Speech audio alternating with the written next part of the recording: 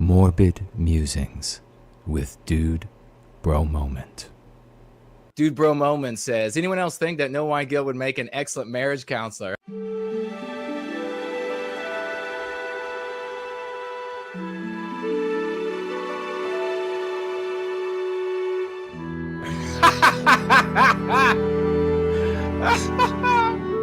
Yes. Yes, I seriously would. Bitch, shut up! Now, sir, please talk. This has been Morbid Musings with Dude Bro Moment.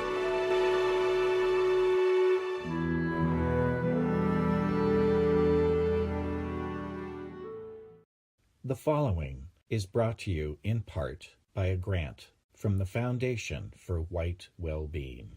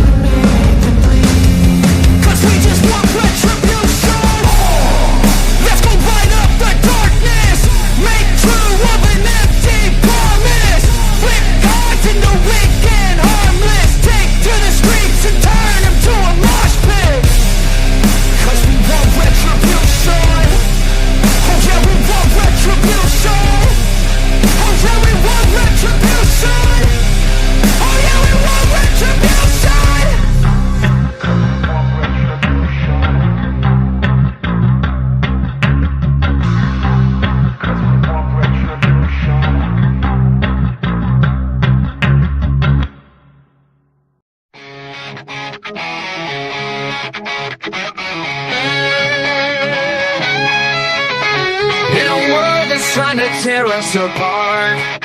They throw their stones, but I've got a brave heart. I'm proud of my roots, I won't be ashamed. With fire in my soul, I'll never be tamed. They want us silent, but I'll raise my voice. With every ounce of strength, I'll make my choice. No more shadows, I'll step into the light. With pride in my blood, I'll stand and fight. No white guilt, I'll carry the flame. In this fight for our honor, I'll stake my claim. With every heartbeat, I'll stand my ground. In a world of chaos, my voice will resound. They try to erase us, rewrite the past, but the sake of our heritage is built to last. I'll shout it from the rooftops, let the truth be known. With every step I take, I'm never alone. They can't take my spirit, they can't take my pride. With my brothers beside me, I'll never hide. Together we'll rise, we'll break through the night. With courage in our hearts, we'll win this fight. No white guilt, I'll carry the flame. In this fight for our honor, I'll stake my claim. With every heartbeat, I'll stand my ground.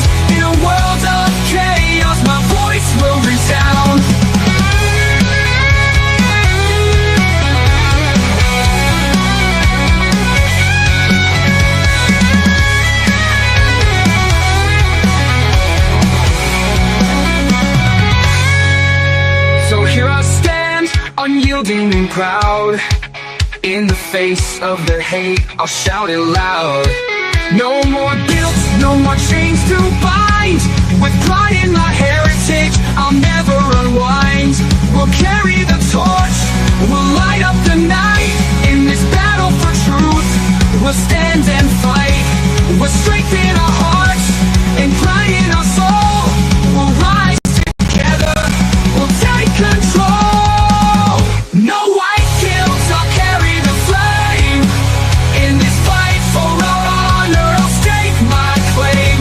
With every heartbeat, I'll stand my ground. In a world of chaos, my voice will resound. No white guilt, I'm proud of my name. In this world of darkness, I'll never feel shame.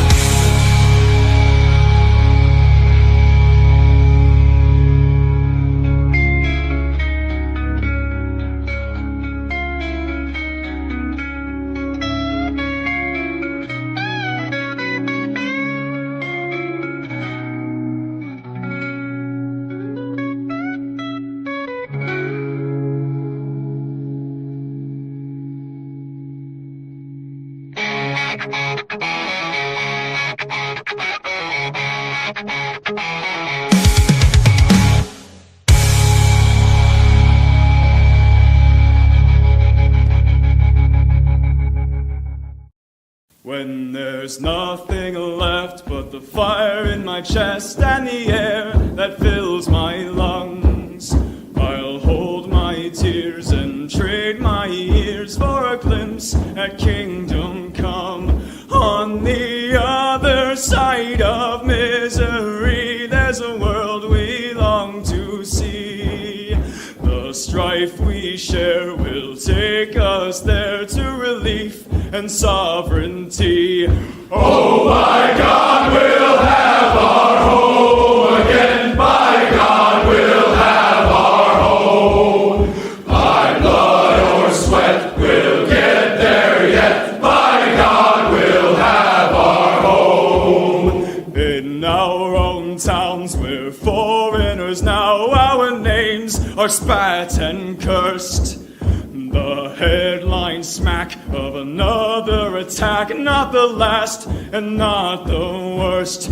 Oh, my fathers, they look down on me. I wonder what they feel to see their noble sons driven down beneath a coward's heel. Oh, my God, we'll have our home again. By God, we'll have our home. By blood or sweat, we'll get there yet. By God, we'll have our home. The road is dark, the way is lost. My eyes, they strain to see. I struggle forth to find a friend to light the way for me. Oh, brothers, can you hear my voice, or am I all alone? If there's no fire to guide my way, then I will start my own.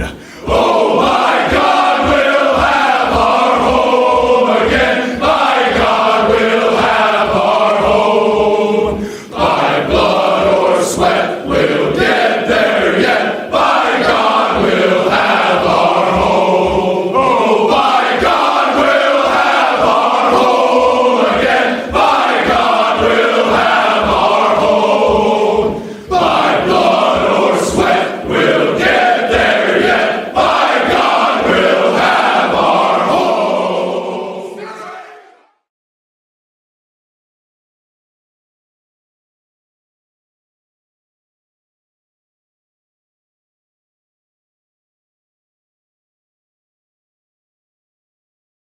Together, how wonderful it is. Feature stories today. The South Africa Resettlement executive orders. I don't know if you can hear me, but Ye also crowned again as leader. Really shocking and disgusting. Marko Elez axed from DOGE. We'll be covering that as well as no trans in girls' sports. What a shocker. You'll give my opinion as we work through. Thank you, great biospirit of the West. Go free lesson of the day. Finishing Kip that we didn't finish, and sharing your story as well to accelerate your gains. Also, answering a recommendation made on Twitter about how to solve our problems. Your comments and questions, and then there is this. An old man and his old wife are getting ready for bed on Valentine's Day when all of a sudden the old lady bursts out of the bathroom, flings open her robe, revealing she's wearing lingerie that has a feline theme. Meow. And she yells, "Super pussy!" The old man's face was blank. And then he said, I'll have the soup.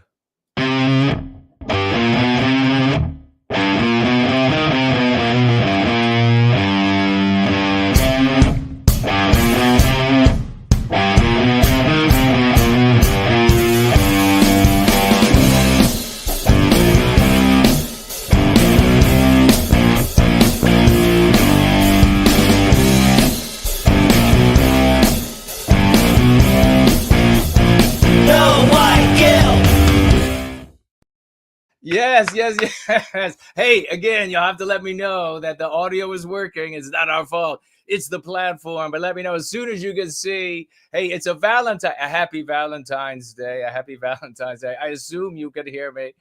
A happy Valentine's. Cool, Papa J Magic. I'll have to rewind to hear the joke. It is a glorious. We are skipping the Sports Ball Bowl, and we're going to see how many people join us over here, and we'll make decisions for next year. As I watch to see if the audio is coming through. Marilyn is here. Juliet is here. Chris is here. Wonderful to see everybody. Yes. Super pussy. She was ready. She was ready for the Valentine's. I don't think the old guy, not so much. It is a glorious Monday evening, Sunday morning in the once great state of Virginia, across from Mordor on the Potomac.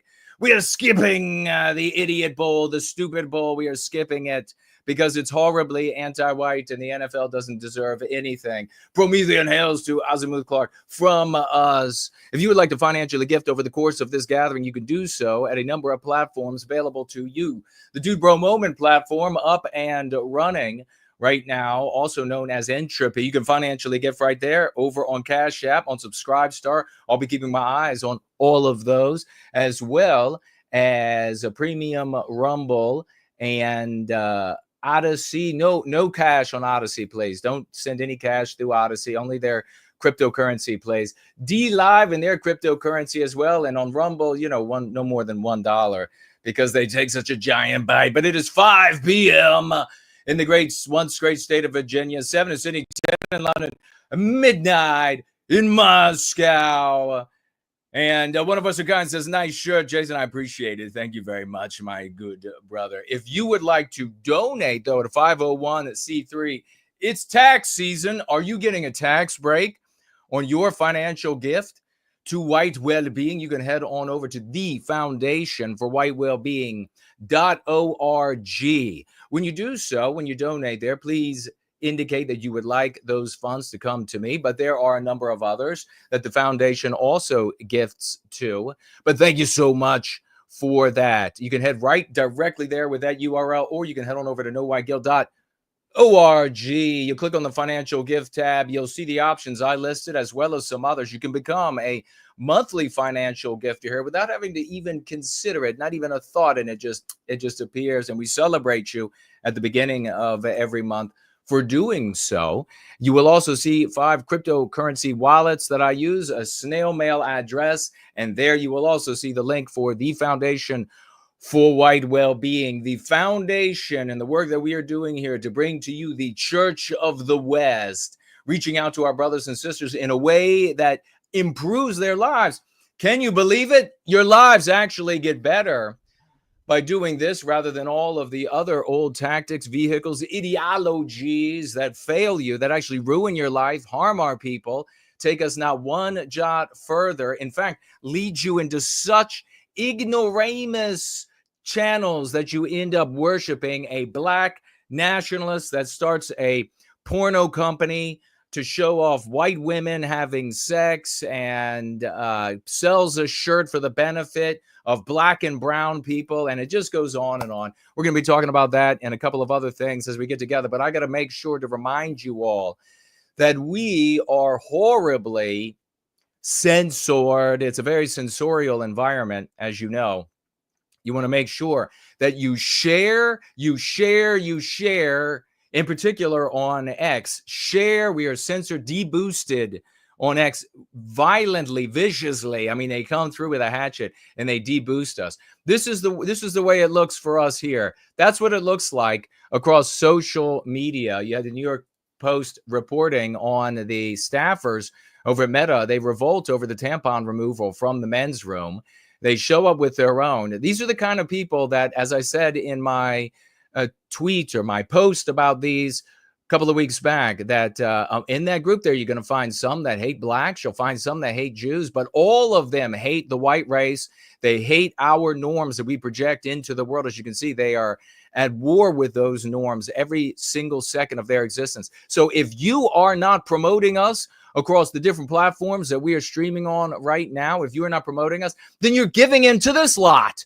Is that really what you want to be doing? You want to give in to these folks? So make sure that you are promoting us and that you're saying wonderful things about us.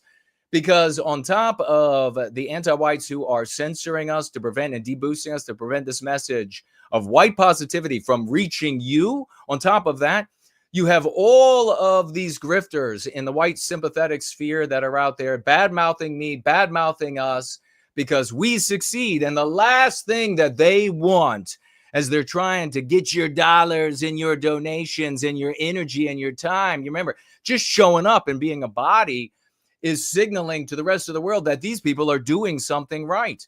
So just showing up and being a body there is benefiting them. And they badmouth us because the last thing that they want, they ignore us. The last thing that they want is for you to find a remedy for what they are peddling in place all day long, every day. They don't want the truth to reach you, that you can actually improve your life. In fact, they're probably slandering me right now. I want to also point out, to hell with the NFL. Make sure that everybody knows across the different platforms that you are and have your accounts, that to hell with the NFL. Come on over, check out White Wellbeing. What are you going to see there? A bunch of anti-whiteism. That's all you're going to see over there. But is it going to be your blacks that win the game, or is it going to be their blacks that win the game? I mean, let's just be serious. How much of a cuck are you?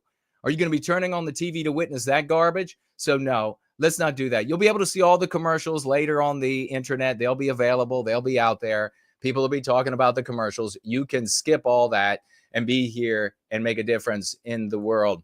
Got to get started right away with some hilarity. And we have a number of fun things to talk about, as I mentioned in the opening. But we got to get started with some hilarity. This is President Trump's new spiritual advisor. Let's hear from her right now.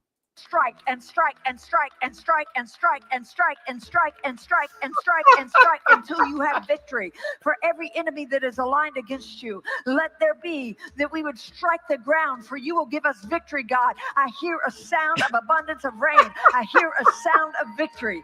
I hear a sound of shouting and singing. I hear a sound of victory. This is not a joke. I hear a sound of an abundance this is of real. rain. I hear a sound of victory. I hear a sound of an abundance of rain. I hear a sound of victory. The Lord says it and then is it's done. this performative guy meandering back and forth in the background. It is done. For Get I ready. hear victory, victory, Get ready, victory, it's coming. victory She's about in to the speak in corridors of tongues. heaven. In the corridors of heaven, victory, victory, victory, victory, victory, victory, victory. For angels are being released right now. Angels are being dispatched Angels are right coming. now. Hamanda aka Oh, it's the tongues. It's the tongues. The Jabberwockies. For angels have even been dispatched from Africa right now. Africa right now. Africa right now. From Africa right now. They're coming here. They're coming here. In the name of Jesus. In From the name South of America. Jesus, they're coming here. coming. They're coming here. They're coming here. They're coming here. From Africa. From South America. Angelic forces. Angelic reinforcement. Angelic reinforcement. Angelic reinforcement. Pika hata anda ata. Ora bata rata anda eke eke manda. All right. Enough of her. She hears the sound of victory. This is Paula White. Paula White, what a loser. And that is legitimately President Trump's new spiritual advisor. And wouldn't you know, she's like totally moral. 2 failed marriages. The second marriage, she cheated on the husband. And she got together. She married, I guess, a guy who was on the band Journey. And then she tried to steal money from them. At least that's what's all being reported. You'll have to check it out for yourself. But, you know, something else struck me about this that I really had to share because this is what we're up against. This is, you know, we're watching Scott Presler of the Republican Party posts a picture of himself. And I think, you know, in this community, we talk about our ideals. We talk about what we believe is the perfect man and the perfect family and the perfect children and the perfect wife. And we accept that people fall short of the ideal. Well, Scott Presler comes in and it's kind of like implicit, at least it used to be in the Republican Party, at least for, you know, at least the past 10 years, that people who are like Scott Presler, it's like, hey, cool, whatever, you know, do your thing in your environment and everything. Scott comes out and he's like, yeah, that's what I'm going to do. And he's all, you know, he's like flaming. And then he posts this picture where he's being pressed up against a wall. He's talking about trying to get some guy's number. And he's being pressed up against a wall by another guy. I tweeted about this. Absolutely, just take it to your bedroom. Take it. We don't want to see it. All right.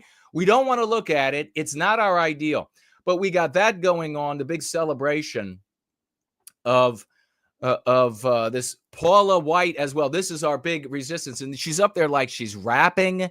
She is whatever this is, this biblical nonsense, white female. And then we have in competition, we have this. I mean, just a moment of this.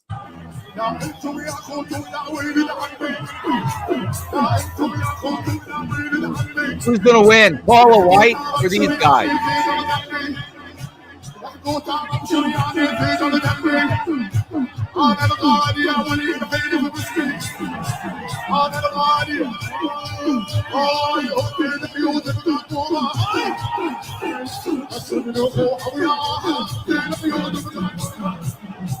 Paula White or these guys? Who's going to win?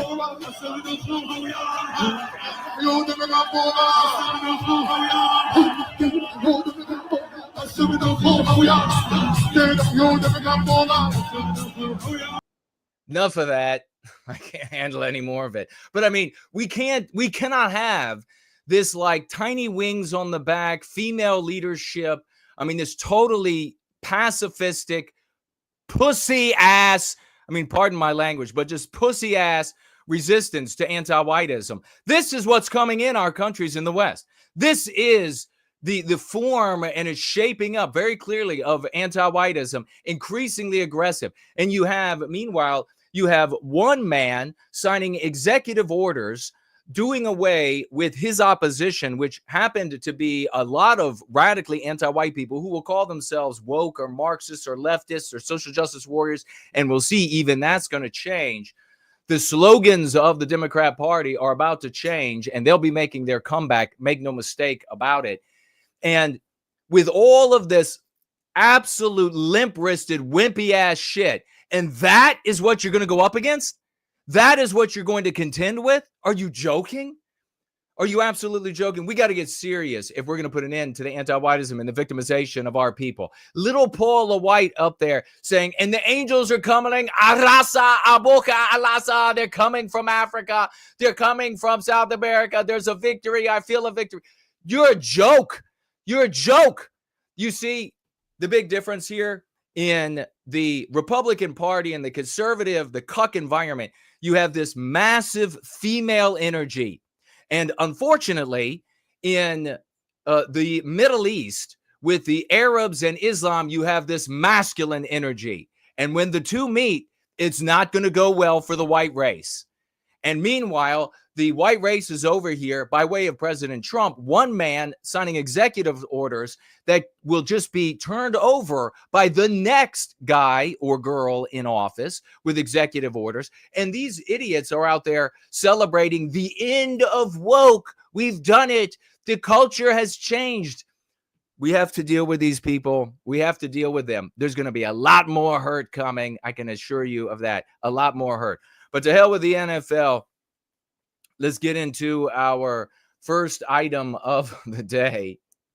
The angels are being dispensed. The angels are being released from Africa. The angels are being released from South America. And they're coming here to save us. Shut up. Shut up. No female leadership. For Christ's sake. Literally. Trump orders South Africa aid to freeze will announce refugee resettlement program for white South African farmers. Let's go ahead and throw that up on the screen. And we will move me to the proper position, ladies and gentlemen. Remember, tag me as No White Guilt over the course of our gathering today as No White Guilt. I'm going to be keeping my eyes primarily on X, YouTube, and Rumble, but wherever you write, I will be looking. If you tag me as No White Guilt, you have a comment, you have a question, you have a concern, I will speak to whatever that is. Please, this is the Church of the West, and that is exactly what we do. We are here to teach you. We are here to change you. We are here to make a warrior and a legend out of you in our story so that we can recapture our destiny. You can see right now, it's so evident. The superficiality of the victory of the cucks. And I'm not against, I'm cheering. We're cheering for all the things that Trump is addressing. But by the way, for how many years have you been around listening to me? Maybe even before I was streaming, you've been listening to me talk about how the anti-white news media is funded by the federal government, how the anti-whites finance the anti-white organizations, I've gone through all of this stuff over the years. And now you have all of these people coming forward saying, can you believe George Soros wasn't actually spending his own money? Mostly they were getting it from the, yes. The explicit white sympathetic sphere has been talking about that forever. We've been talking about what, if you're a cuck, they'll call like a boondoggle and a joke and just theft. But the reality is it's all anti-whiteism from start to finish. We've been talking about that for a long time. This is an audit that should have been done, God almighty, 60, 70 years ago. They should have been going through cleaning out all of this anti-white financing. Remember, I've told you all so many times the stories of how when I worked on the Hill in 2000, 25 years ago, how I called around, and I told you all this exactly how I called around, and they pay all of their advocates, all of their people that go out to their marches, they pay them. The managers who manage them, they pay them. All of them are getting paid with taxpayer dollars. It comes through these NGOs. It comes directly from taxpayers. And all of that's being revealed now. Check it out for yourself. In case I've got a little bit of it wrong, being that we are on an anti-white platform, all of them actually, being that we're here, check it out to make sure I don't have it wrong. But we've known this forever. This is not brand new information. So I'm happy, though, that Trump is axing these programs. I'm happy that Musk is going through with DOGE, and they're identifying these things and pointing out, the criminality is deep. Like, you're supposed to have a specific code for why this money is going to whomever, and then a description in all of the paperwork. None of that being filled out by the anti-whites for ages. Obviously, because they're anti-whites. How do they get away without filling that stuff in? Legally required codes for each of these, even money going, billions. Musk is talking about billions a year going to entities that are non-existent. Well, where does the money land then? Where is it going? Where are the billions of dollars? It's going into the pockets of anti-whites, as it always has. How are they able to get away with it? Because they have the morality. They have the social morality. It doesn't matter how much politicking you do. You don't even get close to being able to create the movies and the TV shows and the music, the popular music. You don't get close to being able to do any of that, which is inflicting all the anti-whiteism on everybody. But you're going to go scribble around with the politicking and think you've remedied everything when they have the morality that enables them to break the law to this degree and to this expanse. And none of those employees are going to jail. None of them immediately are fired. None of them immediately are arrested for these things. The battle is on the social morality. That's the plane. That's where it's got to be fought. That's the battlefield, the social morality. And the social morality of the West hasn't changed one jot because a moniker that they use, woke, is now in ill repute. It's now not as favored as it used to be. That does nothing. They've changed the name thousands of times. And here we have another great example of how right I and we are in this community. And please remember to share. We're up against the Super Bowl, and all of the idiots are out there, and they're going to want to turn it on and see. Maybe they'll get to see Donald Trump up in the booth once going like this or something. And the rest of the time, total anti-whiteism. So these are the diehards, the real folks that show up. If we don't get enough, then I'll make a note to not stream again next year during the Super Bowl. So we'll see how well or bad we do today. But Trump orders South Africa aid freeze, will announce refugee resettlement program for white South African farmers. Now, this is what the New York Post calls them. Guess who doesn't call them white? The White House.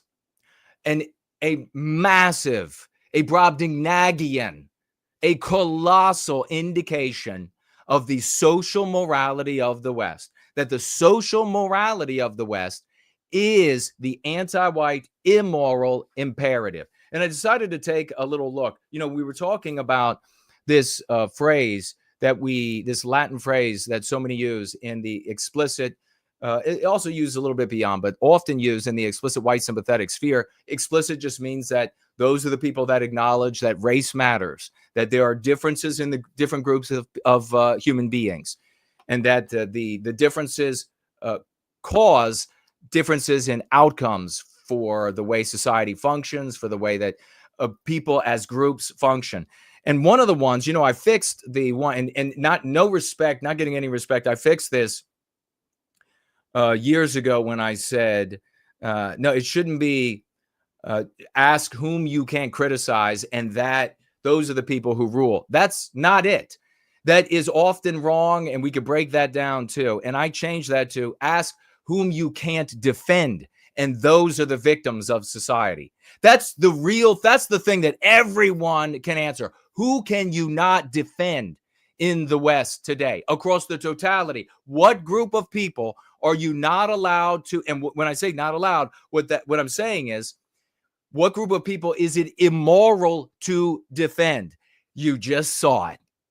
You just saw it. For all of for as happy as we can be that attention is being given to the victimization, the anti-whiteism, to us in South Africa, as happy as I am about that, look at the example we have here of the anti-white immoral imperative that governs the morality of the West, that the White House can't even say white people. So the real question is, whom are you not allowed to defend? What group of people is it immoral to defend? Not ask who you can't attack, who you can't criticize. Take that shit and shove it up your ass. I'm sick of hearing it. Well, now we've decided to address cui bono. Who benefits? We see this all the time, and this is always also in the same way, always in dispute and absolutely useless to the defense of the white race. It now should be cui dolet. Who is harmed? The new phrase is cui dolet. Who is harmed? Because in every scenario, that's the easiest one to answer. In every scenario, that's the one that gets us focused on the group of people that are being harmed, and therefore, by way of the defense of that group, our, as white people, individual well-being. President Donald Trump signed an executive order Friday, formalizing his announcement earlier this week that he'll freeze assistance to South Africa. And I called on Trump in the White House for regime change in South Africa.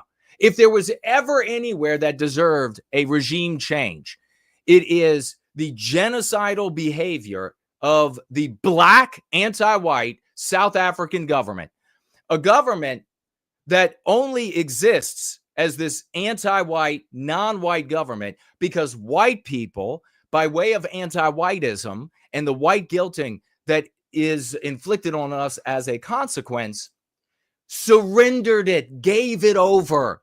The country is theirs. The country belongs to them. I still have conversations. I can't believe it.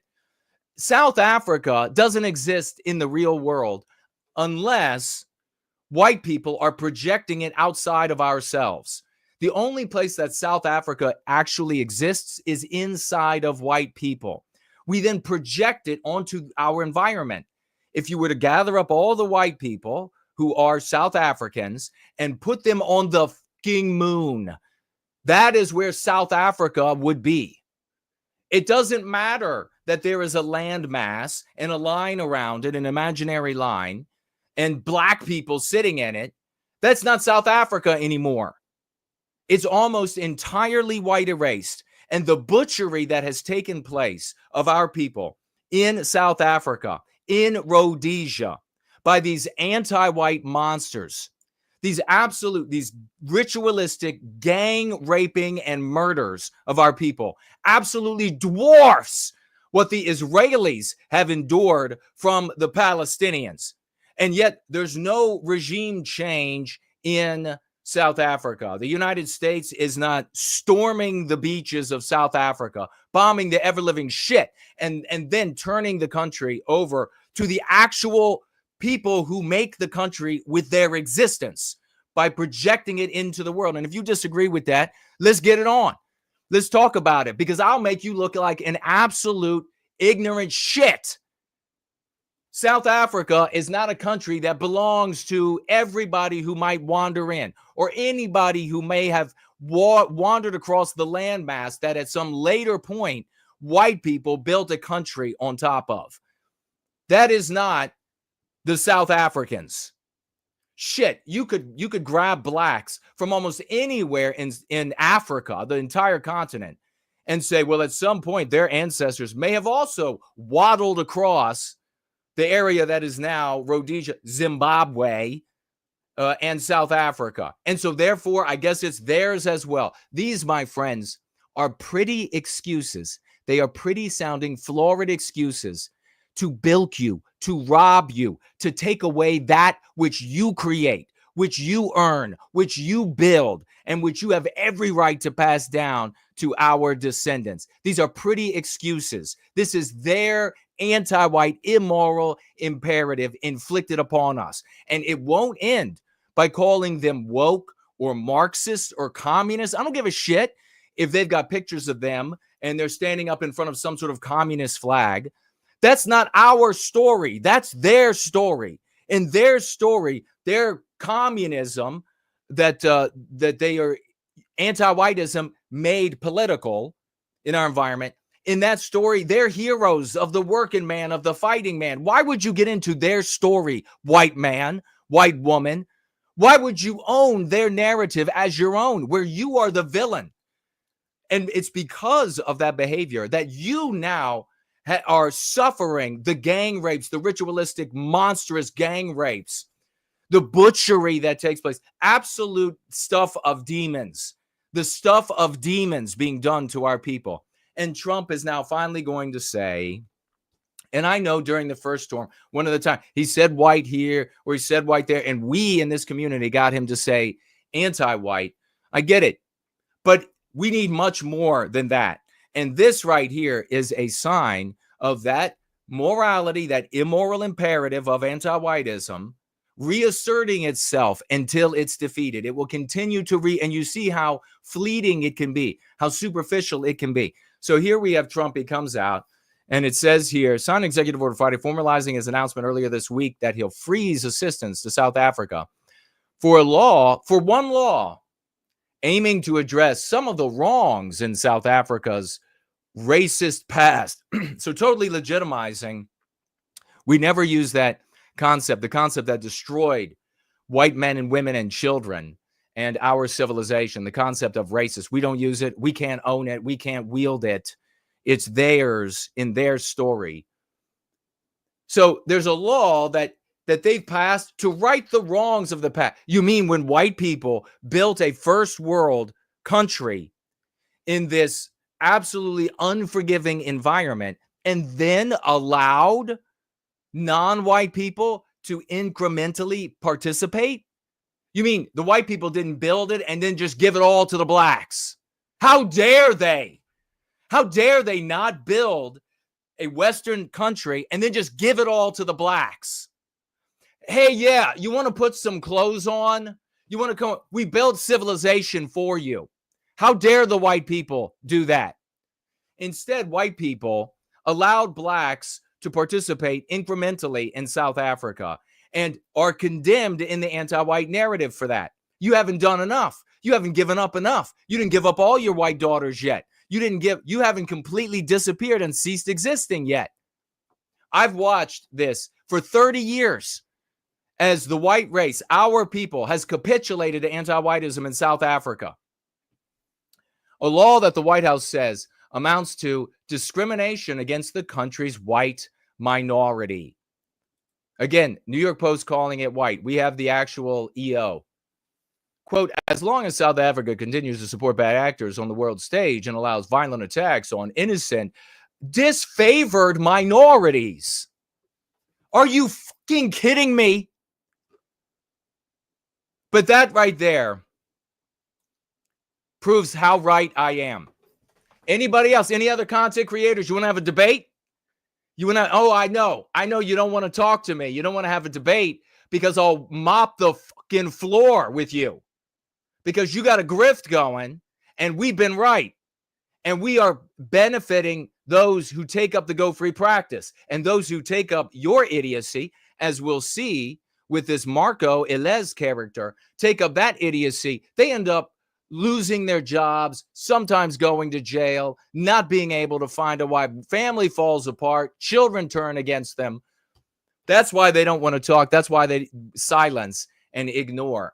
But this is it right here. What else would motivate except for the social morality of the West? Let me ask you out there, Catholics and my Christian buddies out there, my hardcore Christian and Catholic buddies out there, is the morality of the West Christian? Is it Catholic? Is it Mormon? Does Christian, Catholic, and Mormon, by a strict reading of the ideology, spell out that it is immoral to defend white people and therefore you can't even say our name as a people? No.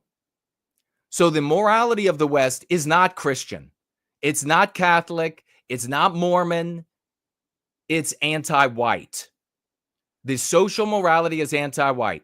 Christianity has been beaten a long time ago. Anti-whiteism is a psychological warfare weapon that has undermined everything else until we came along with white positivity, specifically engineered to defeat their psychological warfare weapon. So here you have it. Violent attacks against disfavored minority. A disfavored well, who might that happen to be? Does Trump ever refer to the Jews as a disfavored minority? Does the White House? How about blacks? Is it tough for them to say black or African American? Is that hard? Is that morally wrong to defend blacks or Jews or Hispanics as a group of people? No, there's only one group that it is morally wrong to defend as a group of people. And that tells you everything you need to know about what we need to do to recapture our destiny. You have to say it. You have to call it anti-whiteism. You have to say they're anti-whites. Do not call them by the names of their taking, for God's sake. The United States will stop aid and assistance to the country, the White House said in a summary. The White House said Trump is going to announce a program to resettle white South African farmers. Again, that's the New York Post talking, not a quote. And their families as refugees. No, what we need is to not, and if that's all they're going to do, I'm happy that our people, that we are going to be saved from the bestial, maniacal, anti-white demonism of those anti-white blacks in South Africa. Obviously, not all of them are blacks are anti-white, but it's the anti-white ones that are carrying out this victimization. And if that's all we're going to get out of it is rescuing these people, it better be every single one, Trump. It better be every, don't bring in 1% or 0.5% of them. You better do an air fucking lift like you did for the South Vietnamese, like you did for the Afghanis, like you did for the Iraqis. I want to see an air fucking lift that saves every white person. But honestly, that's not what should happen. The U.S. could drop, I don't know, just like 2 Moabs, and that would be the end of that anti-white black government. It would be total anarchy, and then the white people could take our country back of South Africa. And this time, let's call anti-whiteism what it is, so that when an anti-white, whether they're white, black, or any other race, as soon as they're anti-white, we put a law in the books that says your ass is thrown out of the country. Look at what we've gone through as a consequence of living in your story, using the names of your taking. Trump was responding to a new law in South Africa that gives the government powers, in some instances, to expropriate land from people. The White House, from people, because it's just taking it from anybody. This kind of stuff irritates me more than you can possibly imagine. Remember, share that we are live. Share it. Make a positive comment. Give a like. The algorithm won't care about the like, but others showing up will. No one else is going to be able to hear what will benefit them because we are deboosted as a consequence of being white positive on every platform, including X, that considers white positivity white identity. Radical deboosting. The Expropriation Act was signed into law by South African President anti-white bitch last month and allows that he should just be killed by the United States. That's my opinion. Imagine if this were reversed. Look at what happened. Look at the United States, how Sweden. I mean, who the f is Sweden? And they played a major role in undermining South Africa when it was white, when the white people were in charge. And what are they doing now? What's Sweden doing now? What's the rest of Europe doing now? What have they been doing for decades as our people have been butchered? Well, they haven't cared because the people getting butchered are white, and it's not moral to defend white people. I can't believe how right I've been for how long. I mean, I'm about to get possessed by a Zoomer spirit. I've been slapping hardcore. My aura is booming. It is beaming. I'm such a badass, right, for so long, and totally silenced, totally ignored. Everybody can come here and improve your existence. You can see it right here. I spell it out for you. I can't make it any clearer. So if this is still like, if you're like, oh, I don't think I get this, that's because you are handicapped and in a vegetative state. Maybe you can get better. Maybe you can't. That's the way God made you. So just take some people's land, just any people's. Well, maybe it's that disfavored minority. Who are them again? Elon Musk, a close Trump and ally and head of Trump's new Department of Government Efficiency, has highlighted the law in recent social media posts and cast it as a threat to South Africa's white minority. Did Elon actually say that? Or is this the post saying it? Did Elon say, man, us white people are being brutalized and butchered and our land just stolen? And by the way, they've been taking the farms, from white people in South Africa for decades.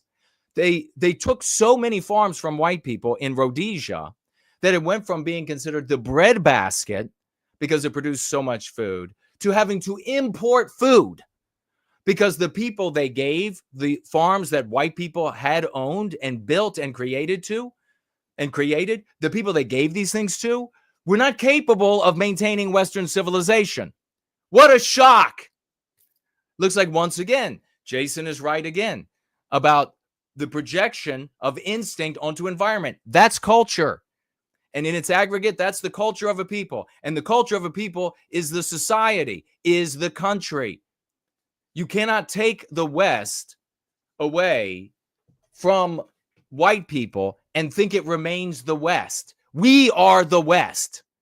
We are the West. South Africa is in me, and I don't ever have to set foot on that landmass.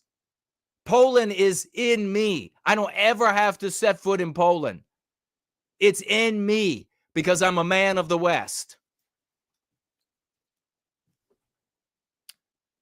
The order also references South Africa's role in bringing accusations of genocide against Israel before the International Court. And there you have it. And there you have it. And there you have it. So, the land appropriation in what was Rhodesia and in South Africa, the ritualistic gang rapes, things you never even could imagine that could be depicted in a horror movie where they have Hollywood physics and they can make monsters that could do anything you can imagine, worse happening to our people, worse happening to us. And the government of the United States and all of the other Western countries are like, decade after decade, I'm going to drive that nail home. I'm going to drive that nail home because it's immoral to care about white people if you're going to live in that anti-white narrative, which is why we have to defeat it, which is why the fight that we have engineered to take place and win that battlefield is on the social morality of the West. So for decades, they were like, why don't they just go ahead and all disappear? Why don't they just go ahead and be done? And it could stop happening. And every now and then our attention gets drawn to it. And we have to be like, well, that's immoral. But all of a sudden, South Africa and some of its friends were like, Israel is genocidal. And now Trump decides, got to do something about that South Africa. They're hard on that disfavored minority. It's getting clearer now. It's getting clearer for you. Your focus is wrong if you're coming from outside this white positivity and you're coming in here and you're like, it's the Jews again. It's the whites again. That's where your focus has to be. If you look at what I just said and all of your thinking is about Jews, you've been poisoned. You are in their narrative. You will never find redemption. You will never put an end to our victimization. How many decades of failing, like an absolute stupid ass bitch, do you need before you realize, oh, this doesn't work? Shit, this doesn't work. All we do is lose with this. You need to be focused on us. The focus here, the lens here, is on the fact that we've been butchered and that no attention would be given to our butchery, to the physical genocide, the biological white erasure of our people in a country that we created and only we can create every second with our being and does not exist without us, that it would continue. it would have continued. So you need to say to yourself, what do we have to do? What has got to be done? Because if it can happen to us in the once great country of South Africa and Rhodesia, if it can happen there, it can happen. Oh, in fact, it is happening everywhere across the West. In fact, it is happening everywhere across the West. So what do we have to do? Trump and the Trump administration wouldn't give a shit for the butchery of a disfavored minority in South Africa if it weren't for it insulting this anti-white black government of South Africa, insulting the Jews. He wouldn't have given a shit. We need to become a people. A people is determined by individual well-being by way of one's group well-being. That's the only way there. We have the lexical and dialectical power in the book Go Free, the dialogic that empowers you to be a hero of our people in our story. It is by those concepts that we become a people, that we go free of the anti-white narrative that is victimized. So how many of you all were all excited? Yeah, Trump's doing this for the white people. And now finding out that you were duped again. Now finding out that Trump doesn't give a shit about our people in South Africa. He doesn't give a shit. What he cares about is that those blacks down there in South Africa, they got uppity and they went and insulted the Jews. So now we're going to talk about their disfavored minority. Fuck you. Addressing egregious acts of the Republic of South Africa, according to the EO. But the authority invested in me as president by the Constitution and the laws of the United States of America, and totally indifferent to the suffering of white people, I hereby order as follows. Section 1, purpose in shocking disregard of its citizens' rights. In South Africa, recently enacted Expropriation Act 13 to the government of South Africa to seize ethnic minority. White people.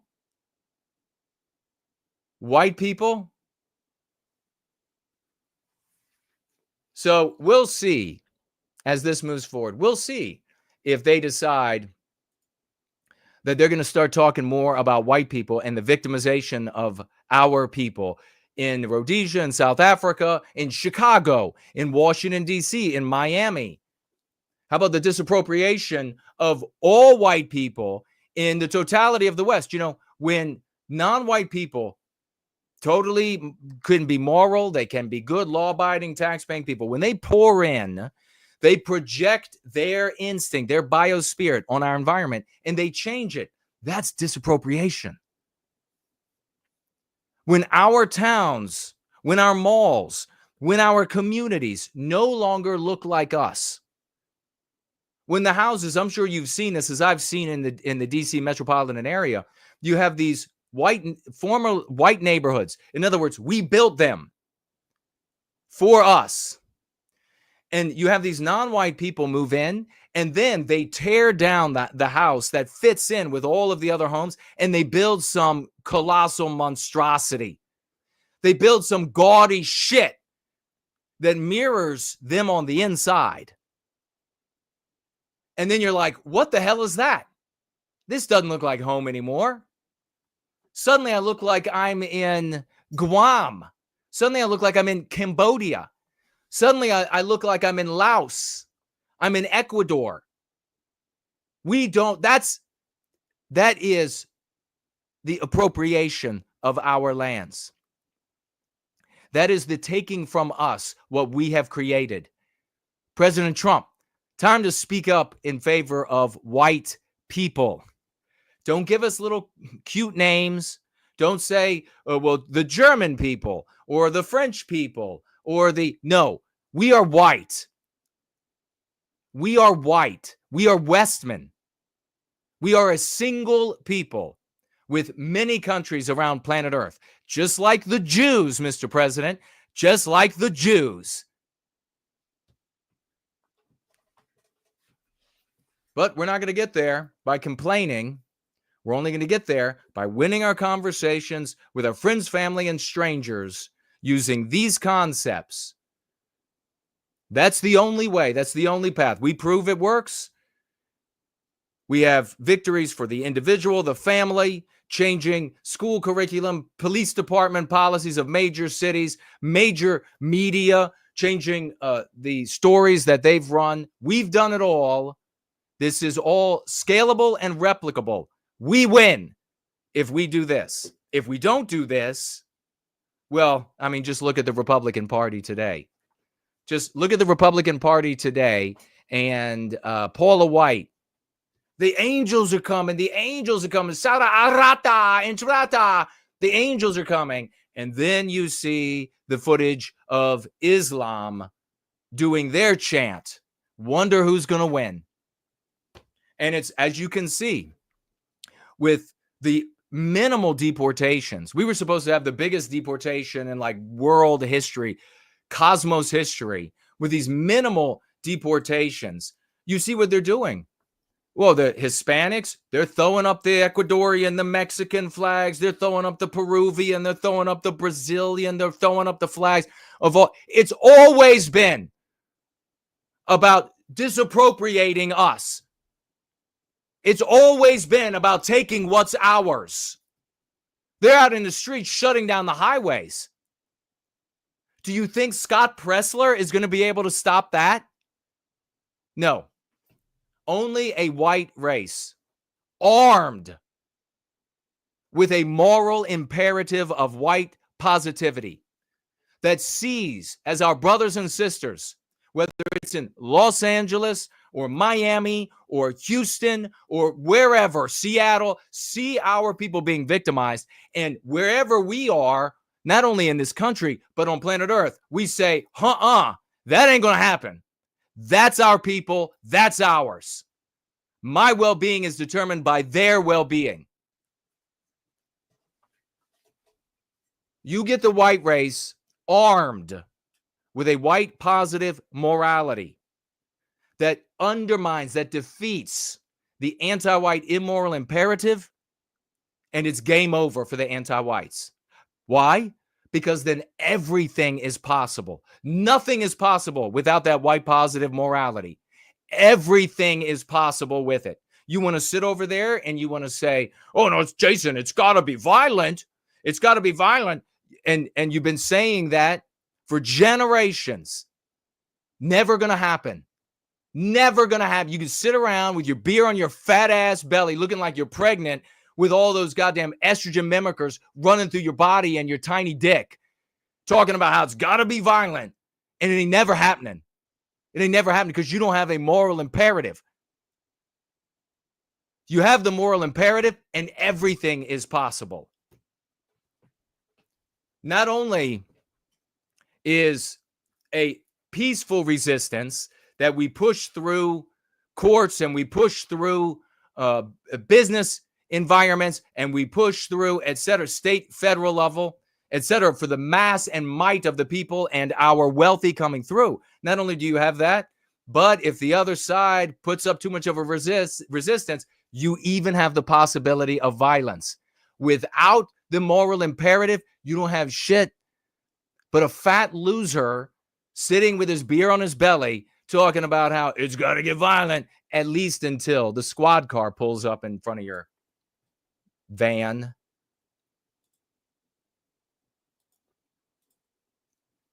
So there you have what you probably thought was a great victory. The white South Africa, we're going to do something. Let's watch if South Africa apologizes to Israel and backs out and says, oh, we're sorry about that. Let's see if Trump keeps the pressure up.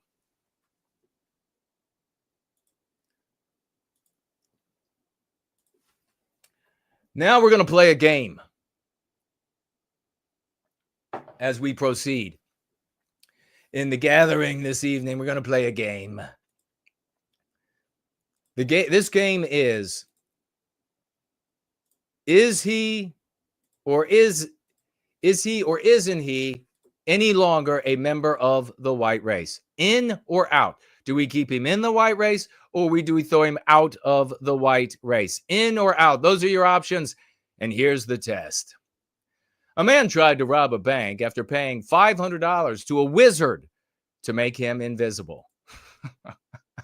Is he in the white race, or is he out of the white race? Let me see your responses in the chats, ladies and gentlemen. In the white race, out of the white race, the white guy, until maybe this moment, who paid a wizard $500 to make him invisible and tried to rob a bank. Let's rock. But the fire in our hearts burns hotter than your hell.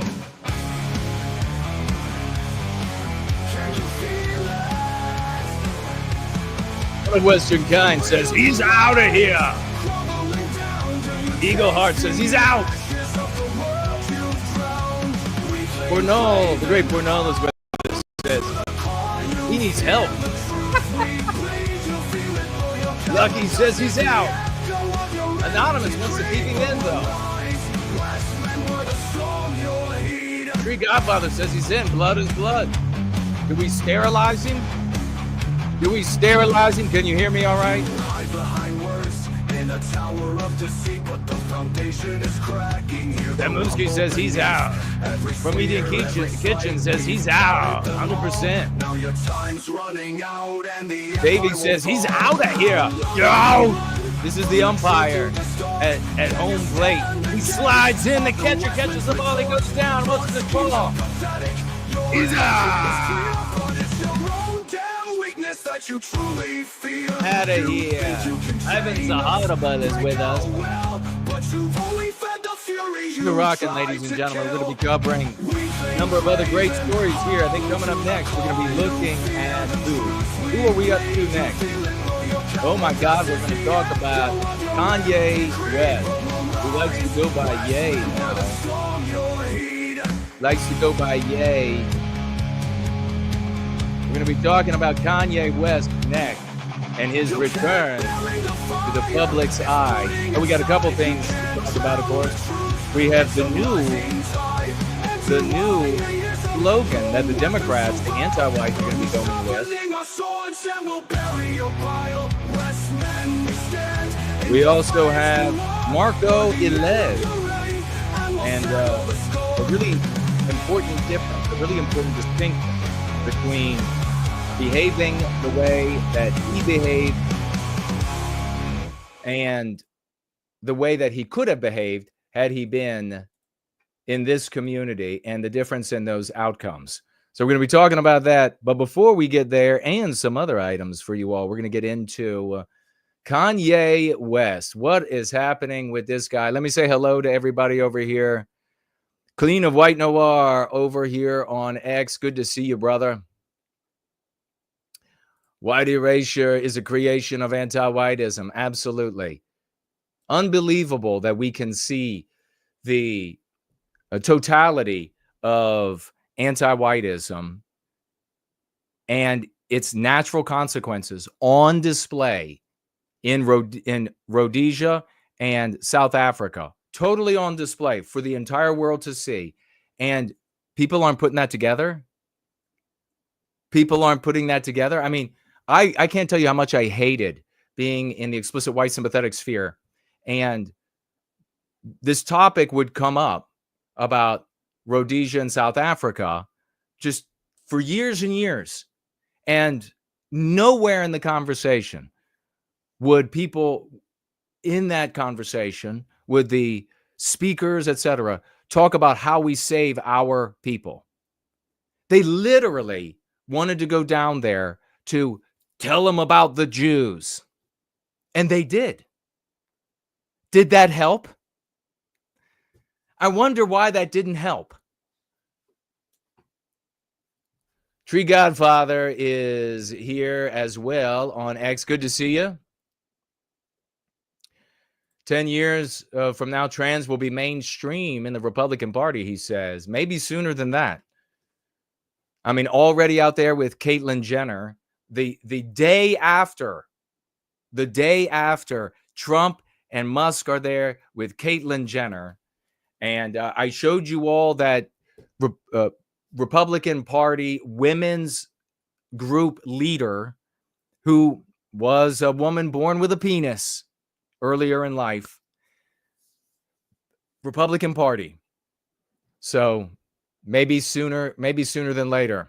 God bless the Church of the West. God bless the great white well-being warriors. Promethean hails, says daughter of Eva. Promethean hails. You're good to see you over here on X. E pluribus unum, Western kind united. Exactly. Good to see you all. Anybody over here on X, on the live chat, please tag me as No White Guild if you have any comments you would absolutely like me to read and maybe put up on the screen. Did you all see what's happening with Kanye West? It's so fucking hilarious. Oh my, you remember that him throwing his tantrum years ago is what finally initiated the split between us here and other white sympathetics that wanted to hate on any Jewish person, some of them. Others, maybe it was the anti-white Jews, but they didn't want to side with us with condemning all anti-whites, including anti-white Jews. They wanted the focus to remain on Jewish people, which is exactly where Jewish people want the focus to remain. And Kanye West, we got it right. You can go back and watch all of the live streams and you can see every single step of the way. I had it right. We had it right here. That Kanye West was throwing a tantrum because his divorce from Kim Kardashian was approaching and it was finally going to be finalized. We pointed this out well before, that it was a tantrum and he was throwing his tantrum because this day was finally coming, and he made so many public statements. This guy is a TARDIS. He's literally a vegetable. He is a schizophrenic vegetable and dumb as all hell. And he tells you exactly what he's thinking. And the reason why this is important for us to talk about, aside from the comical nature of it, is because once again, the lines are being drawn on who actually cares about white people and who is so enthralled with the focus on Jews and blacks that they will literally follow a black nationalist that makes a white girl porno company that he's trying to create that is said endlessly negative things about white people, that is now profiting, and we'll get into it in a minute, non-white people for the benefiting non-white people by exploiting white people. I mean, it just goes on, and they will follow this guy. So everyone who is following this guy is revealing they don't give a shit. I mean, this guy's bedding down white women left and right in his career. And they're like, so could you imagine 30 years ago, 20 years ago, going to a white nationalist event and saying, hey, you know what, in the future, this generation Zoomer and maybe the one before, and they're going to be worshiping a guy that's screwing white women left and right. Good looking white women too. And they're going to worship him. They would be like, are you crazy? What have you been smoking? But that's exactly what's happening. So you see the battle lines are being drawn. Anybody who is a follower, anybody who's just like before, changing their avatars and changing their screen names and everything to worshiping this ghetto clown, have signaled to you forevermore that they don't care about white people. So the divorce, the final proceedings of the divorce was coming, and he decided to start throwing a tantrum and started saying a number of things years ago. Anything he could say to throw his little public tantrum. One of the things that he decided to talk about was the fact that to do business, for Ye to do business, he has to do business with a lot of Jewish people in the music industry, in the film industry, in the entertainment industry, the lawyers in those industries. It is replete with Jewish people. And these Jewish people charge him a premium for their services. You want to use this stadium. You want to be at this venue. You want to record with these people. You want to have this company that builds out the stadium for the concert. You want to, and then the lawyers have to deal with it all. Everybody is presenting a bill, and it's a premium. You want to have 2-point-something billion in wealth. Well, we're going to charge the ever-living out of you to do our services. That's how it works. Well, this pissed Ye off. It pisses him off that he has to pay them a premium. And so he decided to throw a little tantrum about how they are just taking all the money from the black community. They're just taking it all. So what does he end up doing in his effort to throw his tantrum? And this is an adult. This is like a toddler throwing himself to the ground. And that's what I see when I see this ghetto clown acting up, is a 3-year-old throwing himself on the ground, screaming and kicking things. I mean, how many women working in a daycare have had to endure the Kanyes of the daycare trashing the facility because they weren't getting their way? So he hit upon he's angry with the Jews. He's going to, remember he said the death instead of DEFCON, the death con. He was going to go because he's such an illiterate, ignorant, ghetto bitch. He decided that, well, who's the opposite of the Jews? He's living in the same anti-white narrative. So who's the opposite of the Jews? Well, it's Hitler. We've all learned, right? It's Hitler. It's the white people. It's the national NSDAP, the National Socialist German Workers' Party, the Nazi Party. So, wow, he's really going to throw a tantrum now.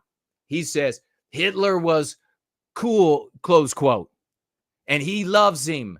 And he loves the Nazis, and he loves it's all a tantrum. And then all of these abject, just drug-addled, absolute imbeciles, living in the basements, neck beards. They never grew to a normal size, or their mind didn't grow to a normal size, or their genitals, because of all of the estrogen mimickers in the food and in the water and in everything, and the shots, the vaccines. Check it out for yourself. Maybe I'm wrong about all those things. Maybe it's all really good for you. But you look at every generation that comes forward, it's like more vegetative.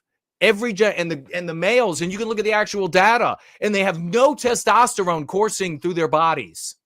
None. They have it was just 6 months ago, I was looking at a study that said that the average 20-year-old today has the same testosterone as a 60-year-old. 60.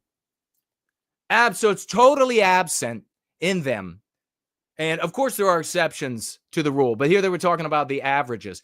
And all of these little selfish, individualistic losers reared up in this anti-white soup, they immediately flock to him. They're like, hey, they hate Jews too.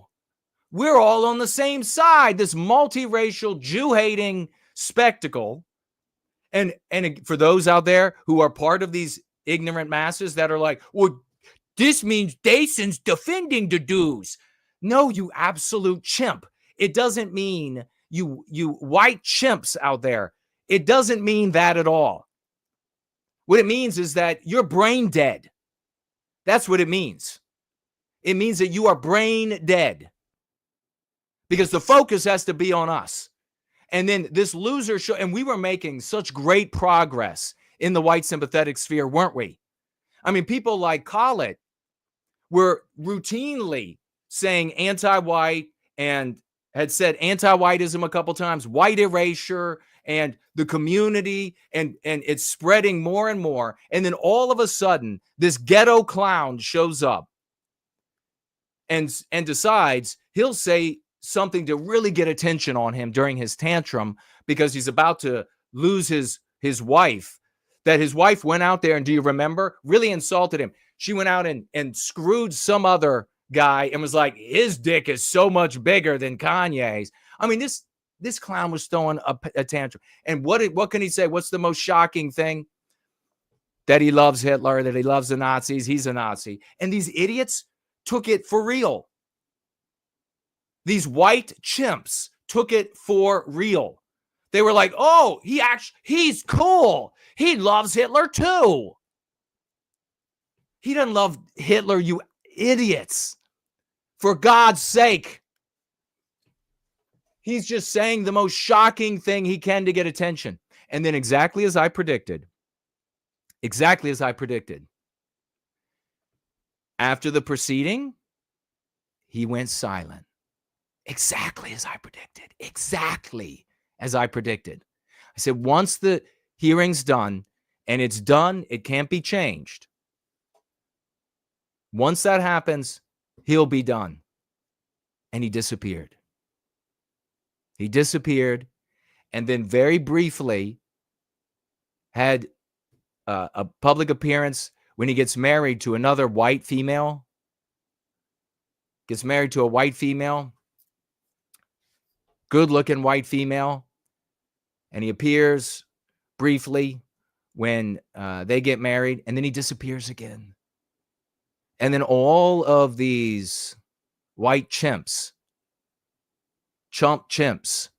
all of them were like, what happened? Where did he go? And then he reappears again to apologize to the Jews. Do you remember that? Do you remember when he reappeared to apologize and we laughed uproariously here? Because all of these hardcore LARPing, all of these little froggies, all of these LARPing Nazis marching around with their swastikas and white power statements, and then their black nationalist that beds down white women leader reappears to apologize to the Jews in Hebrew. I don't ever slow up, no I don't take shit. I got no love for the fakeness. If you wanna play tough and wanna hate this, I'll always show up. I don't ever slow up, no I don't take shit. I got no love for the fakeness. If you wanna play tough and wanna hate this, I'll always show up and make a statement. I don't ever slow up, no I don't take shit. I got no love for the fakeness. If you wanna play tough. So he reneged, and they were all, make sure, let me know if you can hear me. He reneged, and then they really went quiet, didn't they? They really, we won. We were 100% right about him, that it was just a tantrum. He reneged. We created Ye's Law. You remember how much I was attacked, and you all were attacked for talking about Ye's Law? Thank you, Corey. Great, Corey is here. Ye's Law, meaning that the Jewish people, a percentage of them do something really beautiful, and that is that they achieve individual well-being by way of group well-being, something we have to emulate. We have to do better than they do it. And if you're going to step in front of their guns, if you're going to step in front of their cannons and say the whole of them are evil, the whole of them, then they will make you suffer. That's how people should behave. That's how the white race should behave. You're going to slander the whole white race? You should lose your job. You should be sued. You should be run out of town. And all white people should participate. You should be denounced from every corner of your life. You try to go to the grocery store. You try to go to a restaurant. White people are yelling at you for being an anti-white bitch, an anti-white pig. That's how it should be. That's how we recapture our destiny. So you're going to go up against, and remember all of these, the LARPers, the little froggies, they all were saying, no, he's a billionaire. They can't do anything to him. You're just jealous of him because of all the money he has and the power he has. And they totally depleted his wealth. They cut him down severely. They could have kept going. And there are still lawsuits out there to undermine him further.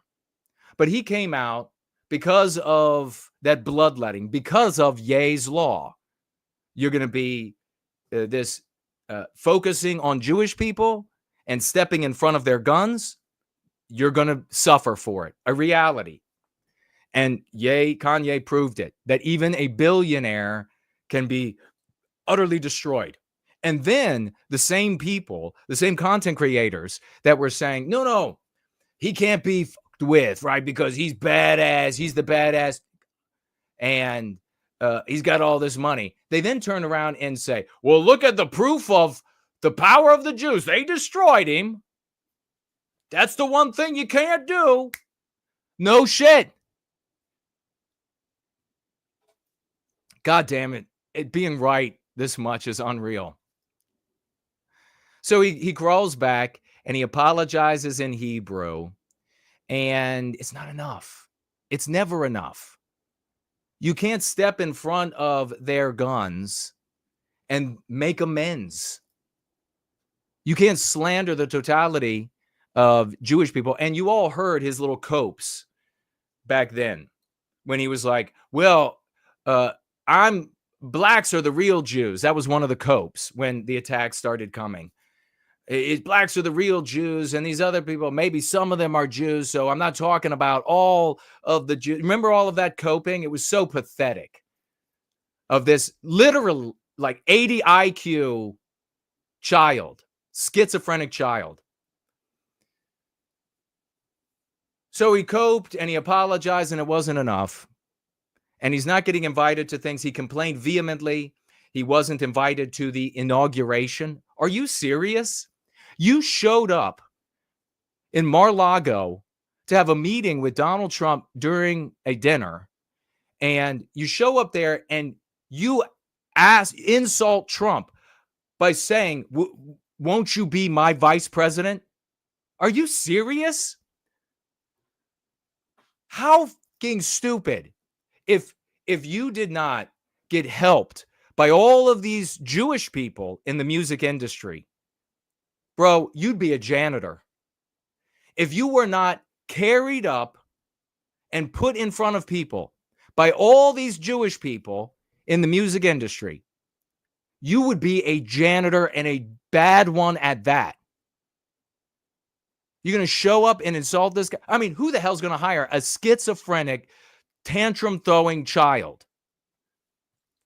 to be their janitor? You didn't make yourself.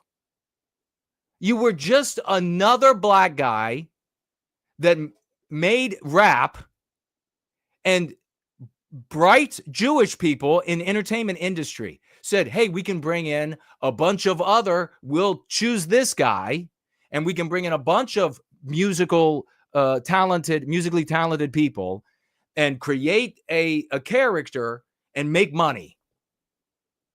You should have been happy because you're nothing. You should be absolutely delighted that they give you the opportunity to be charged a premium. What an ingrate. Self-made. My ass. So he shows up in Mar-a-Lago, insults the ever-living shit out of Trump, brings this cancer with him, who decides, because he's interested only in himself, that he'll show up no matter how much it harms President Trump. And then Trump doesn't invite you to the inauguration. No shit. So he complains about that, but then he doesn't get invited to the Grammys. And he's saying to himself, I've done all the apologizing. I've bent over backwards. I even wrote it in Hebrew. I had one of my Jewish friends help me write it in Hebrew, the apology in Hebrew. Told the story. Do you remember? He even told the story about wanting to sell, and this is pertinent to right now, wanting to sell Black Lives Matter shirts. He went to his agent, and a guy that worked in, a Jewish guy, businessman, worked in some of the clothing ventures that they worked together, and told this guy he told this story, Kanye West. He wanted to sell the White Lives Matter shirts to white people to fleece them and to give the money to the black community. Do you remember this? And the Jewish guy was like, I'm not working with you because you said all these negative things about Jews. Wouldn't it be nice if white people didn't? Wouldn't it be nice if a white business owner, an agent was like, I'm not working with you because you said anti-white things. He even tells that story. And these white chimps continue following him, saying he's the leader. That's the path. That's the way to go. It just shows you how far that the internet has dragged actual service to the well-being of whites away from the well-being of whites and into this multiracial, Jew-spurging, tantrum-throwing, content creator grifting bullshit. It's now nothing but a spectacle. Nothing to do with the well-being of white people. They'll throw that in. They'll mention it every now and again. They got to keep those white people that are there giving money for it, thinking that it has something to do with our well-being. They got to keep them paying, keep their eyes. So this clown shows up. He's not getting invited to the Grammys. He decides to throw the ultimate of tantrums. He's going to go to the Grammys, and you probably saw this, and he's going to take, what's her name?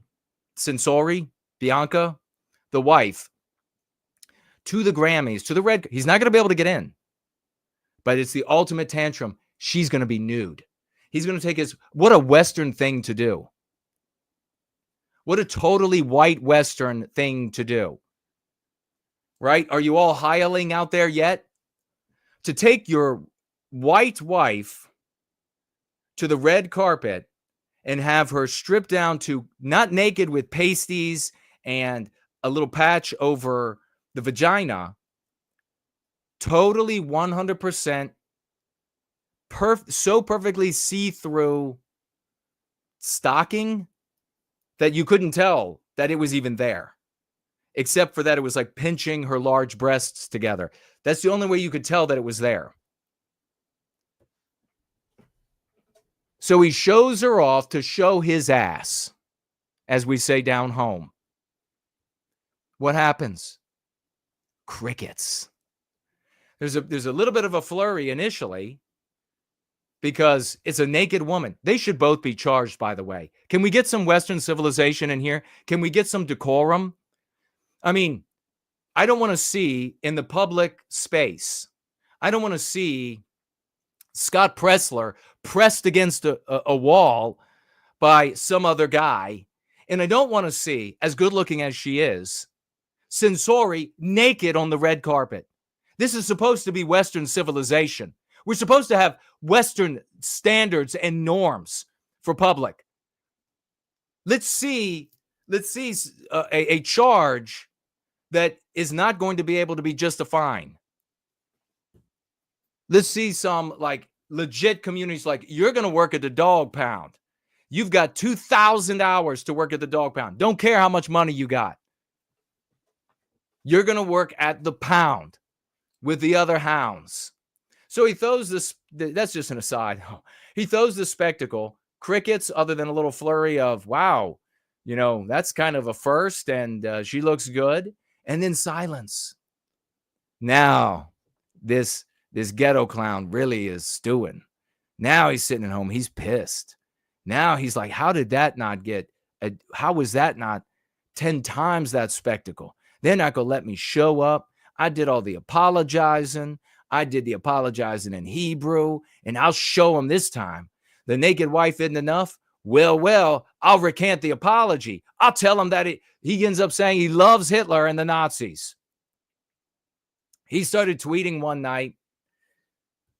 People say off his meds. This clown is on his meds. This is who he is. So he starts tweeting, and here's the story. Ye makes offensive comments against Jewish community, says he has dominion over his wife. And how weird is that to say? I got dominion. See, I got dominions. I want it. She didn't want it. I wanted her to do it, but she not doing anything. She don't want it. It's, which is it, clown? Is it that she does whatever she wants to do, or do you have dominion? It's one or the other. I know this is like a complex, like second grade problem for you, but it's not up and down. Rapper Ye, formerly known as Loser, appeared to write a barrage of posts Friday morning on X, making offensive comments about Jewish community and saying he has dominion over his wife. He also, I believe he also said that white people were racist. Yes, he did. He said that white people were racists, but you see in NBC, they're not concerned with that. Why? Because it would be immoral to care about white people and calling them all evil, which is what that concept is meant to project. A slew of posts were made on the 47-year-old artist's account, many of them derogatory, self-boasting. Oh, yeah, he also said that, hey, I still a billionaire, bitch. Yeah, sounds a lot to me like adding inches, if you know what I mean. Started around 4 a.m. Pacific, NBC News attempted to reach out to his representatives. Many of his posts centered on the Jewish community, the most severe of which said, quote, I love Hitler, and, quote, I'm a Nazi. In the early posts, he wrote, quote, I'm never apologizing for my Jewish comments.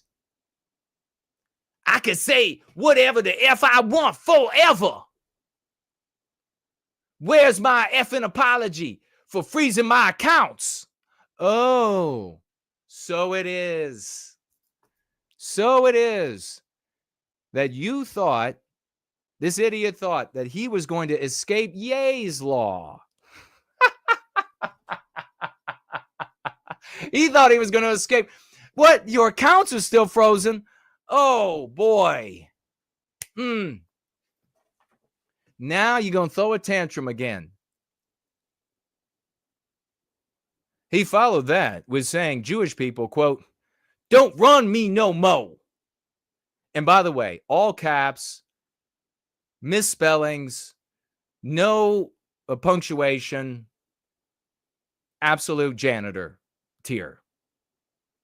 He followed that with saying Jewish people don't run him no mo. In one post, he wrote, some of my best friends are Jewish, and I don't trust any of them. Followed by laughing, crying emoji. In another, he posted, I'm buying. What is this? Do we get to something? I'm going to make Jewish person who's selling it to me read all these tweets, and I bet you see me. Who cares? What is that even about? Maybox. He says, I'm racist stereotypes exist for a reason. I'm racist stereotypes exist for a reason. I'm having a hard time reading the gibberish. For a reason. And they all be true. He wrote in another post. I don't even know what the effing anti-Semitic means. I believe that, actually. He is that dumb. It's just some bullshit. It's just some bull Jewish people made up to protect their bull, the rapper said. Kind of like when you're talking about anti-black or racist. In another post, he wrote, all white people be's racist. All white people are racist. Jewish people hate white people. Some of them. Absolutely. So anyhow, it goes on in that vein. He insulted, but he started off, this is what you really got to hear. They're not talking about that much in so many of these Jew-spurging, Nazi LARPing, froggy circles, that he began that night by praising, is his real name Sean Combs, P. Diddy, and saying that he needed to be released immediately. I mean, all he was doing was having sex with children, little boys and little girls. At least those are the allegations. That's where this ghetto clown started. Sean Combs need to be released. He's one of the brothers. We heard here in this community, it's all over the internet, these beautiful white girls, 17, juveniles, 17, beautiful. 18, beautiful. 19, 20, 21-year-old white girls, beautiful. Tall legs, breasts, beautiful face, beautiful hair. White girls picked up in clubs and bars. And you know who P. Diddy be? We fly you in the Learjet right out to see him. The girl goes. I mean, how many of these stories do you have to read? The white girl goes, gang raped. Of course, she's participating, but it's rape, especially when you're a child. But what are they going to end up doing when it's like the big deal? It's a big opportunity, right? Gang raped. Here comes this ghetto clown. He'd be one of the brothers, so that's fine. He just raping the white people, the beautiful white girls, and even some white boys. He's just raping them. Also, non-white boys and girls as well. But he's one of the black brothers, so he should be fine. And this is the guy? How do these people that are followed by the little froggies that celebrate him? You should absolutely starch yourselves to the end, to the nth degree. Get out of our circles. You are not white positive. You're not white sympathetic. You're not pro-white. You're not white nationalist. I don't give a shit if you put up Hitler memes. I don't give a shit if you say that's the ultimate. You got a swastika. That ain't shit. That's playing a villain in the anti-white narrative. That ain't shit. You're a detriment to white well-being. And you prove it by you put up these memes now they're putting up where they take an old picture of Hitler and they superimpose this ghetto clown's face on it. This is where we are. Check the temperature. So they begin with that. He starts insulting fat women. He insults some other blacks as well who are not standing by his side because they're at least smart enough to say, hey, I'll pay that premium to these people. I'm screwing those black rappers are like, I'm screwing a new white bitch every other day. So I'm fine paying these Jews in the entertainment industry and whoever else, the few others, a premium to get access to all that. Just this fool that ends up getting the fealty. And this is again worthy of mentioning because this was the guy that they chose instead of white well-being. Never forget that.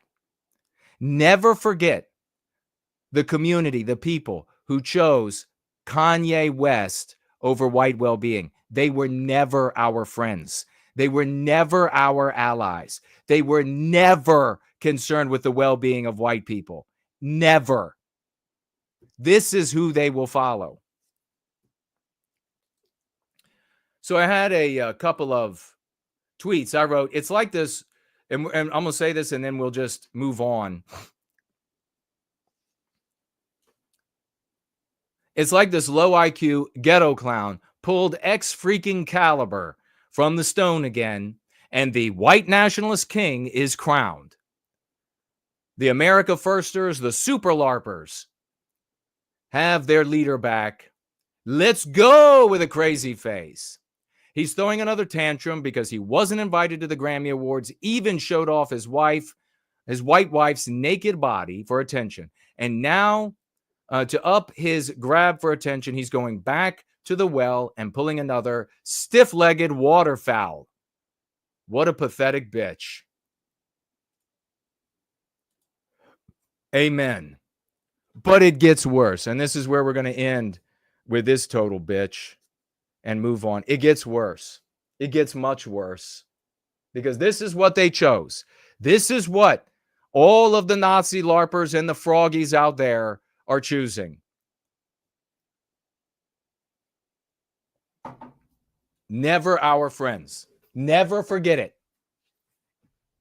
You can never forgive someone for falling into a servitude and worship and championing of Kanye West, knowing all that there is to know.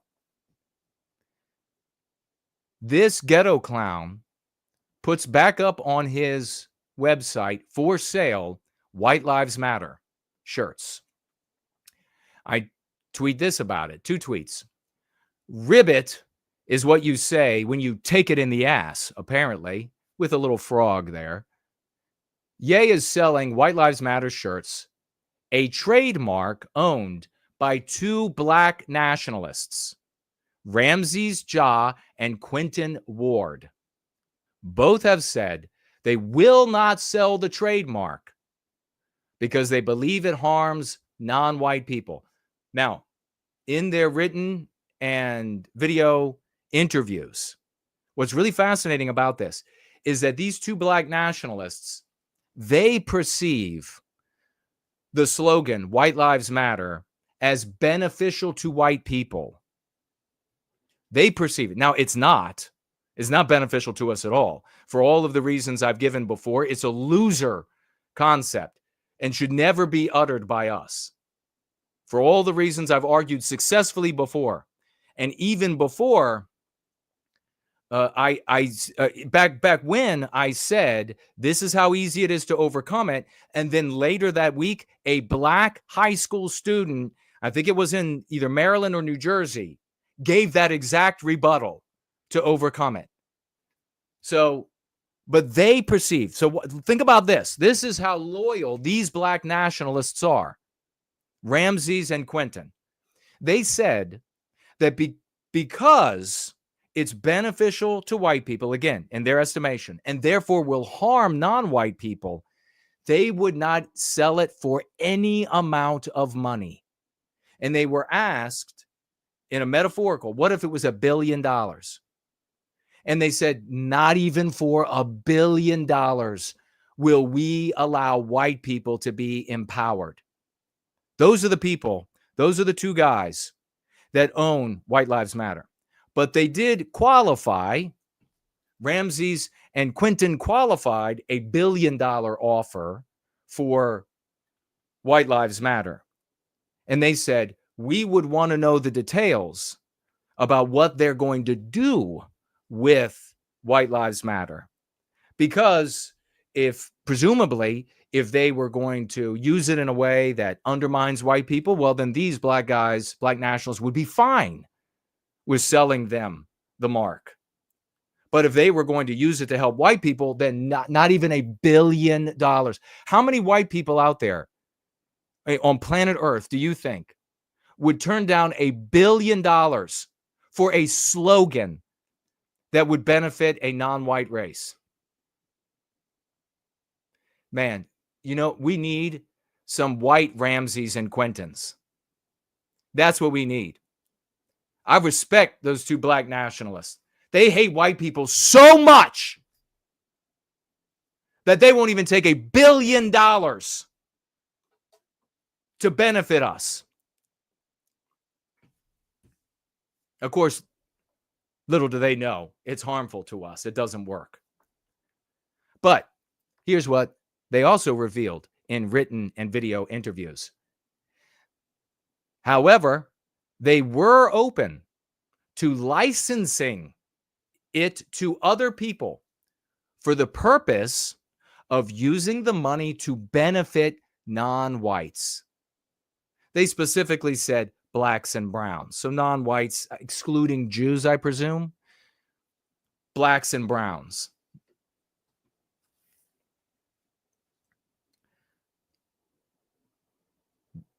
Day later, final tweet and comment on this.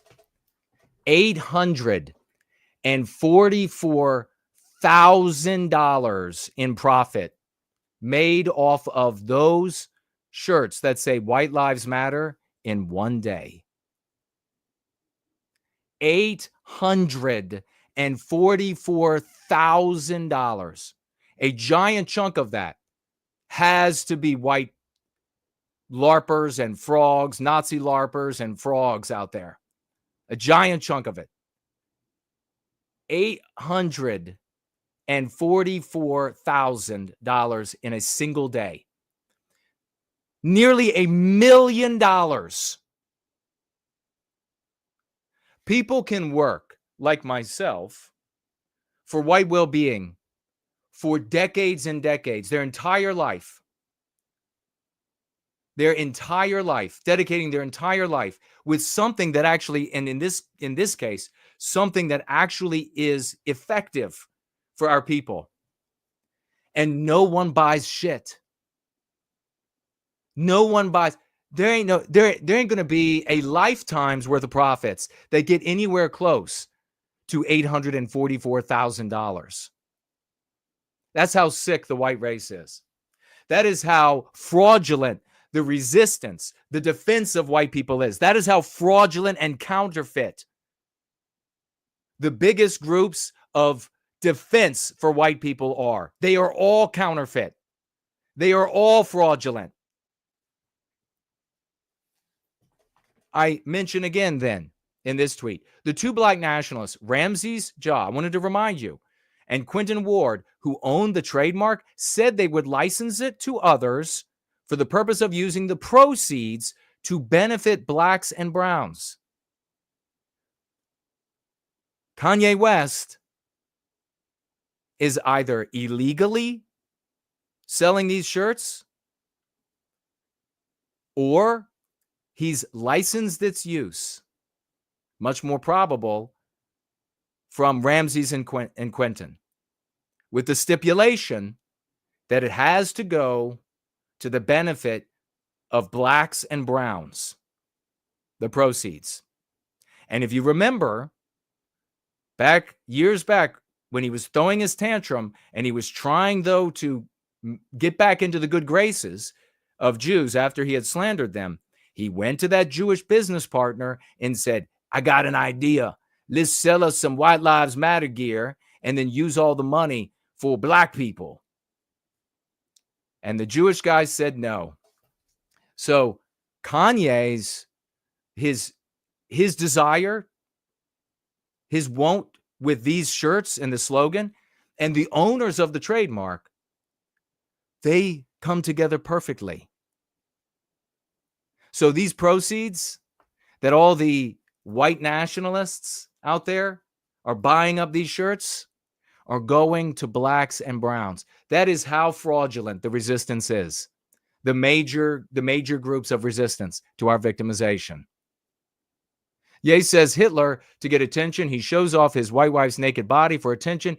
He hates Jews because he has to work with them to make a living and they charge a premium. And I challenge Ye, who was tweeting about this massive, almost $1 million in one day of sales, said, are you afraid to admit that? Worried the Jews will further beat you down? Then I finish with everyone else. They need to stop pretending that this is pro-white because they look pathetic. Honestly, they look pathetic.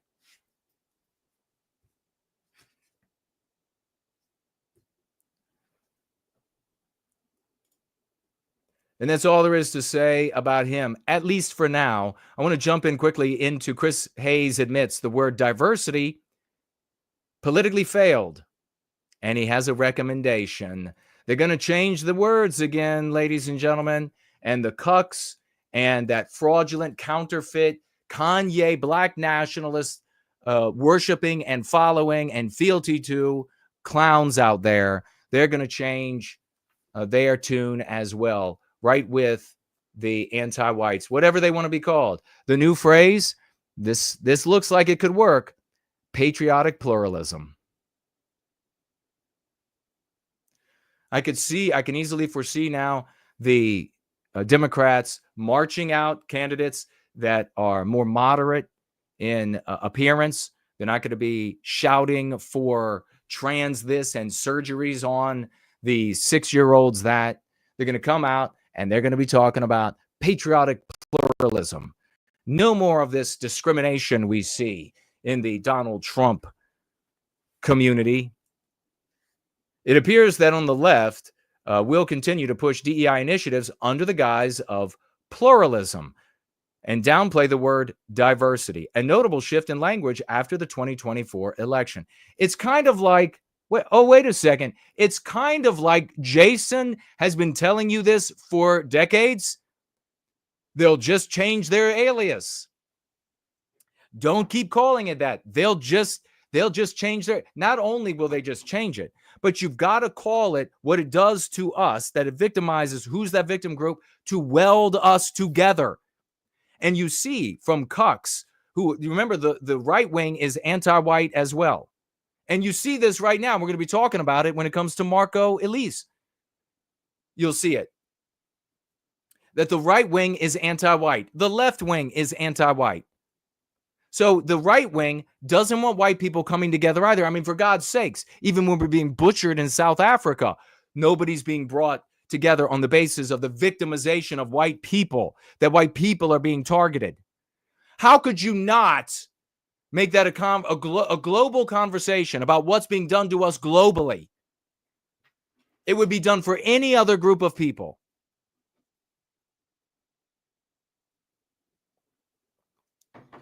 So the folks on the right, they're anti-white. They don't want to see white people come together either.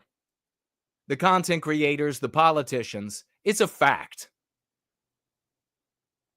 The shift suggests the left is not prepared to acknowledge that voters soundly rejected DEI ideology with President Donald Trump's landslide victory, a good sign for Republicans' hopes of retaining the White House and Senate in 2026. The House and Senate, the midterms. So this is, of course, Israel First, Breitbart, an anti-white publication on the right. Yeah, the anti-whites on the right are saying, oh, you've got to give up DEI and you've got to instead embrace colorblind meritocracy, which amounts to the same thing. White men not getting hired. Except maybe now, since the planes are starting to fall out of the sky in the in airplanes for piloting, working on the planes, maybe in these environments where these folks still have to engage the rest of society, maybe in those places you'll be able to have white males again, but it's not going to change anywhere else. I mean, for God's sakes, just look at the Republican Party. Heterosexual, excelling white males like me, like so many of the people who are going free in this community, this growing community, we're not going to be getting a fair shake. You want to work in the tower? Maybe. Quote, never interrupt your enemy when he is making a mistake. Exiled French Emperor Napoleon Bonaparte once said. MSNBC Chris Hayes, the leading voice among Democrats, is one of the first to deploy the updated political wording. There is a message of what I would call like common sense, patriotic pluralism, Hayes told Bill Maher. Pluralism is another word for diversity. That'll work. It has the alliteration. Patriotic pluralism, I could see it being a contender. I think there is this sense in which there was this sort of backlash politics, continued Hayes, acknowledging how conservatives exposed diversity as a buzzword for the woke agenda. If we're not going to use that one, diversity, let's use pluralism. And can you see the anti-whites on the right saying multiracial populism or patriotic populism, and the anti-whites on the left saying patriotic pluralism? Guess who's going to win that? The Republicans are not going to be able to own the we'll hire more blacks and more gays and more trannies and more women and more than the Democrats will. They won't be able to win that contest. They never have.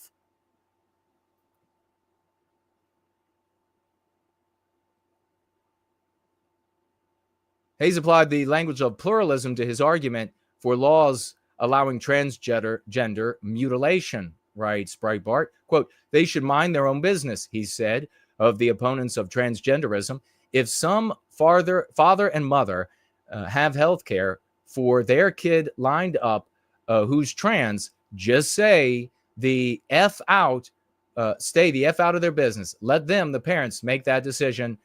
That's their decision to make, and you don't have to make that for their family. There's a majority somewhere he works in patriotic pluralism. Political language is constantly changing.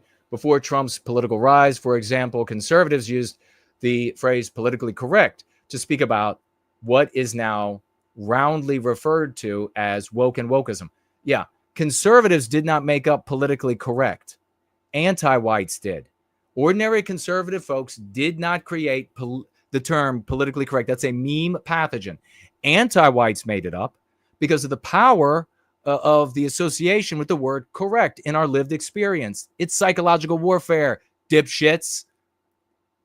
So the conservative idiots out there, their content creators, and then unfortunately for their following, ended up imbibing and repeating politically incorrect, not realizing that they were shooting themselves in the head by calling themselves incorrect, because incorrect in their lived experience is a negative. And the hubris of their itty-bitty consciousness made them think, oh, I know the difference. It doesn't matter. Except it does matter. And the anti-whites on the left, they get that it matters. So if this patriotic pluralism works, Hayes and these other anti-whites on the left, they're not going to fight an uphill battle like we do. They're not going to have resistance at every single step like we do. I mean, oh my God, you look around here and you get a concept that works and you show countless testimonials of how successful it is. And how many successful testimonials do you need? How many victories do you need? And you still have these impudent curs that hold on to their old concepts. Doesn't happen on the left. Doesn't happen. They say, what works? That works. We're using that. Instantly. Amazing. And then you have these dickless wonders. And my God, you know these content creators on the right. They complain that the left has groupthink. That seems to work, dipshit. That seems to work. They seem to win. You've got one guy in the White House signing executive orders to get rid of a bunch of anti-white, leftist anti-white garbage, and you think everything's changed. Nothing has changed. The current has remained the same. So that's where we are.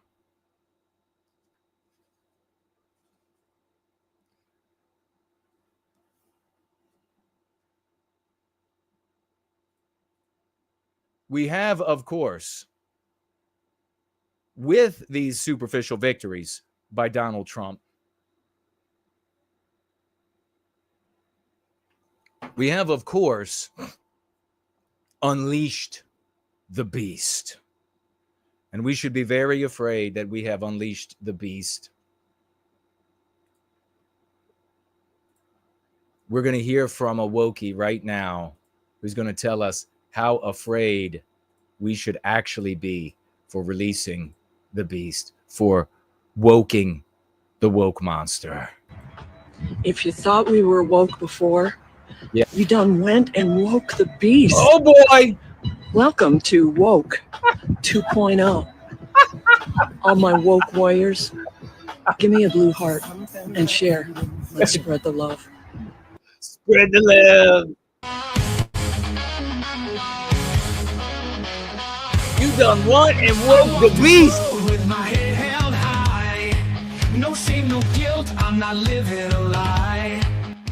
You done what and woke the beast? She looks pretty beastly to me, if you ask me. You done what and woke the beast? All right, folks, we have a bunch of good people over on Premium Rumble. Nationless Nationalist chiming in about a number of things. Good to see you over there. Aliens Exist is there. Good to see you, brother. He says, Kanye is a effing nut job. He absolutely is. Who's that? Is that Rain over there?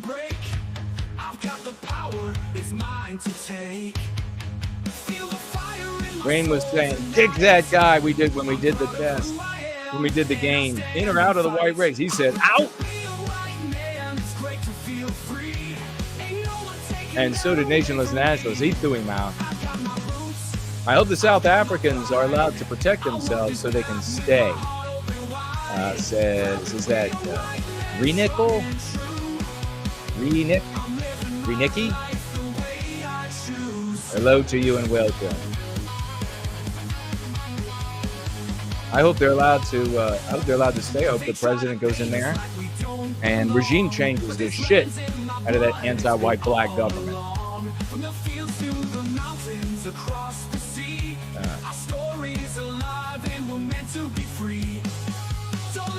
Renicki says, throwing down hard, Jason.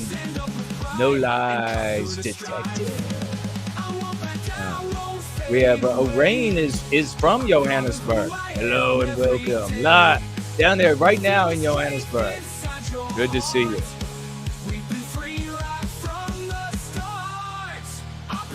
No white guilt is a psychological defense against the psychological warfare, says Nationless Nationalists. Yes, indeed. We are the 201 IQ defense against the 200 IQ psychological warfare used against us. Good to see you all over there. Remember to tag me. Yeah, and Kanye absolutely still anti-white.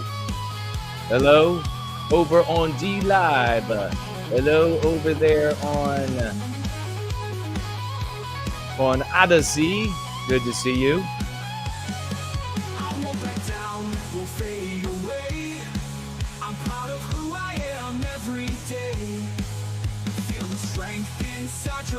We have coming up here, we want to talk about Marko. Is that his name? Marko Elez? Elez? Is that how it's pronounced? We're going to talk about him. He was working with a guy called Big Balls for the team over there. DOGE rocking it out. We also have a squash crew today. The great Lokki Lundr will be coming on, and we'll be talking also about the order when it comes to trans sports athletes, whether or not it's a good thing to keep the guys out of female sports. I have my opinion, and they're probably going to make some folks unhappy. But that is the way it is. That was the great Anglo-Saxon NWG. I had a feeling no white guilt was here. Anti-white out says, of course.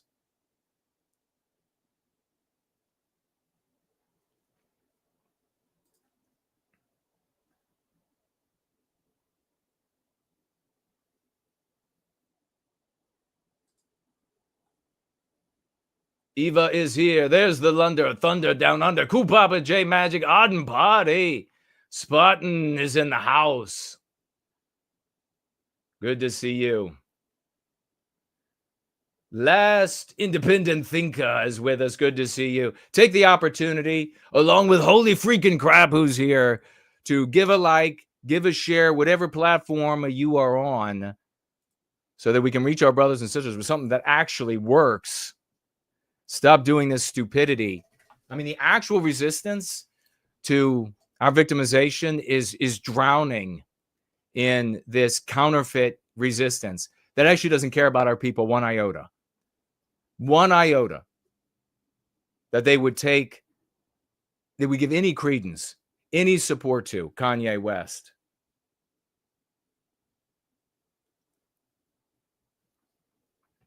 So let me pull up our next item. DOGE staffer resigns over ties to racist social media report.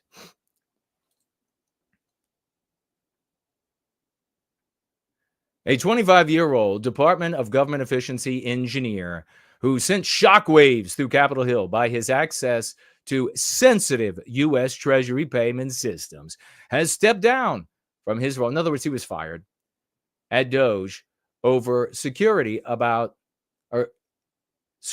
about racist internet posts, according to the Wall Street Journal. Now, an update, and maybe you all can fill me in if this is correct or not, you can share it with me, that he has been rehired. Is that true?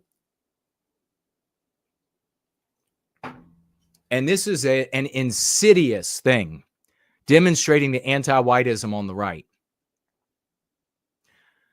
Because it looks like Blowjob Vance tweeted that he should be forgiven for his errors and allowed back to some sort of employment.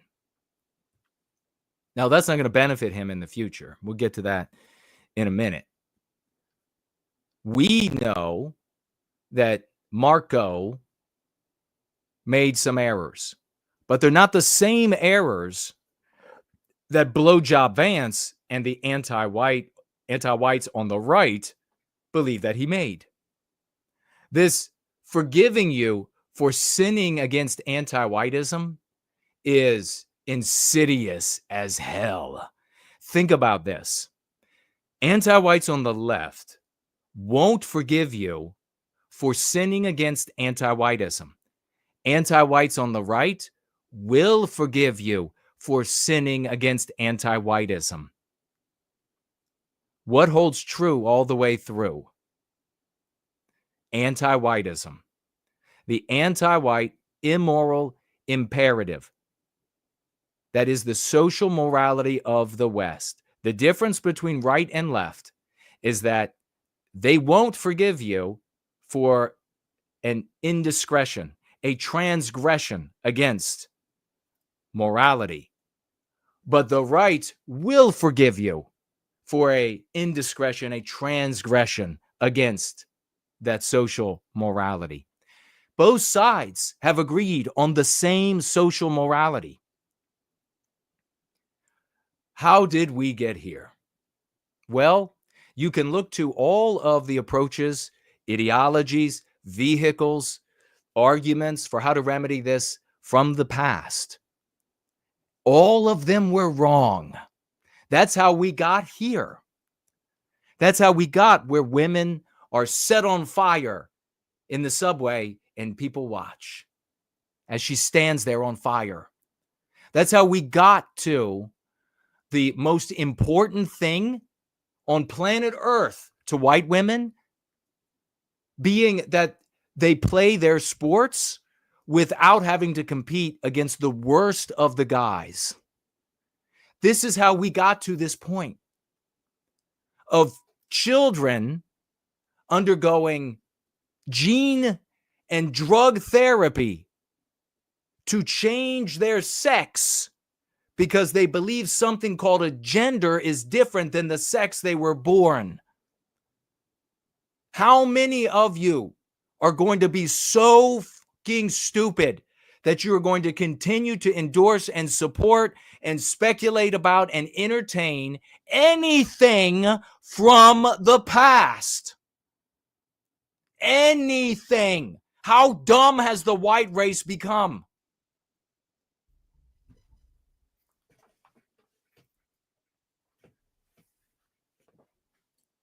First big point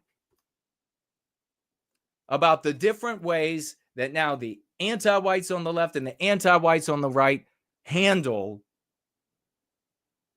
a transgression against anti-whiteism. Do you remember in the good old days when the anti-whiteism on the right wasn't as complete as it is today? Do you remember when the good old days when the anti-whiteism on the right and the cowardice and pacifism on the right would motivate those on the right to say, hey, I might have hated what he said. I might not agree with it, but he should be allowed to say it.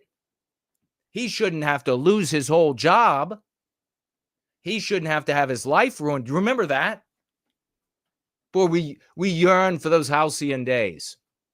Now, the anti-whiteism on the right is so complete that they're like, we'll forgive you for being a heretic to anti-whiteism.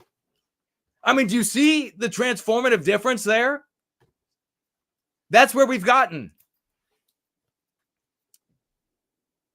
Marko Elez, who worked for Elon Musk owned companies SpaceX, Starlink, and X before signing on for the role at DOGE, resigned Thursday over questions about his ties to a social media account that promoted racism and eugenics, the Journal reported. His resignation came after the publications questioned the White House about his connections to now deleted social media account, the report added. Quote, "You could not pay me to marry outside of my ethnicity," close quote. Ethnicity, he wrote. The account wrote on X in September, a Wall Street Journal of archive posts found, quote, "Normalize Indian hate," close quote, he wrote. The account wrote that the same month in reference to a post, quote, noting the prevalence of people from India in Silicon Valley, close quote. Elez, who attended Rutgers University and focused on artificial intelligence while working at Musk companies, had full control over the computer code that directs security payments, tax returns, etc. The account, a misspelling of a keyword in C++ programming language, was deleted in December, but hundreds of brash, sometimes sophomoric posts have been archived, according to the Journal report. Another post from the user in December appeared to show a particular dislike for Indian software engineers. Quote, 99% of Indian H-1Bs will be replaced by slightly smarter LLMs. They're going back, don't worry, guys, close quote. Quote, just for the record, I was racist before it was cool, close quote, he wrote. Quote, the deleted account previously went by the username Marko Elez. A review of archive post shows. The report said, quote, the user behind that account also described themselves as an employee of SpaceX and Starlink, where Elez had worked, so it's him. He didn't respond to the request. Well, here is what I wrote, which I can't believe that every single person, how do I not have like 20 million views on it? I know it's the deboosting, but I mean, I have 2,100 views and I don't have 2,100 likes. What the fuck is wrong with you? Really, what the fuck is wrong with you? How do you not agree with this statement? If Marko Elez had been white positive rather than racist before it was cool, he would still have a job, empowering himself, setting himself up for a white family, and able to openly discuss white positivity at work for DOGE. A white person, a white positive hero in government is more valuable to the white race and all peoples in the West than a fired cool racist with questionable employment options for his future. Who could disagree with that? Fuck you if you disagree with that. I am so sick of these LARPing bitches out there. That no, he should be a racist. He should be, fuck you. Get the fuck out of the movement. You are a detriment. You should starch yourself. You are undermined. You're too fucking stupid. The Democrats are able, if that patriotic plurality starts working, the anti-whites are smart enough to pick it up. You're fucking stupid. You are too fucking dumb to get it. People writing under this, no, he should be able to say whatever he wants. Well, good for you, bitch. Now let's look at the real world. Now let's look at how things are actually functioning in the world. That's the course we have to navigate. I don't give a shit what you think he should or should not be able to say from your stocking the shelves at Walmart job. I don't give a shit. We have to deal with reality. We are losing everything across the West. We are absolutely being vitiated in every conceivable way, excoriated. We are bleeding out. And you in your fucking Walmart vest is like, well, he should, standing there with your fucking scanner, or like, no, he should be able to do that. and your online name of like Aryan God dominator. Shut the fuck up. I'm just sorry, folks. I'm sick of it. How do I not have? I mean, you can look at these absolute jerk off, tiny dick jerk off, juice spurging losers out there, and they'll get like 50,000 likes on he should be able to be racist.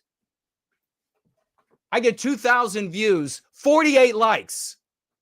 We are in some deep shit. We are in deep shit.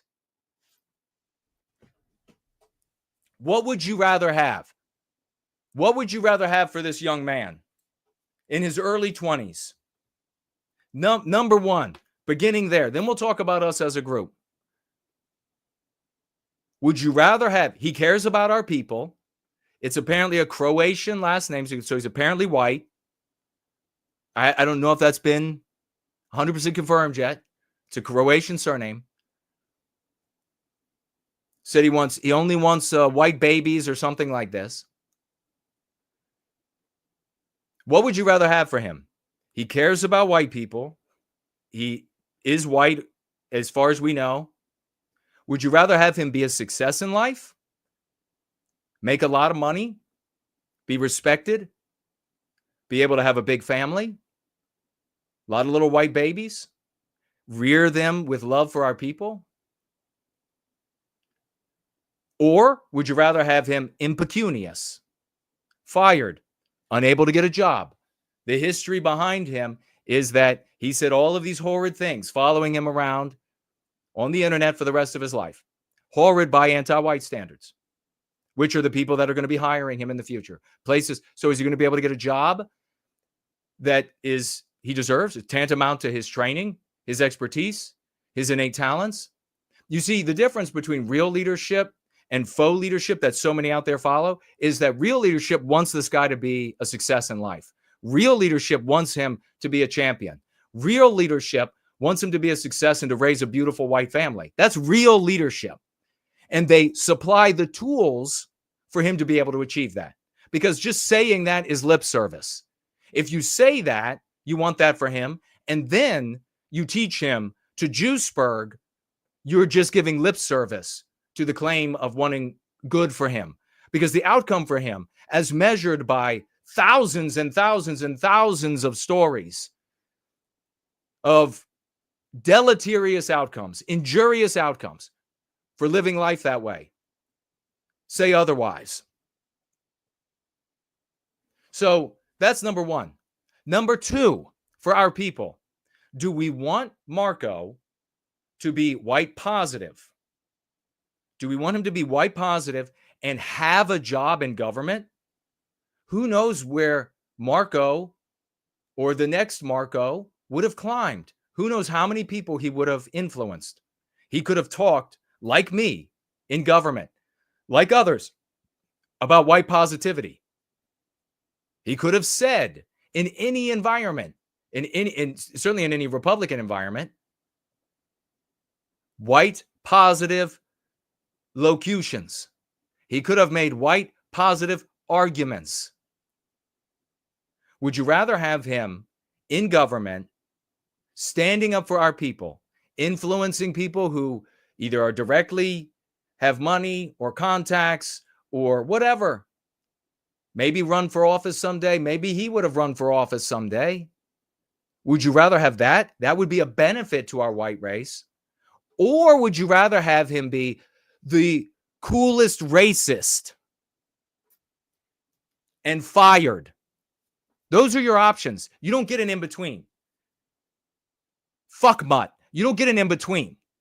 Trailer trash. You don't get an in-between. You don't get to say, oh, you should be able to be an edgy, cool racist. There's no in-between. So do you want what's good for our people, or do you want Kanye West? This is what we're up against. A white positive hero in government is more valuable to the white race and all the people in the West than a fired, cool racist with questionable employment options for the future.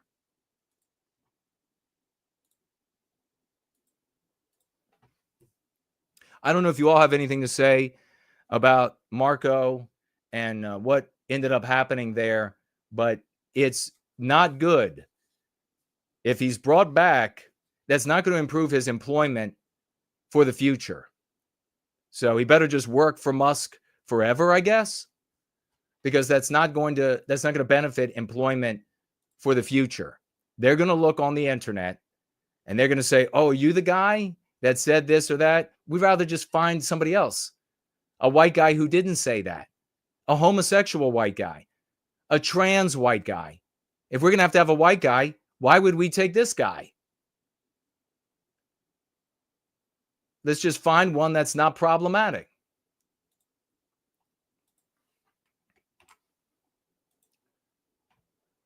And then, of course, the worst or equally tantamount aspect that's problematic is that the right wing has become so anti-white now. They say, "We'll forgive you for being anti-white." That's what we do here. That's what Blowjob Vance does. Forgives you for being anti-white. No longer the, "I wouldn't have said that, but he should have his right to speak." Let's take a look at this final item before we bring the great Lokki Lundr on to show the thunder.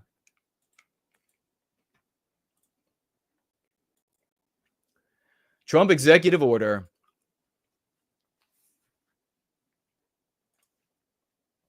bans transgender women from women's sports. So much cheering over this. I don't even know what to say. The great Franklin is with us. Good to see you, brother. What happened to my live chat? It stopped moving.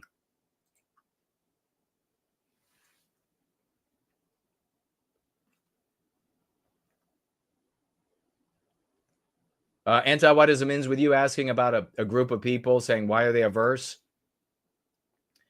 to the Go Free method? It's like they're grifters that don't want actually to save white children. Interview cam horse. That is exactly what they are. I don't know who specifically you're referring to, but so many of the content creators out there that claim to want to change. And here I'm not talking about the people who are just bringing you the news.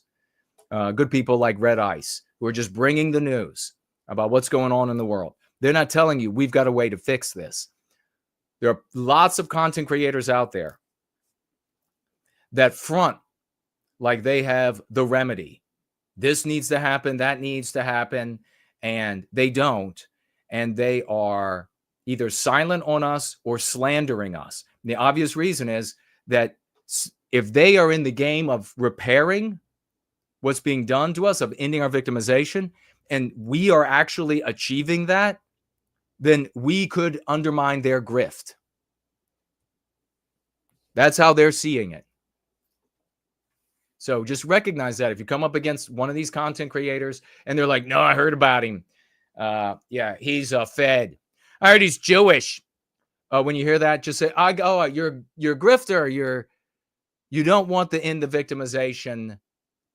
Or maybe some tiny bit of you does, but much more of you is just dedicated to the grift.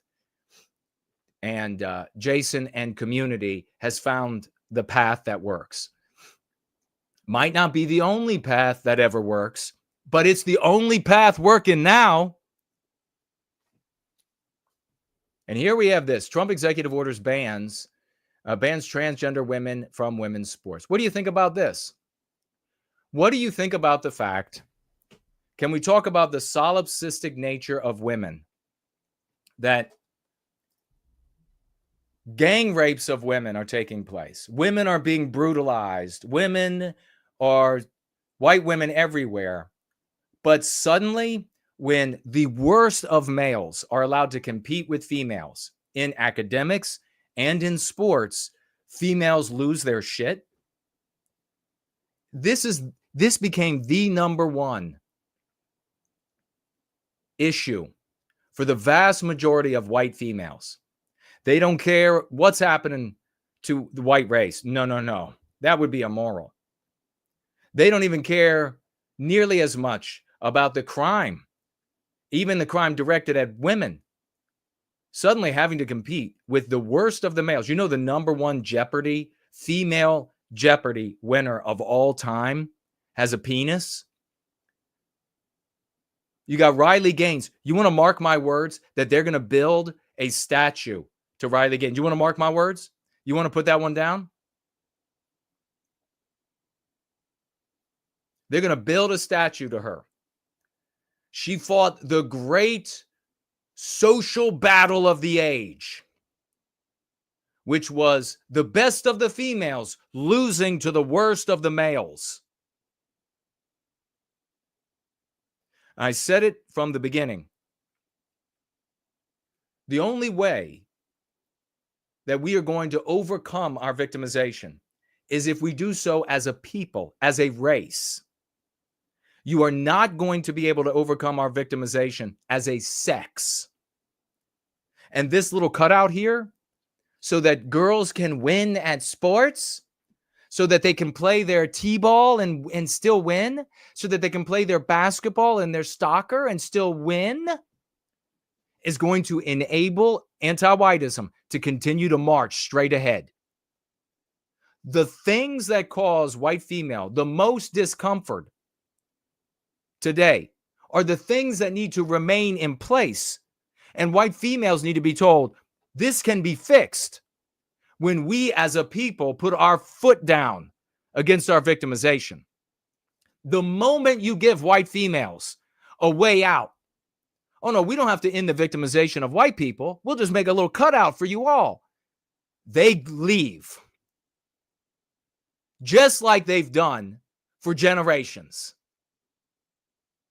How much do you want to bet that you're going to see Riley Gaines and other females who have publicly fought against the worst of the males beating the best of the females, who are now going to segue into other sectors of anti-whiteism to keep their grift going? You want to place a bet? Anybody want to place a bet on that? Watch. President Donald Trump, February 5, signed an executive order Wednesday banning transgender women from competing in women's sports. From now on, women's sports will be only for women, he said. By the way, is there any wording in that? I'm going to go ahead and guess no, that females are going to be prevented from going back to saying that they can do everything a guy can do except better. I mean, you really have to shut the fuck up on that. They're like the guy that came in 100th place, and there were only 20 other guys competing in the competition against guys, jumps into the arena with females, stomps the ever-living shit out of their best. And you know the girls are going to go right back to, girls can do everything guys can do except better. And you see this mentality in a lot of the boomers in the white race, because it was a more pronounced meme pathogen in the white race that goes back even further than what currently looks to you like anti-whiteism. And that meme pathogen is deference to women. Always deference to women. And where are you seeing? You see it most profoundly coming out of the boomers. And I know we got a lot of rock solid boomers, all-star boomers, but this is where the community, white boomers, that it's coming from. You're seeing it right now with Rebecca Lobach. They're all of these right-wingers are stepping forward and they're like, got to defend the lady, got to defend the girl. A girl totally blows it, kills all of these people, all of these families, all of these innocent people, flies the helicopter directly in to the left underside of a passenger airplane. And instead of recognizing that this little girl should not have been in that role, you have all of these losers stepping up saying, oh no, it's a little lady. We've got to protect her from her errors and downplay that she screwed things up. You just look back in time. You all know it's true. You'll find the worst of that from the boomers. as far as the boomers are concerned, females never make a mistake. It's always some guy's fault. And that's exactly what, especially the boomers and still boomer tier-led Republican Party are saying in relation to the radical leftist anti-white Rebecca Loebbach. Imagine that. That's how intense that meme pathogen is sewn into the identity of those white people. So here you have it. The white guys are going to ride to the rescue to protect the little white girls and all girls. And are the white guys going to get any gratitude? Fuck no. Fuck no. Riley Gaines is going to get the gratitude. It was going to be a female triumph, just like ending black slavery in the United States is a triumph of the black race every year. It becomes more and more the achievement of the black race ending slavery in the United States rather than something white people did, ending slavery worldwide, including the United States. This is already in the script. White women stood up and said, no more. Your asses wouldn't even have sports, wouldn't even be allowed at school if it wasn't for white men having in the past been dumb enough to allow such ingrates into these institutions, such backstabbing ingrates. From now on, women will only compete against women. No men in women's sports, executive order. During a ceremony with the athletes in the East Room of the White House. A lot of people are talking about this photograph of Donald Trump. He's a brilliant showman. He brought in all of these little girls to say, well, they're being protected. They won't have to. That's the worst thing in the world right now. White people being butchered, white erased from the countries we create. But what matters is that little girls should be able to play basketball and soccer and not have to lose to boys. That's what really matters. I never seen so many white women turn up for something. So he brings all these little girls and he's like, bring it in, bring it in. So the little girls, the teenage girls and the women, they all surround him as he signs this order. Everybody is applauding this. I mean, I recognize that it's a brilliant use of showmanship, but everybody's applauding this. And I'm like, you know what this reminds me of? And this takes us back to the beginning of our stream together. Damn, I'm good. Remember Paula White? And there you have the female energy chanting, rapping religion, and the crowd claps. And she's brought up into she is the religious leader. She's brought up into, and Catholics don't get all excited. Your Pope over there is practically a trans himself. So just don't even go there. But everybody's applauding. They're like, yay, female energy. And then we show you the male energy of Islam and that chanting in the street. They're beating themselves in the head and in the body to their religious chanting. And you know how that's going to turn out. You know what won't be able to happen when those things compete in the real world. I'm going to get to the point. You know what can't happen when they compete in the jungle? There can't be an executive order to say that the masculine can't compete. Little girls won't be able to be protected. They'll have to do what they do when a conquering force comes in. They get on their backs, submit. That's what happens in the real world, cupcakes. There ain't no executive order to save you. In the real world, when there's a clash of civilization and your female energy led, and I'm saying female energy because it's not just the females, it's also the males with their female energy.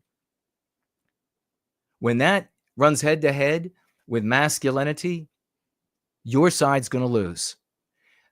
For you, though, at least you will be able to live on if you get on your back quick enough. For the guys, not so much. We're going to suffer. We're all going to be killed.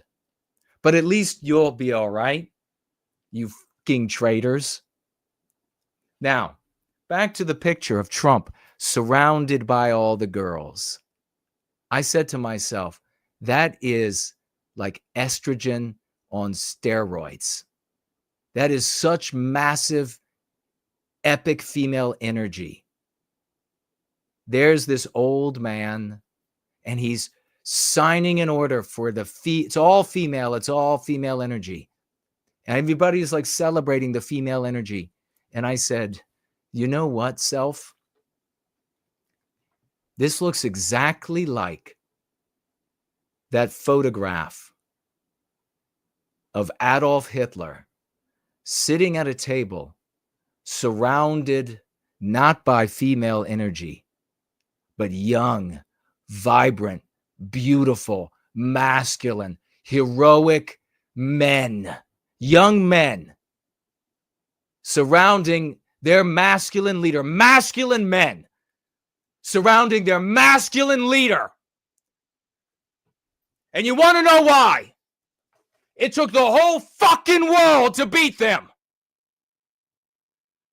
But you want to celebrate this pussy ass female garbage. This protect the little girls.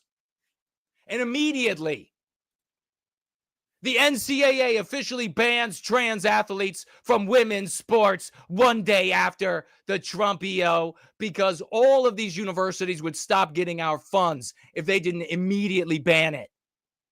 Has already trickled its way down into female youth sports, travel sports, everywhere you go. All the girls are protected from the worst and miserable and shittiest of the guys out there. Thank God. Oh God, at last, everything's been saved. Thank God Almighty. The little girls can play soccer. This was the worst thing that could have happened. Just know that. This was the worst thing that could have happened to our defense against our victimization. The females cared more about this than anything. Now, they're going to be right back on the plantation. Howdy, master. I get a spot on the plantation too? Yes, you do. White whore. Long as you keep stabbing the white man and the white family in the back, we'll make sure you have plenty jobs in government.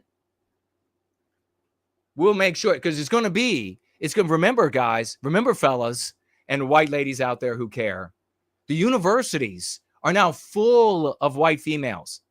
When they say colorblind meritocracy and the females show up with like 2 doctorates and a master's degree, and your white guy shows up there who would excel and do better than the white female in most cases, even with less education, and they look at the different levels of education, guess who's getting hired? No white families. White males hating themselves because they can't satisfy the urge in themselves to be a provider and a leader for themselves and their families. What we need is for, in as many possible ways, for white women to find themselves in as much hardship as white guys find ourselves. Remember, in Loudoun County, 3 years ago, then we're going to be bringing on the great Lokki Lundr for a swash through. Remember that a white teacher had participated in the anti-whiteism of her elementary students, inflicting the self-hatred on all whites, but in particular, white little boys. And she had no problem with it. Not until they began criticizing the white girls. And then she showed up at the county meeting bawling about how she can't do it anymore. Now it's a problem. Now she can't participate. The world has no idea the harm that was just done by that executive order. It's time, ladies and gentlemen. Is the great Lundr going to be on video, or is he going to be in an avatar? He appears to be on video. Does he want that? I need a head nod from the great Lundr. He wants that. Then, ladies and gentlemen, I bring to you for an epic swash through the one and only, the Lokki, the Lundr, the thunder from down under. Brother. How's it going? Oh, man, it is awesome to see you. A face reveal. Get some salutes for this hero, ladies and gentlemen. How's it going, man? What is on your mind today on this day that no one is watching the Super Bowl? We all are here. Well, neither am I. Awesome. But Awesome. I must admit, it's really hard to keep up with all the executive orders that Trump puts out. It's yeah, I'm like a day behind and everything. And then you have helicopters playing chicken with planes because we have, the wide erasure of our norms have led into the less than the best being pilots. It's just insane. So, yeah, it is totally insane. I mean, the news coming out, you're right, though. The number of executive orders, it's like every day. And all of these things that, trying to drive the point home, all of this stuff is really superficial. It's widespread, it's numerous, and it's having a massive impact. But at the same time, it's really superficial and can be easily undone. I mean, as easy as they took USA apart, they can put it right back together. But what are you seeing over there in the great Oz? This is one of our great champions down under, ladies and gentlemen, true hero. What are you seeing down there as you look over here to the U.S. and you hear all the news and you see these things happening? Do you have any thoughts? Are there any particular executive orders or any particular things that you're laughing at, you're shocked about? Any thoughts on those? Well, when am I not laughing or getting shocked by what's happening in America? I must say it is pretty much more exciting what happens in America than what happens over here. Yeah. What about any thoughts about like what Trump's going to do next? I mean, he's such a showman, and it's just like, what could happen next? I mean, he sent DOGE over to take a look at the spending at the Pentagon and what kind of black holes sucking our money out are happening there. What do you think is going to happen globally over this next? I mean, this is only the first 2 weeks, and usually it's measured by that first 100 days, what a president does during the first 100 days. Any thoughts? What about any thoughts on the war in Ukraine and what's going to happen with Russia or Israel? Well, I do hope that this war in Ukraine comes to an end because it is a brother war. And there are a lot of zesty emotions that happen online when it comes to which side you take in the war, whether Russia was in the wrong. It doesn't matter. What happened has happened. It has to stop. And if Trump can, use that bully stick that he likes to wield or has been amping up that he's going to wield, then by all means he should use it. And if he can stop all the wars that are happening, that'd be fantastic. That'd be less likely that we fall into a world war, and then white people are going to be the short end of the stick when it comes to that one. Oh, yeah, without question. I want folks to know that this is one of our massive heroes down under, that he has gone into these political party meetings, these political party get-togethers, IRL. He's sharing the material. He's rubbing elbows with these people, and he's had a lot of successes. Did you want to talk about any of those while we had you on for the swash through? Well, yeah, we do have a video in the making that will be uploaded to the official No White Guilt Australia YouTube channel. It'll be voiced by the legendary yours truly. Nice. Yeah, I'm always the humble one. But yeah, so that's in the making. But in terms of personally, I have been reaching out to a lot of white sympathetic people. Some have come on, some have distanced themselves, but I don't know, it's worth a try anyway. And there are some people that are checking out the website. They DM me back on X saying, yeah, I could get behind that. And these are people that, they only say one or two things that are remotely white sympathetic. They might be just a MAGA conservative, but they say that one thing. They appear to be a good person, good natured and have a good will. So that'd be the definitely the type of person to bring in. We definitely don't need people from the Marko community anymore. Right, exactly. We need ordinary, good white people that are deciding that they are going to be extraordinary heroes in our story, just like you are a hero in our story. One success after the other. You guys down there are really amazing, and I expect more magnificent things to come from you all. I should have gotten the commercial that you all have made, gotten that up so that I could run it during the stream today. Maybe next time. I've run it a couple times before. What do you see? I mean, Australia Day just went by. Did you see anything going on there that really angered you, or did you see some promising signs? Maybe some white people who are starting to get a little ordinary white normal folks getting fed up with what's going on? Well, as with every year, we have anti-whites that call themselves Antifa and the like, vandalizing our beautiful statues of like Captain James Cook and fellow figures like that. It's just, I just wish the police would do something about that, but it seems that the police encourage that by their lack of action. So, but in terms of something good that's been happening, a lot of companies have been in the previous years have been going down an anti-white route where they don't want Australia Day merchandise to be sold in their stores, and they've recently pulled back from that and are now starting to sell those Australia Day merch again. So I have boycotted personally some of the companies that done this, and even though they have done this backflip, it's all show. So I'm not going to be still shopping at those places. I have my alternatives and sticking to those.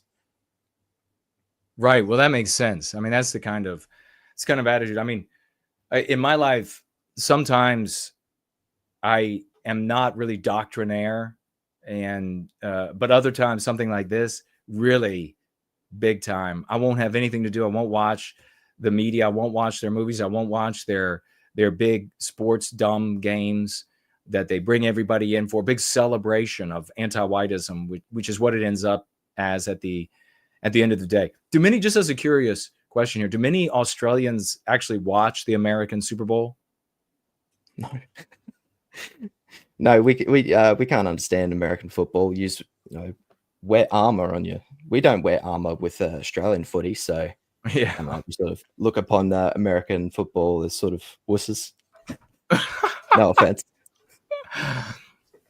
No, I mean, I know what you mean. The one thing that it does do, the protection is it gives you a false sense of security, and you end up running into each other harder than you would otherwise, and ending up walking away with a lot of concussions and things like that. But I've also played without any pads and gotten broken nose and that sort of thing. So it's a different type of game. You're right. It's a different type of game without pads. Is there anything that you, just before I ask anything else, did you have anything specifically you wanted to say? I want to make sure that you get an opportunity to say it. Well, in Australia recently, I don't know if you've seen this, but it has been making the rounds, is we have the hate speech bill that has been passed in the Senate. So this is a terrible bill for when it comes to free speech and stuff like that. But I know that you say that we don't need to be free speech absolutists, that we shouldn't go down that route. But it's it goes against some of the principles that we have even in our own constitution in Australia. Like we have a freedom to political communication. But this hate speech bill that was just passed seems to go against that. So it'd be interesting to see how the higher courts deal with that when those those court cases come through. But yeah, it seems that political communication is now something that you have to be wary of now in Australia. So overnight we have just become on par with like Canada and shit like that. Wow. Yeah, that's unspeakably awful. I imagine though that using our lexicon we'll be able to navigate their codes, because it's really a code like that is meant to prevent heresy to anti-whiteism. And since we're not engaging in what they see as heresy to anti-whiteism and been taught to, I'd be able to identify, we should be able to proceed.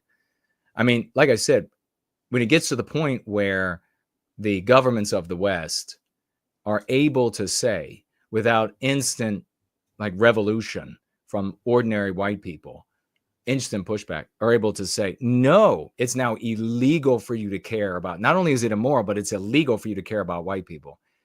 Everything would change. It's either they do it too early and then there's a massive explosion from the population in response, or they do it just on time because that's the end of us being able to resist. So at least we should be able to continue to navigate those speech codes. And I would say, use, in an argument, we don't have to be free speech absolutists to point out that this infringes on our speech in Australia to make our case against how it's anti-white and it's intended to condemn and punitively victimize those who would speak in heresy to anti-whiteism. Absolutely make that case. Yeah, but that's absolutely distressing. And So it's a bit disappointing because we had the Civic Nationalist Conservative Party in Australia, the One Nation Party, which I have been reaching out to personally. They decided to abstain from the bill. So they could have joined forces with the more conservative Liberal Party here, which is, for the American audience, is like the Republicans if it was under the under rhinos. But if they and One Nation had have jointly gone against the bill, it wouldn't have passed. They have enough seats in their parliament to be able to not pass it, but they decided to abstain. And now we're stuck with this. Wow. You think it's because they thought that objecting to something that, of course, is going to be in part viewed as moral to prevent the bad speech was going to be, politically hazardous, and they'd rather just pass it off to a court to knock down? You think maybe that's why they decided to abstain, or is it something completely different? It mainly comes down to the fact that anti-Jewish crimes have spiked, especially in like Sydney and Melbourne and places like this. So they're using that as the pretext to pass through these bills. Of course, these are not white people or even, white nationalist types that are doing this. This is explicitly Palestinian or pro-Palestinian or pro-Gazan groups that are doing this. But let's victimize the white people because they did that. So, and One Nation is very pro-Israel as a party, very much like how the establishment Republicans are. So, of course, they were going to abstain. So, but there are still a lot of disappointed voices amongst the Australian community who are patriotic in their outlook. Wow, isn't that something? The parallelism, it's the same across the totality of the West. In the US right now, President Trump moving against people that are pro-Palestinian and otherwise fellow travelers and anti-Jewish. And then in Australia, the exact same process taking place. The Jewish people have not only the power when working together, a percentage of the overall number, to get what they want out of a government, but they also have inside the anti-white narrative the moral footing where they are this long-suffering, wrongly put upon, victimized tiny group that is totally powerless. As a consequence, when they want something, here you have the US, Australia, right at the same time, different sides of planet Earth. They're like, well, we will end this problem that you have. Except, of course, the problem, as you're pointing out there, Lokki, is that it's the white people who are the villain in the anti-white narrative. So when you lay the law down on the villain in the anti-white narrative, it's the white race who gets criminalized, ostracized, demonized everywhere. I mean, you have it in the States where you do have Trump specifically saying things like, well, if you are a foreigner and you have been anti-Jew in America, well, we're going to immediately deport you. But the right wing in America condemns all of the individuals, not just somebody who might be an actual Arab or Palestinian, but all of these other white anti-whites. And that's the group. The white anti-whites are the ones that they have no problem condemning because they're the immoral. They're really the immoral ones. So they're the ones that those are the problem ones, those white people right there. And it ends up, like you said, victimizing us at our universities now. Speech is curtailed. There are now monitors on the universities to make sure that Jews do not again get included with the white race when anti-whites are trying to be critical of the villain in the anti-white narrative. Really remarkable. But the positive thing is that if the anti-whiteism is the same the world over, so the cure that works anywhere will work the world over. And you all have successes in your conversations, and you talk about it in your meetings as well, which you all have every week, which God bless you. And I showed up to the last one, and I'll be coming to more in the future. But you all have those victories as well. Do you have any that come to mind, any conversations? I know we had White Baron come on, but go ahead. Yeah, well, White Baron's also, he's been working a lot, so he's been offline a bit recently. But yeah, considering One Nation pulled down their cartoon videos, he's no longer had that opportunity to do that swashing that he always does every week. But yeah, he's still pulling through. So I just want to give a good shout out to White Baron because he gave a shout out to me. So this is a personal thing. And shame on Porridge for not making it last time. You were fired. So well, he'll make it next time. Yeah, maybe. Big apology would need to be made. The Australians, they got a fun group, folks. It's always a good time to be over there for their meetings.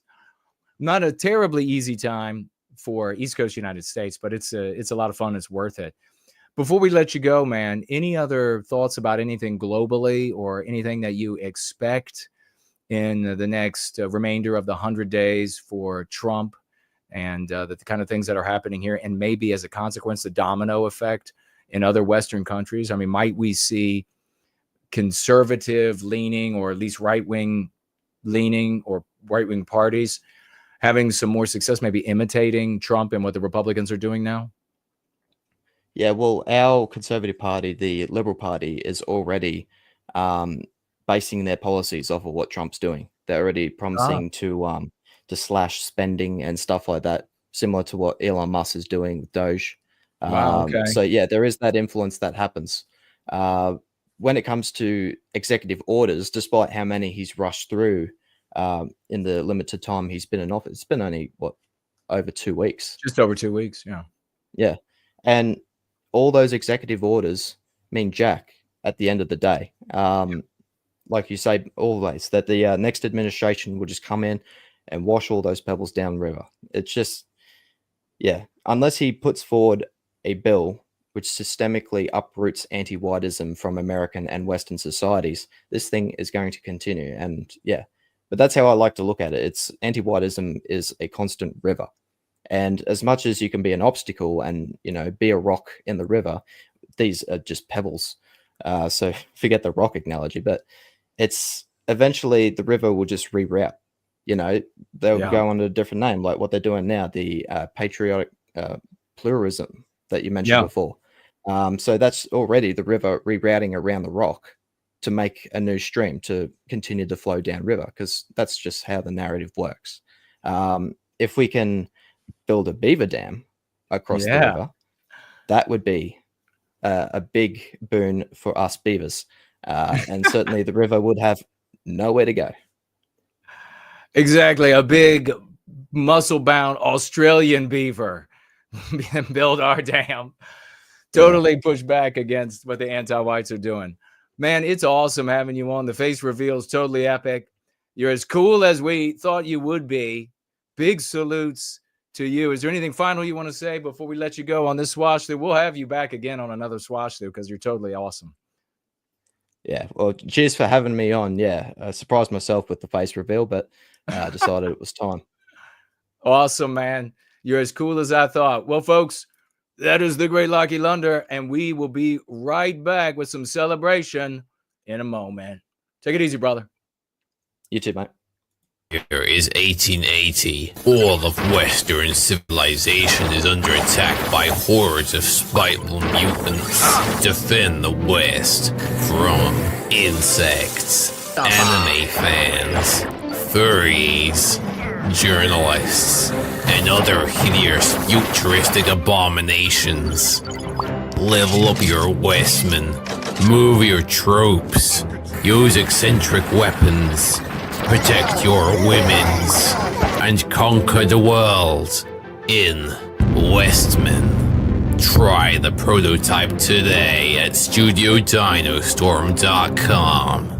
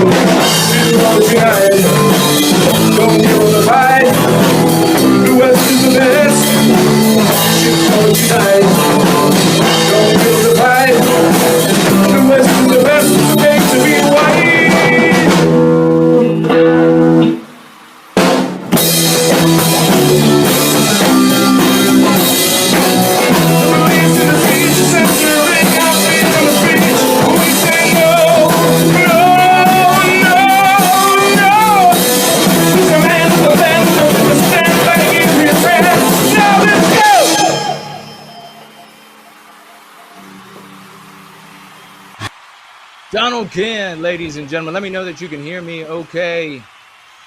Epic tune. You should hear the cheering as well, because we are going to have some celebrations before we get back to our news, and a big happy Valentine's Day. It's coming up, ladies and gentlemen. A big happy Valentine's. Lokki Lundr, wasn't that totally epic, man? That guy is so cool. Big face reveal. He looks like a warrior for the West, doesn't he? Let's get into some of our celebrations right now. Let's give it up for the great Franklinator, ladies and gentlemen. The great Franklinator. Gathering these, even though this young man, this powerful guy is ill at the moment, he's not feeling his best. Give it up for him. He got together a bunch of these victories. And we want to celebrate that. We want to celebrate the swashbuckling that he continues to do, doing the minutes on these videos, and God bless him for that. And I think for White Wellbeing has done that a couple times. as well. Big salute to him as well. Timestamps is a big swashbuckling service. People show up, they want to see what's going on. Let's go ahead and pull up in just a moment here our swashbuckling on some other champions, on some other folks out in the white sympathetic sphere. But let's celebrate Biospirit, Ivan, and Fornol, who joined the great Franklinator in the swashbuckling over there on Donald Trump Jr.'s show. Every week they're there getting at the president's #1 son, because that's how concepts come out of the president's mouth. We've already proven it. Big thank you, big salutes, 007s, cacophonous emojis, please, for all of these heroes. God bless them. Let's celebrate Anglo-Saxon NWG. He's created 2 more epic, pristine songs that I will be retweeting when we are done here today. Give it up for Anglo-Saxon NWG.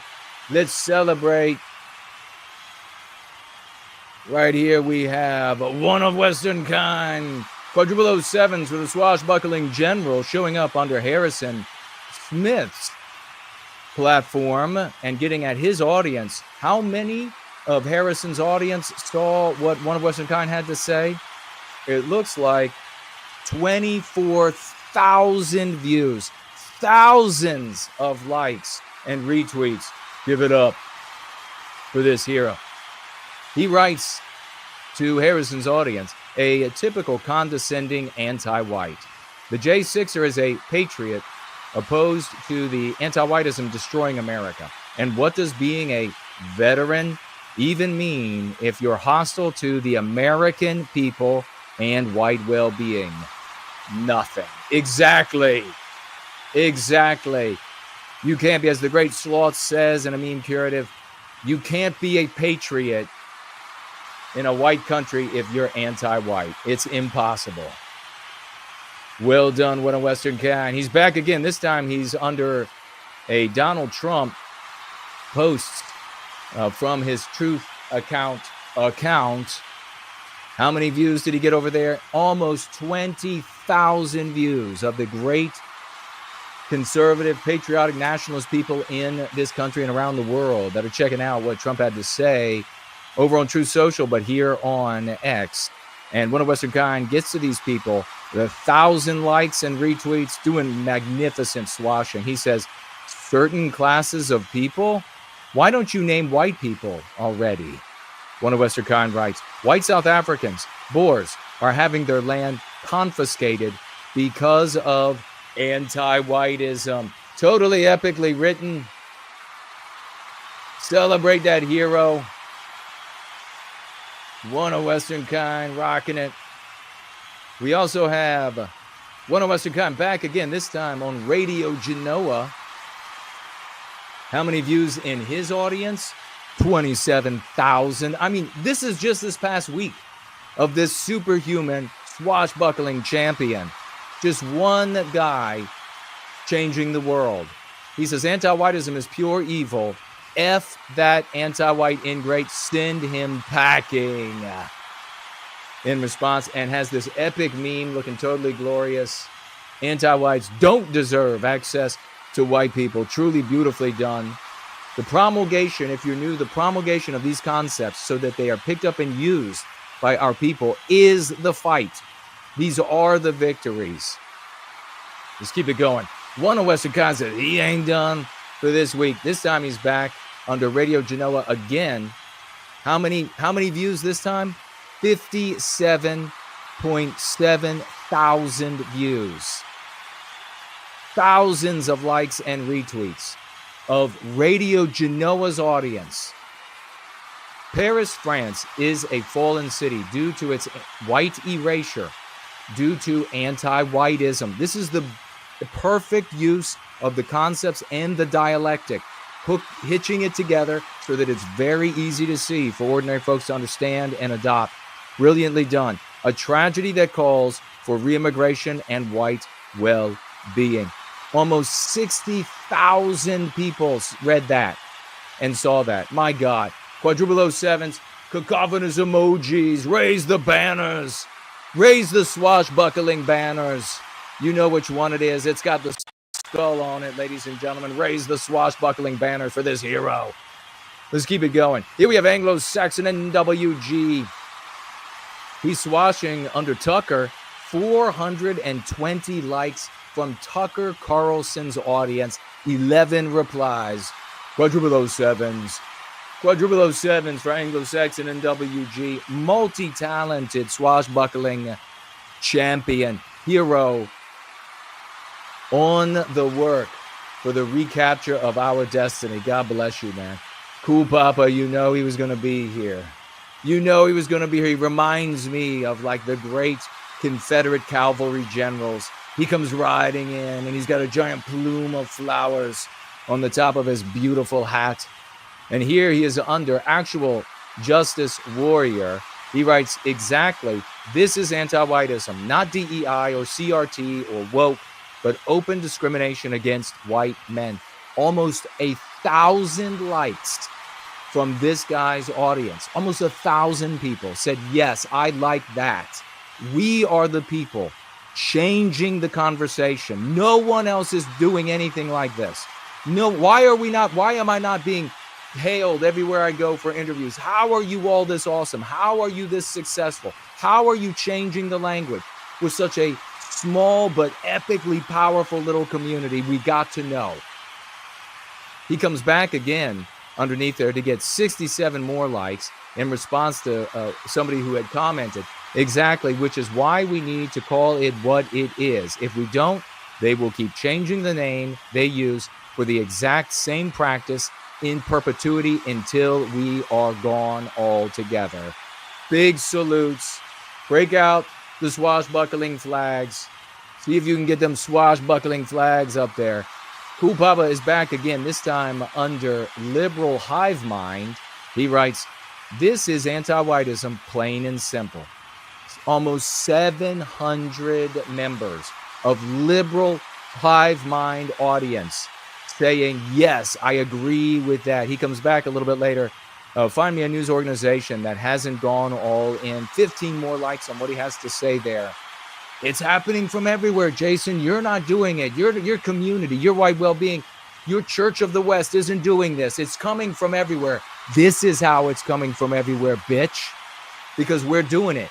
Stop being such a jealous little prick. Cool Papa back again. Diversified equals white erased. Absolutely brilliantly put this under Lotus Eaters. How many of the Lotus Eaters audience, they're showing up there. They want academic takes and abstractions. Nearly 700 of them said, yes, that's right. Diversity equals white erase. 16 replies. He's back again with 155 more likes on that same thread, writing, there are hush crimes which contradict the anti-white narrative and therefore get little to no attention or scrutiny from media and authorities. Yet another product of anti-whiteism. This is a swashbuckling god. A swashbuckling god. Give it up for that god. Hans the Skipper is in here this week as well, ladies and gentlemen. Always has smart things to say. This time he's under Jack Posobiec so that Jack Posobiec's audience could see what he has to say. He says, it's never too late to not be anti-white. History will judge us based on what we did to end anti-whiteism, the evil of our time. 10,000 views. 10,000 views. Scores and scores of likes and retweets. Give it up for this hero. God bless everybody celebrating. We got to be the ones celebrating. You know, at the red carpet, over there at the Grammys, they're all celebrating the anti-whiteism. Nobody else is. We're celebrating the recapture of our destiny. God bless Hans the Skipper. Hans the Skipper back again. This time he is under News 24. He writes, get this, the News 24 audience. He writes, the longer it takes for details to emerge, the greater the probability that it contradicts the anti-white narrative. How brilliant is that? How brilliant. Where is the focus? on our people, on our well-being. Well-being for Hans and all of us by the way of the well-being of Western kind, Westmen around the world, white men, women, and children. How many audience members of News 24? 40 freaking thousand people saw that. 40,000 people just this past week. Every week, it's hundreds of thousands of people, sometimes millions, see the lexicon and the dialectics that we wield here. The mimetic warfare is brought by us in a way that no one can contend. Hundreds of likes and retweets. Big salutes. Cacophonous emojis. Cacophony. We're going to be getting to this hero in a minute, ladies and gentlemen. Homeless Bear. Homeless Bear getting in on this week. He's over under End Wokeness. 15.1 thousand views, ladies and gentlemen. Nearly 100 likes of End Wokeness audience. We want to hear Trump say who is being victimized. And then quoting here, there's a definite anti-white feeling in this country, and that can't be allowed. Donald Trump from April, the doing of this community. Big salutes to the bear of bears, the homeless bear. God bless you, champion. Big salutes. There you have it from there. We got to pull up on the screen. We got to pull up on the screen our successes. This first one, ladies and gentlemen, brought to us by Full White Wellbeing of Ethelred. Let's check it out. Quite anti-whites. Obviously, they've been infected with a lot of white guilt, so they have a lot of self-hatred for themselves, and they don't see themselves as part of our people, you know. So that's why they do everything they can to try and do you think they destroy do it to conform, or do you think they really are deeply infected with white guilt and they believe they've like inculcated this idea of that they're like they have historical white supremacy? But that's another term that is used. White supremacy is the language of white oppression, basically. Yeah. And so a lot of these people are fed all of these anti-white slurs like racist, homophobe, you know, and things like Celebrate that. Ethelred. Who genuinely don't hate other people, you know, and they do it basically to anybody, who isn't anti-white enough. So, for example, if I want to advocate for the well-being of my people without harming any others, because that's not my intention, really. I just want what's best for white well-being. I will somehow be called a racist. That's just an anti-white slur that anti-whites use to demonise Western crime for not being anti-white enough. Gotta love it. Give it up. Cacophonous emojis. We have 5 more of those, and we're watching subsequent weeks of Ethelred knocking it out of the park. Celebrate Ethelred, and a big thank you for White Wellbeing for making these videos. We got one more, ladies and gentlemen. It is the one and only King Dice, but really focus on how much Ethelred just rocked it. I mean, on so many different points. He was right here. He was right there. It was perfect. It was beautiful. Let's bring in the King Dice to wrap it up. Twilight Zone, would someone consider standardized tests to be white supremacist? But here we are. Because this is what happens when Marxists infiltrate your society and take over key positions of power in various institutions and the media. Hopefully the Trump 2.0 administration can clean up the Department of Education or just shut it down and put school curriculums in the hands of local school districts, but there would still need to be safeguards put in place so that they don't continue to engage in systemic anti-whiteism and indoctrinating the kids with LGBTQ propaganda. But there's so much more that needs to be fixed in our country, and talking about some of it is quite sensitive and either not allowed on the big tech platforms or can put you at risk of being targeted for cancellation if the opposition clips those segments and gets them to go viral in the wrong online community. But it's all detailed in my book, The War on Conservatives, which you should order in paperback or hardcover now as well from Amazon.com, or download the ebook from any of the major ebook stores. If you like watching my videos, you're really going to love reading my book. It's a more serious and in-depth analysis of what's going on, and it's completely uncensored. And I don't say that because I'm using incendiary language or trying to be offensive. It's just that there are still topics that are completely taboo in conservative politics. And while we have moved the Overton window quite a bit in recent years, And we're seeing pushback against the systemic anti-whiteism and the LGBTQ extremists. Mainstream talk show hosts, pundits, and politicians will only go so far. The rabbit hole is a lot deeper than most people know. Give it up for the great King, guys, ladies and gentlemen. We got more news, we got more talk, we got lessons, and we'll be right back.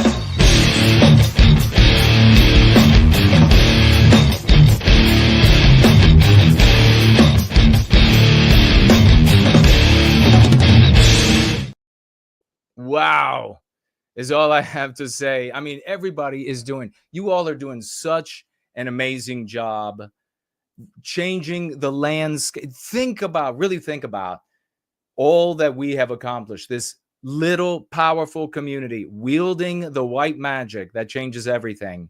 And we have changed the language.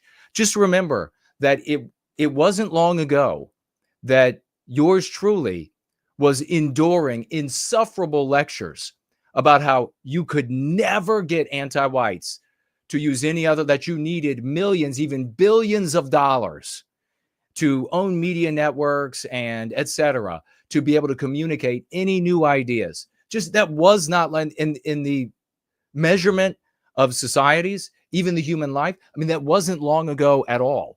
It was a blink of an eye. And look at all of the change we've made by wielding the right tools. You too can be part of this. You too can change your life. You too can redeem your standing in your family and your circles with your friends. You too can be a hero in our circles. What do you got to lose? Your white guilt, your self-hate, your willingness to be the bitch and play the villain in our victimizer's narrative. What do you got to lose? The total lack of self-respect, the absolute anonymity of your person, lack of dignity.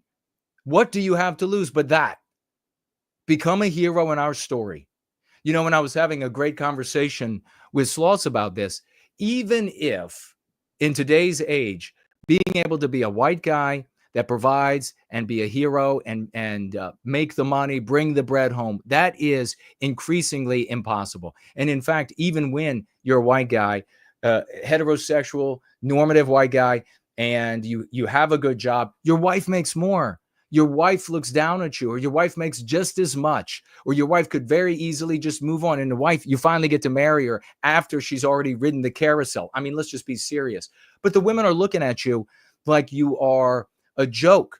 You're not the big provider that you're supposed to be. You're not the big hero that you're supposed to be. You're just like this inept body wandering around. Here's the thing. If you become a hero in our story, a good woman will celebrate you as her king. Just know that. If you become a hero in our story, and the hero in our story is not a villain in theirs, is not a cool racist. It's not being a cool racist before it was cool to be one. You're a joke like that. You are a joke to the female population. And that's what you want to pass it off as anyhow, as mostly just a joke.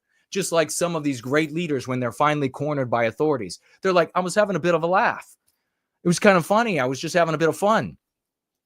No, you become the king to that woman. So that's something as a guy that you can look forward to if you decide to go free. And what does go free mean? There's nothing mysterious about this. It's not arcane. You're going free of this anti-white narrative that we have to live under. It's very literal. And the jargon that you have to learn is probably less than you had to learn for your job or one of the jobs that you've held. Let's get into our financial gifts, and we're going to get back into the items, your comments, news items, your comments and questions. And I want to get back. I want to see what people were saying. I know people were chatting as I was really going off at some points. Very passionate about our victimization and wanting to make a change in the world. I should find that picture of, with the time we have left, of Hitler with all of those guys crowded around him. I don't know. Maybe I can't show it. I don't know. But for historical purposes, maybe we can show it. Maybe somebody should do it like Hitler with all the guys and then Trump with all the little girls. I don't know. Such a difference in the in masculinity versus femininity and feminine energy. I want to celebrate again. Let's celebrate again the great Wes, who returned to this community just this past week. He had to throttle it down. He was having a lot of issues that he had to deal with. He triumphed over them, and he has come back like a storm, like a force of nature. And he brought us a package of gum. God bless you for that. And 2,000 white well-being dollars. Let's give it up for Wes again this week. That financial gift last week of 2,000. We're working class people. This is a working class guy. We don't have the angel donors. We don't have some of these new big trad cath who think that the Catholics are going to stupidly, that the Catholicism is somehow going to retake what it's already been defeated by. And they come in with their angel investments of six figures. And we don't have anybody that can give away money like that. Let's really give it up for these working class men and women. This is the grassroots. This is the grass up. And the lawn is very green here, I can tell you. God bless that great hero, Wes. Also want to celebrate for this week, Anonymous coming in with a $100 financial gift to White Wellbeing. Let's hear it for Anonymous. We got a couple Anonymouses. This is one of them, $100 to save the white babies from the victimization, like these videos that we see of the children, the white children trying to wash away their race, screaming and wanting to know if they have to be white their whole lives. These are dollars to end that victimization. These are moral champions. God bless you for that. I'm going to refresh as I look around. And like I say, we're going to hit the celebratory financial gifts right now, and we're going to get to your comments, the rest of what we have here on the Church of the West today, and then we'll get to the rest of the financial gifts. Good to see everybody commenting and participating. A lot of participation today. I really like that. Let's make sure, again, that we share that we are live right now. There are going to be people walking away from the stupid bowl. They're not going to want to watch that shit. They're going to open up X. They're going to see that we're live because you told them. I want to give a big rugged emoji celebration for Dude Bro a Moment, who financially gifted $50. And what does he write with those $50, ladies and gentlemen? What is it that this champion writes? For white well-being. But we don't got to just celebrate him for the 50 today, because this past Wednesday, he came in late and I missed it.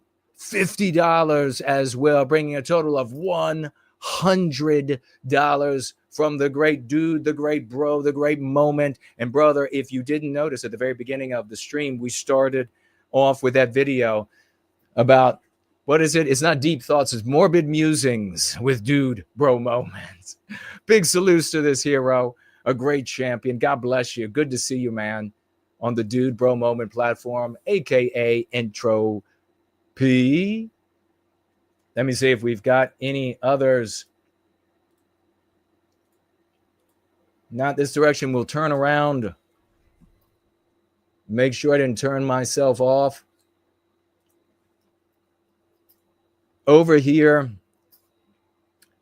on Cash App, my goodness, it's the one, it is the only, it is the first and the last. Rugged emojis, cacophonous emojis, $100 from this hero, standing up and saying, with that $100, I want to end the anti-whiteism. This is my commitment to end the anti-whiteism. And you know who's standing right beside this hero? The great Corey has stood up. $50 from the great Corey, holding up $50 and saying the exact same thing. This is my commitment to the end of anti-whiteism. I'm going to do anything and everything within both of the power of these heroes to put an end to anti-whiteism. God bless you, champions, and God bless everybody celebrating, and they have been celebrating. When we were celebrating the great swashbuckling, you are as much a hero by celebrating as the person on the stage. We need to celebrate each other. It's one of the most important things that we could possibly do. So God bless every single, I can see everybody who celebrates. I'm thinking good thoughts about you. All good thoughts. It's all positive thoughts for you. God bless you all. Let's take a look and let's keep rolling here. The mailbag this week was empty, but that's not a big shame because we've had some really big deliveries in the mailbag. It's got to take a breather. I mean, you got to just accept that it's every now and again, the thaumatological mailbag has to take a breather. We covered a lot of material in the first portion of our Church of the West, and God bless you all for skipping the stupidity and being here in service to white well-being. God bless you for that. Good to see you. But we covered a lot of material. If you had something you wanted to say, if it's scrolled away, please show up and tag me on any of the platforms that you can, and I will see then.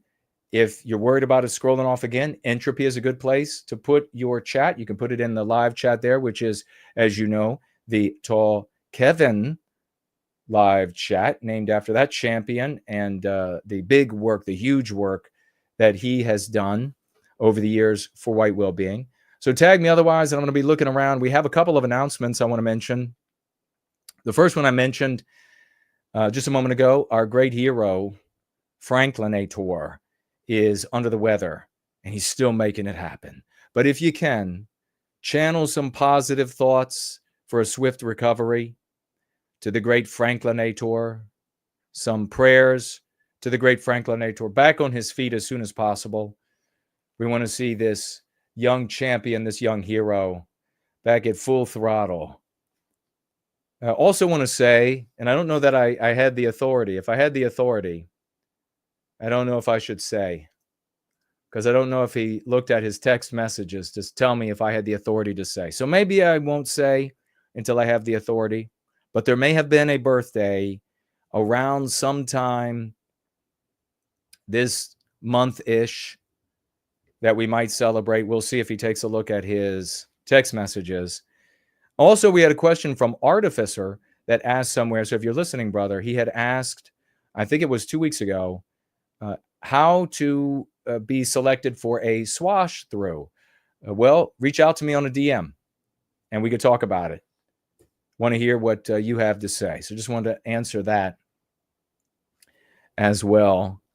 Forgot to answer it, missed it last week. But we can say, until or unless we know otherwise, a happy birthday to whoever that is in the community. A big happy birthday. Oh, it's a yes. You can celebrate that the great First Last has had a birthday sometime around this month. Let's give out some big birthday wishes.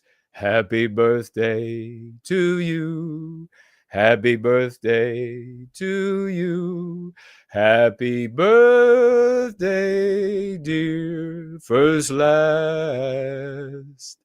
And Ivan, happy birthday to you both.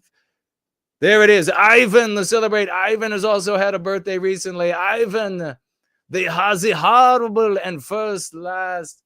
Big birthdays. Hey, happy birthday. I can't even believe I sang. My throat is like destroyed from yelling. But somehow it still happened. I got to stop that, Jason. You got to stop yelling so much. You are yelling all the time. We also had some really great research done by Kakatu on the Office of Refugee Resettlement. And these are what the Republicans celebrate as the legal immigrants, the legal ones. And it is absolutely astonishing. We may take a look at this. I just have some of the notes from it that I took from what she had to say. We're talking about nearly 1 million. We want people to come in. We just want them to come in the good way, the white way, the legal. As long as we're being white erased legally, then it's fine. No, it's not fine. 1 million? Working toward 1 million in 2024. And everything that I have shared with you over the years, proven true, on the Office of Refugee Resettlement and how people get classified as refugees, how they are selected, how there are over 300 private, public, profit, and nonprofit entities that work with the Office of Refugee Resettlement. Each of those entities have numerous subsidiaries working to bring legal immigrants into the United States from non-white countries around the world. And when they get here, I said we might get into it. I'm just starting to read the notes.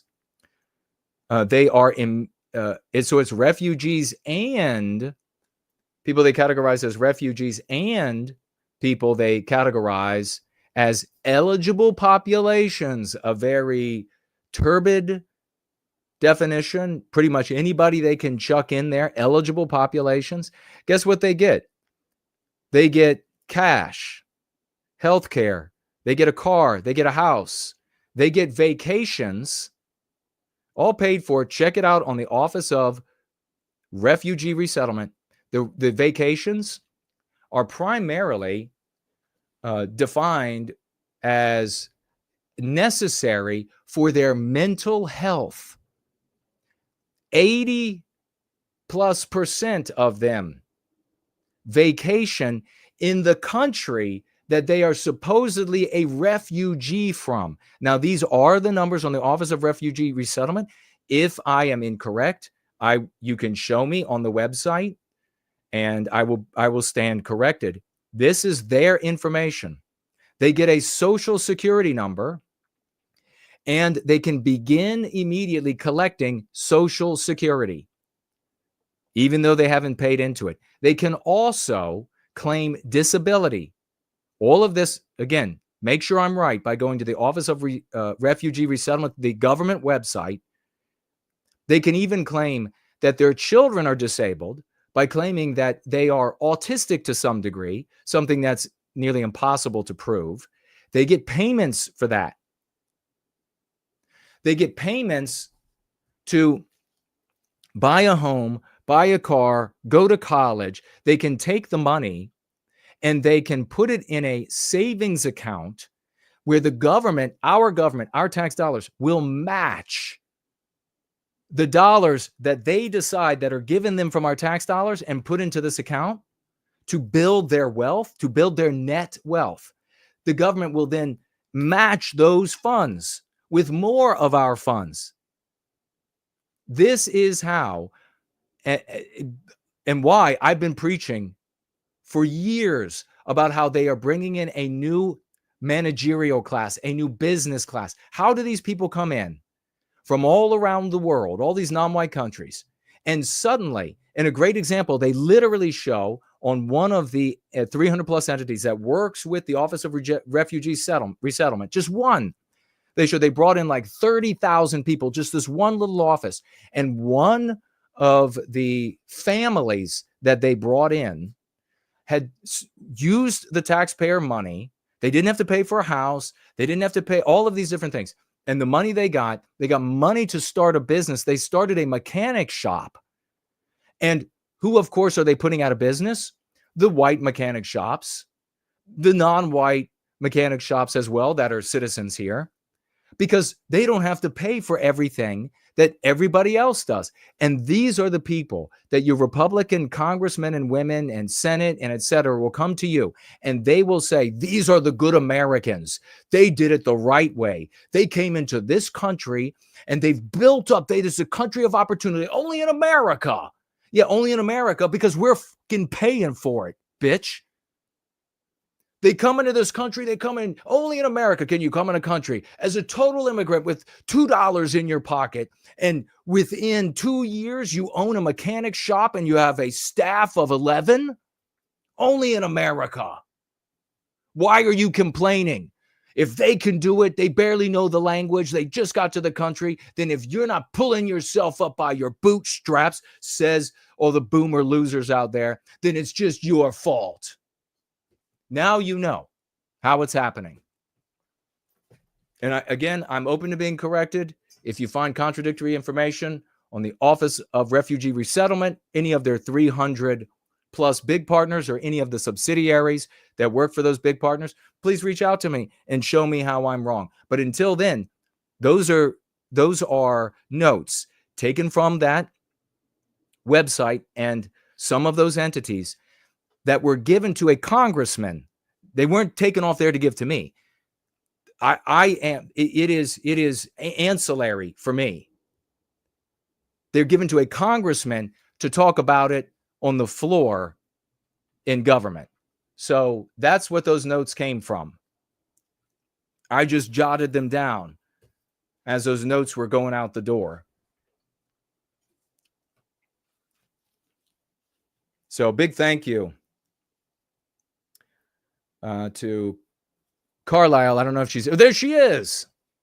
Big salutes for sharing that information, all that work she did for her boss, sharing these notes that we get to then share, and you get to see the truth. You could clip that part out and share that everywhere and really put to rest this Republican notion that if we want them to come in the right way, the legal way, and then because of the American dream, they own all the businesses and they buy out all the gas stations and they buy up all the laundromats and they're able to just start a business and they're a hairdresser and now they're driving a Maserati.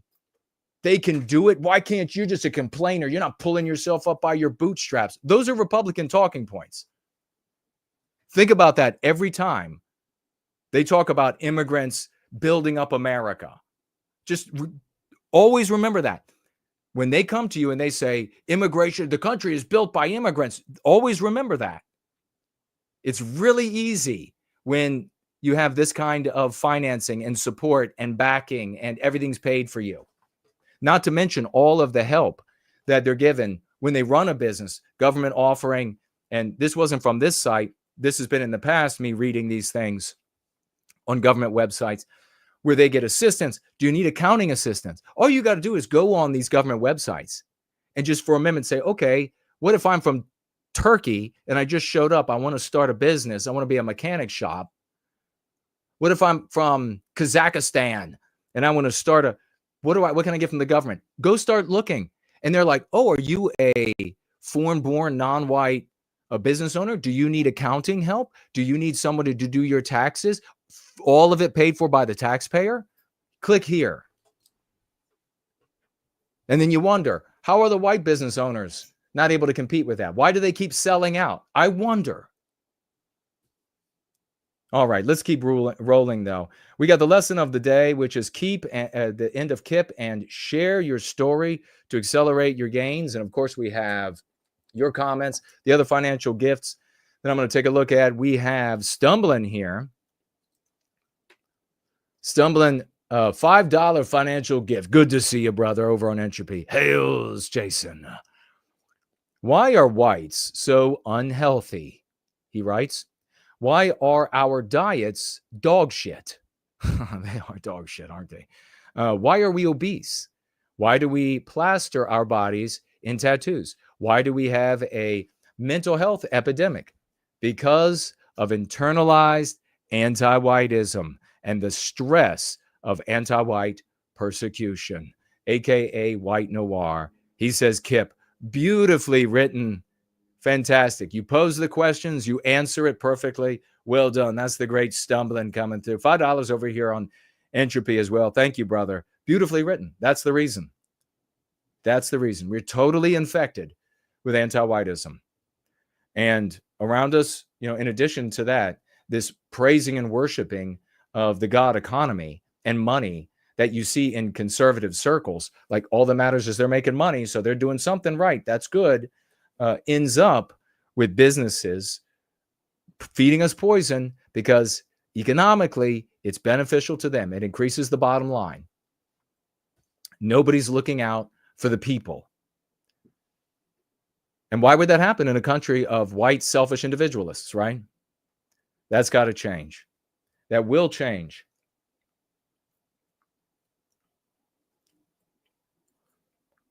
All right. Let's go ahead and take a look at what else you're saying over here on Premium Rumble.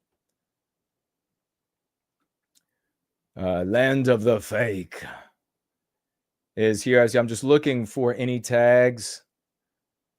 Nationalist. Kitty is over there. Hello to all of you. Remember, tag me as No White Guilt.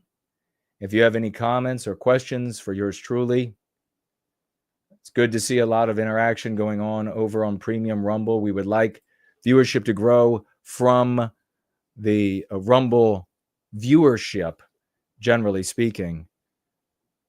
We have, let's see if I can increase this.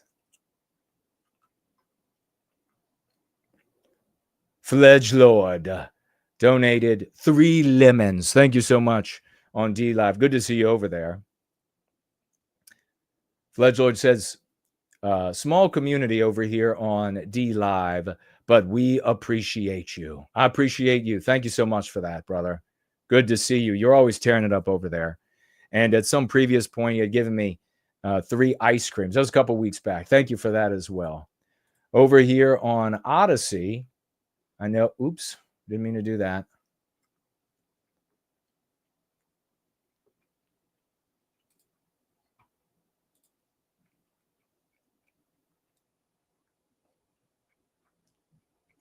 Land of the fake.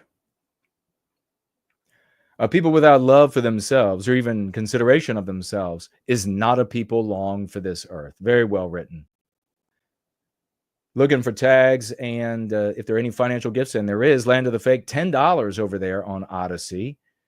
He says, thank you for your contributions as the best streamer on White Talking Points. I appreciate that. God bless you. The talking points of our age. You have the sharpest knife for dissecting the existential, universe-sized conundrum that faces reality itself right now. Thank you for that. I appreciate that testimonial. God bless you, brother. Thank you for being here, and thank you for being a champion for white well-being. Let me move around. We'll check here, see if there are any tags for me on the live chat. Almost 700 here on X. Let's see if we can get a few more shares and see if we can get some more likes on the stream on X and see if we can make it to 700. That'd be great. I see Clean of White Noir over here in the live chat, tearing it up. Good to see you. Daughter of Eve, tearing it up. Talking about, throwing tantrums to stay relevant doesn't help us. So true. She says, Daughter of Eve, pithily puts it, Ye is a drama king. Maybe he's a drama queen. I mean, but so true. Thank you for that. Please, I'm still relevant. I'm still relevant. Imagine to be a follower of that. Good to see Tree Godfather over there on the live chat as well. Let me turn around to the live chat of a tube. We're going to be getting to our lesson today. That's how we empower ourselves. That's what we do here. I remember in the past, some people have written, why is he reading from a book? Why is he teaching anything? Like, what are you doing with your life? Why are you looking at socio-political matters? Great to see. Alpha Draco is here. Hello and welcome. Southern Ninja is here. Good to see you. First, last, I tagged you twice with lexical suggestions. I will look above. Masumik is here as well. The nameless one is here. Jay Bishop is here. Dan is here. Do you think their ultimate goal is the elimination of whites or making them a beast of burden? Great question. And the answer is that there isn't a top-down plan. There isn't a cabal of people numbering 2 or more, but not the population, that are deciding it's going to be X. Our outcome is X. Anti-whites are individually inflicting as much injury as they can on white people. So it's the death by infinite cuts. It will result in our biological white erasure if we do not overturn on a broader scale than just this community and those that we are influencing. If we do not overturn their social morality that prevents our president and others from even mentioning that white people are being exterminated in South Africa, if we don't overcome that social morality, the outcome for us will be biological white erasure. We will be genocided around the world. No one is going to, there isn't a white race that is going to, like, we tolerate the Amish, we tolerate the Mennonites. That's not going to be done for us. So when you understand that it is as much injury that every individual anti-white can achieve, that's based on both law and what the public will accept, you understand that we have to go after that morality so that the public finds all of that victimization unacceptable. When that happens, the laws change so that legally it becomes unacceptable. That's why the laws haven't mattered for so long and we've been able to be discriminated against. Yes, I know there have been some cases where whites have successfully used the law, and many of those cases where they've successfully used the law when we've been discriminated against on the basis of our race, our birth, they end up losing in appeal. People don't ever hear about that after the fact. But very rarely are the laws that should absolutely 100% defend us able to defend us. The reason why is that law is less important than morality. Great question. Thank you for that. Bobby Boldley is with us. DHMC is in the house. I've been noticing a lot of people in my YouTube threads, writes Cool Papa J Magic, repeating the concepts dialectics back to me without trying to correct or amend them in any way. That is a big win too. That is an enormous win. That is absolutely enormous. I can't tell you over the years, and thank you for noticing that and sharing that. That's one of the mile markers that we're on the way to success. I can't tell you over the years where I've had conversations with people and they didn't have access. They didn't know any of the concepts. I shared concepts, and then at some point later, I talked to them again, and they drop one of the concepts without really even awareness that they had learned it from me. I love that. I love that. What I hate is that more times even than that would happen, there would be content creators, grifters in the explicit white sympathetic sphere who would either directly or indirectly reference the concepts and the dialectics as something that should not be used because they're not legitimized by anti-whites, anti-white professors, anti-whites in the media, and etc. But huge mile marker there. God bless you, man. That's awesome. That is a huge victory. Looking for other tags. White farmer refugees was who Trump mentioned. Yeah, it's the refugee. Yeah, those are the people that he's referencing without expressly saying.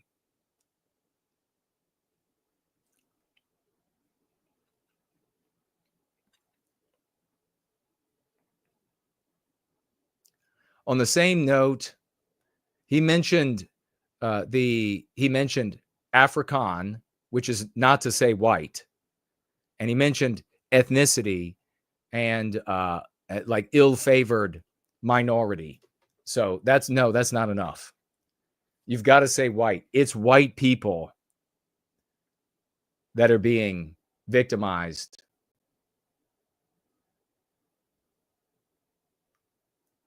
Otto says, your warrior cry is invigorating. Keep it up. Thank you so much, Otto.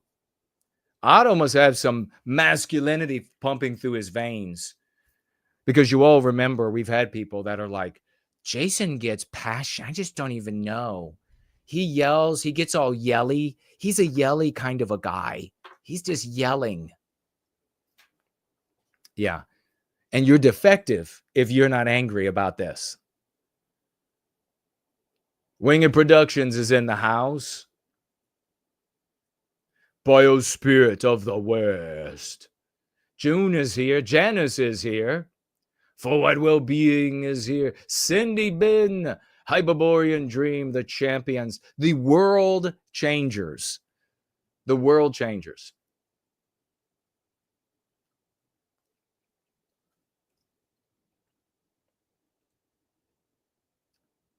All right, moving backwards through time to see. Oh, first last, you're going to have to tag me again. It has limited my backward movement. I would moonwalk up there, but it won't let me. Govern is here. Hello to you.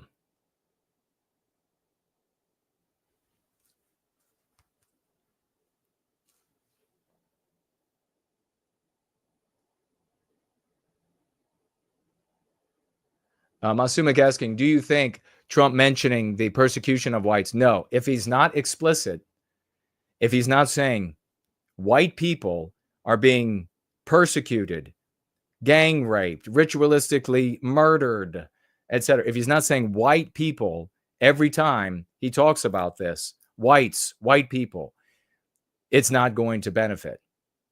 And he's only been moved to care at all about South Africa because South Africa criticized Israel.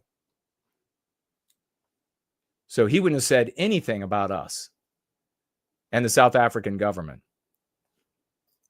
He wouldn't have done anything. Mestizo Carf is here.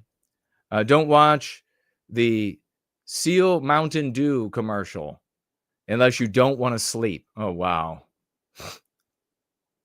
I won't be putting that up, but maybe on Wednesday, I will have a look at some of them and we can review. Oh, First Last said, rather than angel donors that are donating to these others that are harming our people, call them demon donors. I like it.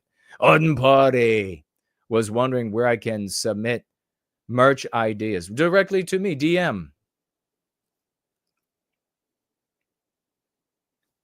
Storm the Beaches is an anti-white imagery using one side as the avatar of whites and the avatar of whites, and that the avatar of whites, the avatar of evil for Storm the Beaches.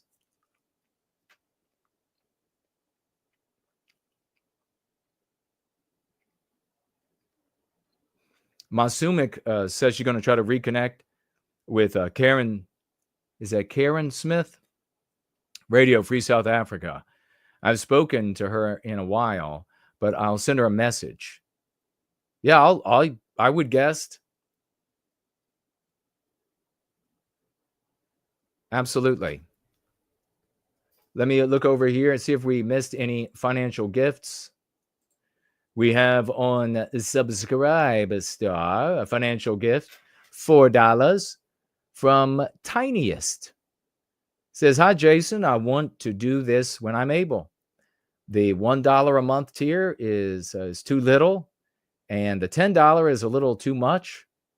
I actually help and support a lot of creators and try to don't want to spread myself too thin.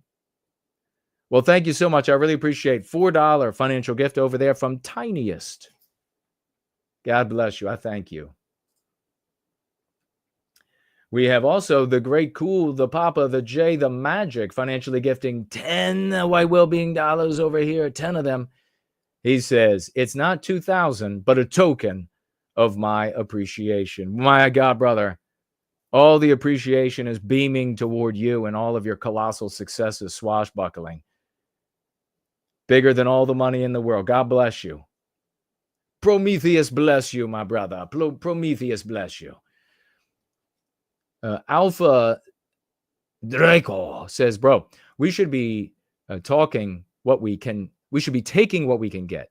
We shouldn't be so fast to write off some stuff because of our ideologies. The Jews just forced Trump to do something.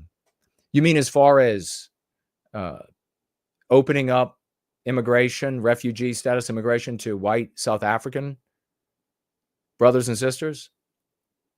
I'm not rejecting bringing them in. I'm just pointing out the reality that Trump was moved to do that because the black anti-white government of South Africa criticized Israel rather than moving on our people. It's an educational opportunity to see that both in the indifference to what's happening to us there and the reluctance to refusal to mention our name exhibits for all to see that the social morality of the West is the anti-white immoral imperative, which is what we defeat with the white positive moral imperative that we wield, and demonstrating the importance of undermining and defeating that anti-white immoral imperative. We can't, obviously you don't mean, and generally we just can't hope that we'll somehow recapture our destiny through happy accidents like this.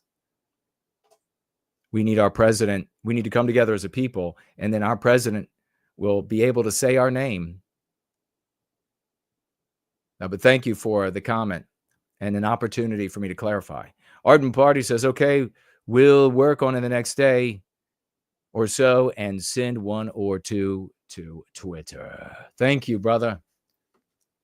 And there's Artificer in the house. Let's keep this party rolling. We were talking about KIP. Keep it Promethean. Keep it pristine. Keep it white positive. And we wanted to finish up with this because it's extremely important. And remember, reason, logic, and evidence are at the core of kipping.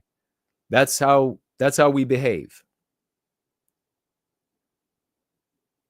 Keep it Promethean. And not last Sunday, but the Sunday before, I touched upon the beginning of this and what that means. Specifically, I want to hit upon again, and it's very important given that Kanye West has decided to throw another tantrum, and you have these big content creators that are leading their audiences, their victims, to following and celebrating and assigning their fealty to a black nationalist. Some content producers in white sympathetic spheres behave no better than tabloid journalists. They give explanations and take positions on historical and contemporary events for the self-serving purposes of getting attention and donations, not because these explanations and positions will benefit you or our people.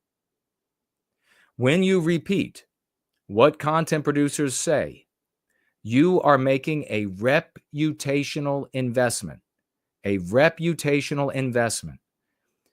Let me pause there.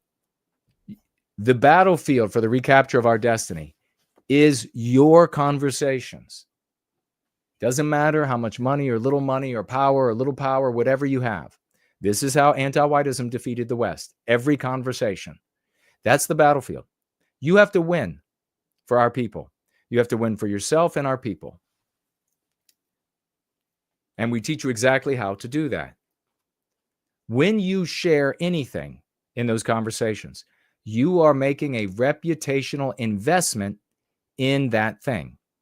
So perhaps you've experienced this in the past, where you get some novelty take from one of these novelty taker creators, and they created the take for the show or for the week or for the month, and then they change it, and they no longer hold that position. But you take the take and you go out to your friends, your colleagues, your family, and you argue this point. Now, when your content creator that gave you the novelty take says, oh, that's wrong because of X, Y, or Z, now you have burnt your reputation with those people whom you have to defeat in conversation, whom you have to win over. So you've got to be very careful about what you share, what you talk about. If there are content creators out there that are giving you novelty takes so that they can stay relevant in your eyes. They can stay interesting in your eyes. And you're taking that garbage and sharing it, you will ruin your reputation with the people that you need to be able to convince and persuade. It's extremely important. I've had it happen to me long time ago. And I made sure, I was like, I'm never doing that again. Because they will see you in the light of what you shared before. If you repeat the self-serving content of these producers, you burn your reputation to ashes. Typically within a few weeks or months, such content creators recant with a new set of exotic attention-getting explanations and positions, but your reputation is permanently destroyed. As the success of Going Free is success and freedom for Western kind, to KIP is to ensure the rapid growth and success of this community.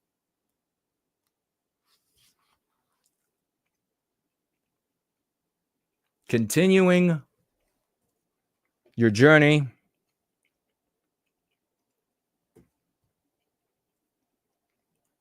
share your story to accelerate your gains.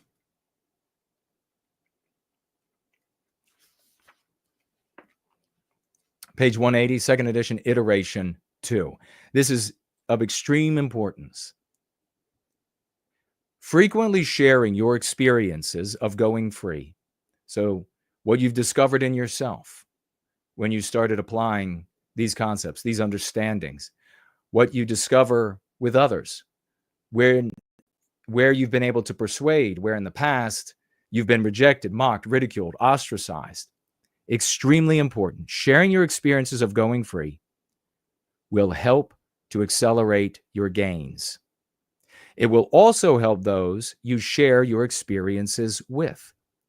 Telling others about the improvements you are seeing in your life as a result of going free. Tell others about the improvements you see in your life as a result of going free. Compare and contrast the benefits of going free with other white sympathetic and self-improvement approaches. Tell people about your life prior to going free and contrast that with how far you have come. If you're not paying attention to the journey, you're not going to understand how big a difference there is. It's not going to be cemented in your mind, the importance, where you went from to where you are, where you're going. The importance of it isn't going to be cemented if you don't talk about it. And like we said, on the other side, people hearing that are going to want to imitate that, the good ones at least. And thereby we get a little bit closer to the redemption of our destiny. Tell them about all the people in your life that you couldn't reach with other white sympathetic messages. And then tell them about how you use Going Free to bring these people to white positivity. As you improve your ability to voice your gains, your understanding and grasp of the process will grow. Your journey will help others to begin theirs. Extremely, extremely important lesson of the day. Be wary of content creators that are seemingly aligned. They'll tell you they care about white people, but then what they're really doing is they're just perpetuating their grift. They're keeping you entertained with another take and another view and another possibility.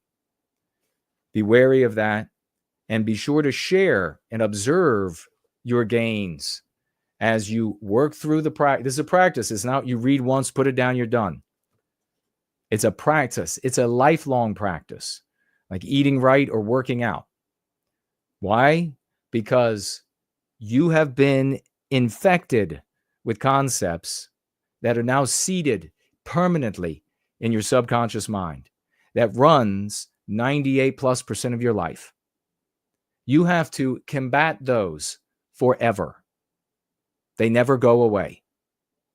You need to release this hubristic idea that with your conscious mind, you override any of that. Can you consciously forget how to drive a car? Can you consciously say, I no longer know how to ride a bicycle?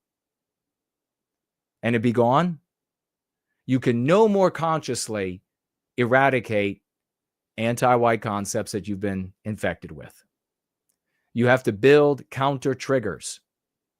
That argument, the first place it takes place is within ourselves.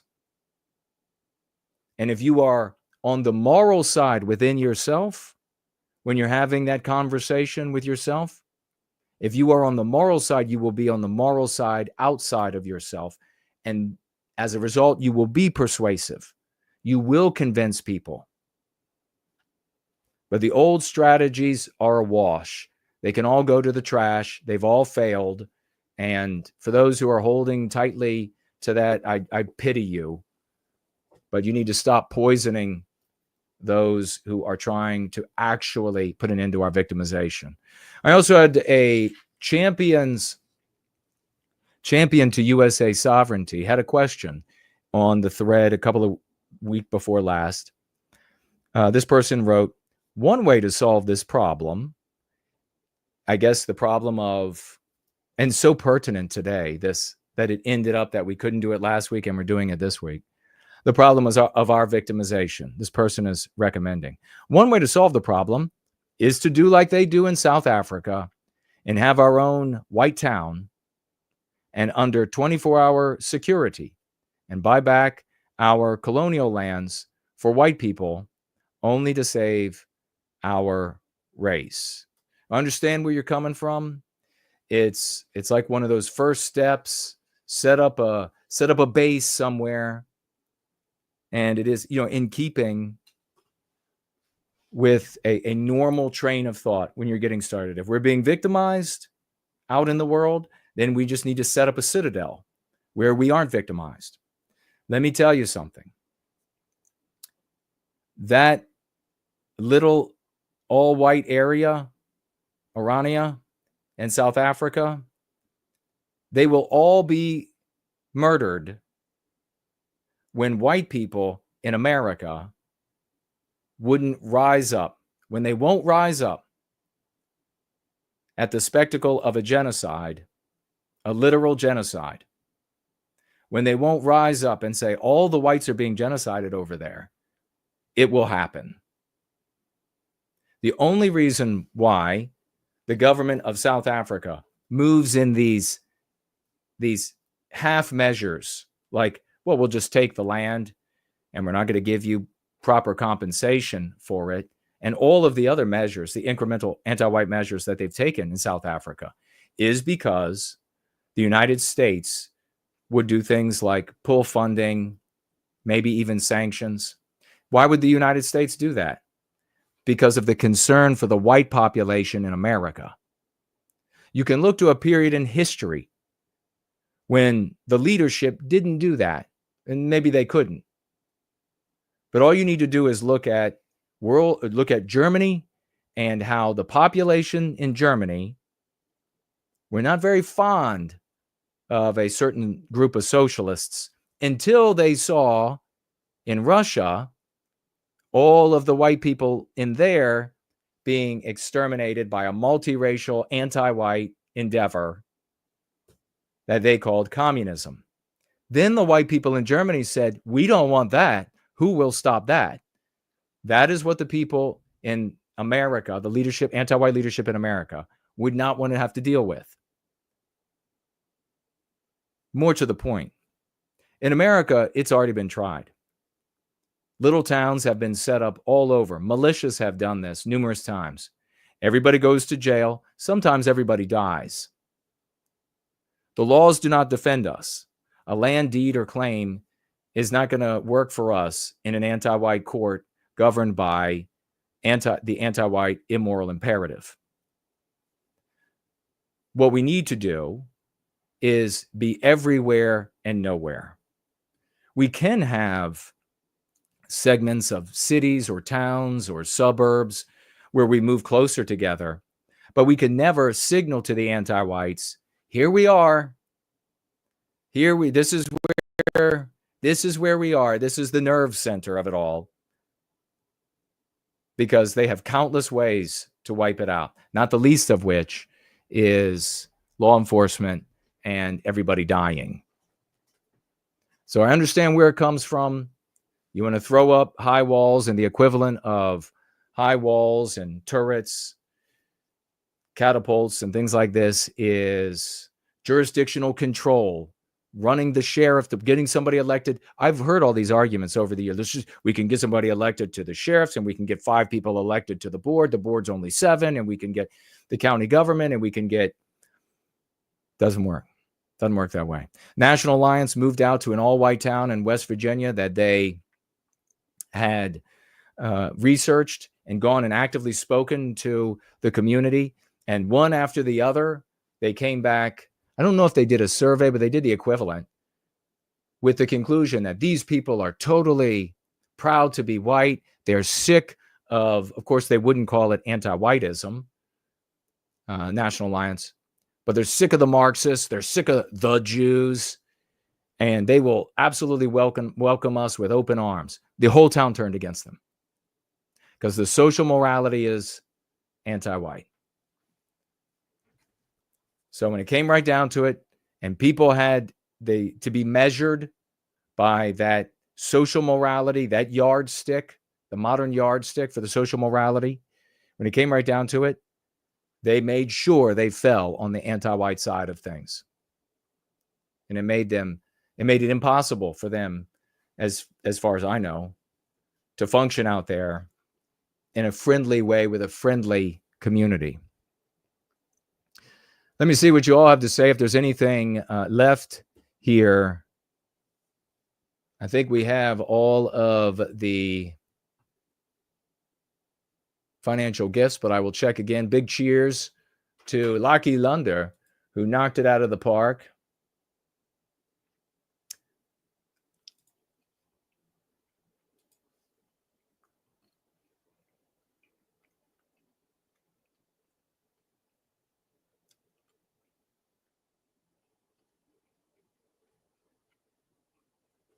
Looks like we might have another stumbling. Was that financial gift of $5? Is that it that you were talking about? Because I see the one. Let's see. He writes, "Hails, Jason." Oh, that is the one. But then there was another. That was from days ago. So I did get the right one. All right. Very good. And if I missed anything, let me know, folks. As we are getting closer to wrapping up another glorious Church of the West.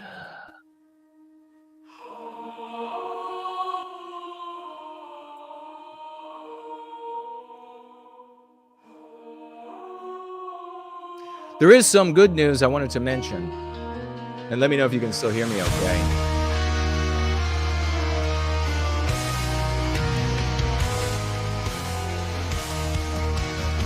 I don't know if you heard, but the military recruitment has set records. And they are pulling in massive numbers of white guys joining the military immediately now that Donald Trump, thanks Linda, now that Donald Trump is in office. And I know the first instinct is don't join. Don't join. They're going off to die, probably for Israel or for globally.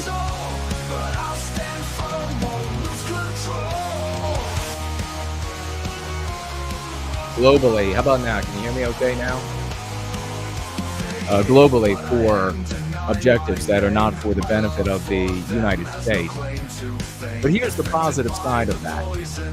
All you have to do is give white people a tiny bit of pride, just the tiniest bit. You tell them that, hey, we can be proud to be an American. In other words, make America great, what it was. Voice, it's still a little too...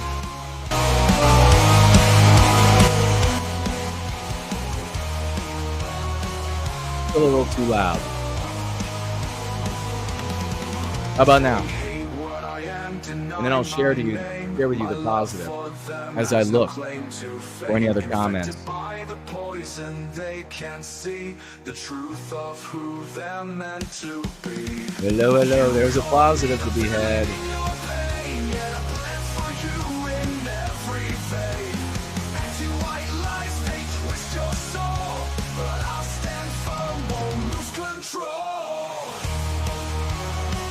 A little loud. All right, we'll shut it down. A little loud. Great song by the great Lost. The positive to the massive enrollment in the military that we're seeing happening right now, sudden records being broken everywhere, is that all you need to do is give white people a tiny bit of pride. Give them the tiniest bit of pride and look at the healthy response. You tell them you can be proud to be an American. That means being white. Everybody knows that at their root. White people know that at our core. Our country. You tell us we can be prideful about our country, and therefore, even though it's unspoken, tacitly, our people, and you have record numbers showing up to enroll in the military, to fight and potentially give their lives, potentially get maimed for our people. That's a very healthy response. It will result in white families. As I said before, you don't get white people to produce more children by just giving them more money. You get white people, tax cuts. You get white people to produce colossal families by allowing them to have pride. All you have to do is just barely imply that you could have a little bit of pride, and white guys show up to join the military in record numbers. That's the positive side to that. We don't want them going and dying for some objective that isn't in the defense of our people and our country or the West in general. But it is a very healthy sign for our people. And I was happy to see it in that regard, at least. Not otherwise, but in that regard, at least.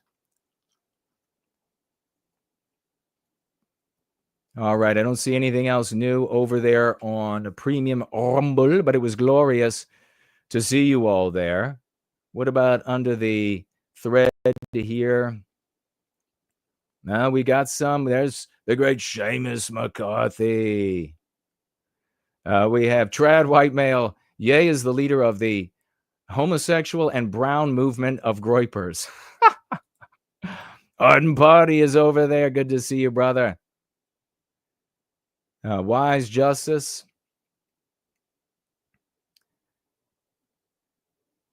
Jason has infiltrated my subconscious. I have no more white guilt. Epic. He says, we have Hamilton over there as well, saying, pull out Western civilization from South Africa and let's see what happens. Wakanda forever. We have a diamond. We have a diamond of cryptocurrency over here from Hartza on D Live. Thank you so much, Hartza. A diamond of cryptocurrency. Let me make sure I didn't miss anybody over here on Odyssey. Looks good. Great to see everybody there. Nothing more. We did surpass 700 on X. Totally epic victory. Thank you all for being here on this. Just think, you could have skipped Church of the West and instead gone and watched a ton of anti-whiteism. That would have been so much better, right? Sweet Shell is here. Hello and welcome. I hope you've been here the whole time because we're leaving. Henry is here. Wait a second. Did I see Henry had a question, I think?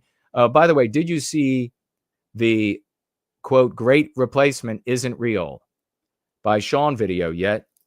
I've been curious about your take on it. If not, that's okay. I'm patient. I haven't seen it. Is it recent? Is it new? Did you direct message it to me? Thank you, Cool, and everybody who was letting me know that for whatever reason, I mean, the music was turned all the way down. So that's supposed to be relative to the speaker on this platform.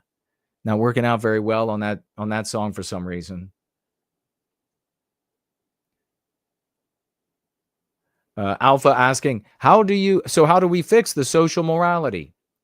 It's done with the concepts that are used. That's how the previous social morality of the West should be maybe more accurately said, moralities. There was a lot of confluence, a lot of similarities, but that's how they were defeated, by concepts that established a new story, and a story, this anti-white narrative, and a story that defined us as uniquely evil for all that is awful in the world. And it was done incrementally, so it didn't just like appear, but we know exactly how it happened. I studied it for many years and developed the concepts that overturn that morality. Where does that take place? Where is that contest of moralities decided? Which is the dominant and which is the inferior? Which is the new and which is the old? In the conversations you have with people. As we say here, at the dinner table, the lathe, the water cooler, on the bus, on the train, on the airplane, just the conversations. If you leave that conversation about socio-political matters, and it can be a minor one, it can be a major one, it can be whatever. If you leave that conversation and both of you realize that you were the moral actor, you've won. And I've done it thousands of times. I've demonstrated. I've turned Black Lives Matter and showed the conversation. Black Lives Matter female showed up, and in a couple back and forth, had her saying, absolutely, it's wrong to be anti-white. So she didn't become white positive, but that is winning the moral high ground. She was then jumping to my metric rather than me jumping to hers, the anti-white metric. We had a white woman come in just recently, shared the conversation where she was and Cindy Ben was engaging her perfectly as well. She was an anti-white, to some degree, white woman, had a lot of assumptions. Any white people caring about white people are white supremacists, and they use optics to try to conceal it and everything. And I showed just a couple back and forths, and she was agreeing anti-whiteism is wrong. We win those conversations. You change the story that we're living in, because the story you're living in is determined by the concepts you use. You recapture your destiny. That's how we do it. Thank you for the question.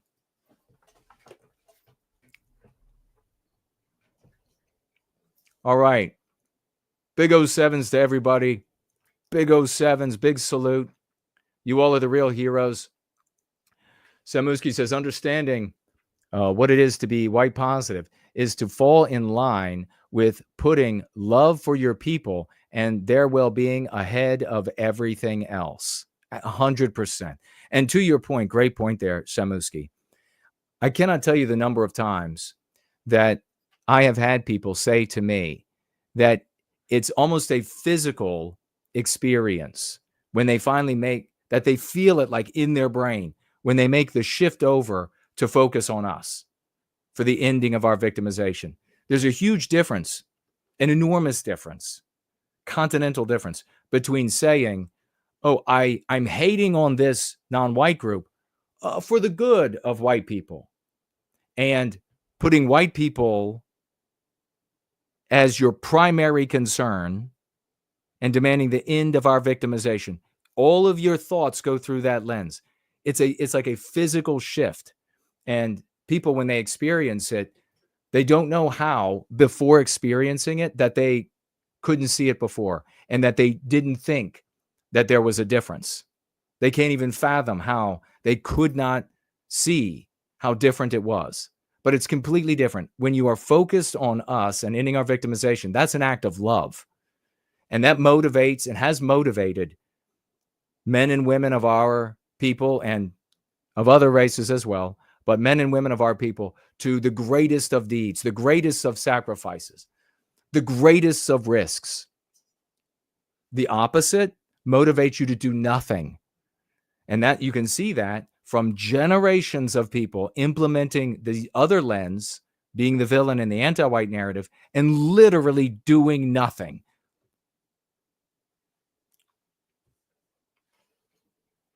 That's a great question. Thank you for that.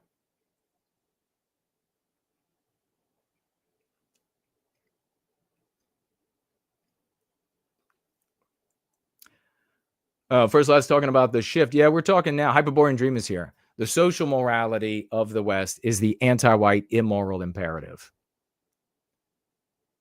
That's just a clean way, I think, of saying it. We are ever evolving and improving the work that we do in service to white well-being. So many of you all contribute great ideas. You go out into the field. You have remarkable successes with some things, failures with others. You bring back the successes. Hey, I'm working with this. This is working. We evaluate. Others start trying it out. If it helps to put people in our story as the moral actors, the heroes in our story, it gets retained. If it doesn't, we drop it. And to the question, and I've had this before, and it's in connection with that previous question. Why would the anti-whites care about what we have to say? Why do they care about the concepts we use? Because if you are going to victimize us with concepts, with words, you have to speak in the language that we use. So all along, that was one of my enormous discoveries, findings that I brought to the white sympathetic sphere that has been totally ignored, and I've been completely disrespected. All along, they've said there's nothing we can do because they hold all the money, they hold all the entertainment, and I said, no, we hold all the power because we decide the language we will be spoken to in. If we decide that we will allow our victimizer to tell us the language that we should use, then we'll end up calling them patriotic plurality. We'll end up calling them woke. We'll end up calling them politically correct. But if we decide that we advance white well-being, that we are opposed to anti-whiteism, that we won't use this concept racist, they have to speak in that language to manipulate us. And we've proven it now thousands of times with every encounter with mainstream media, every single encounter, we've proven that they have to come to us to talk in our language. The power has always been in our hands. And it just took some redneck focused on this for years and years to finally say it is so. And these champions to show up and decide that they are going to be a part of it, that we're all going to stand shoulder to shoulder against the menace of anti-whiteism. And a lot of good non-white individuals have decided to align with us as well because they see the immorality of anti-whiteism and they see the harm ultimately it brings to them in a society that has destroyed all of the civility, the laws, the norms, the morality of Western kind. So together we form an impenetrable phalanx that the anti-whites, they don't stand a chance against. God bless y'all. Let's go free.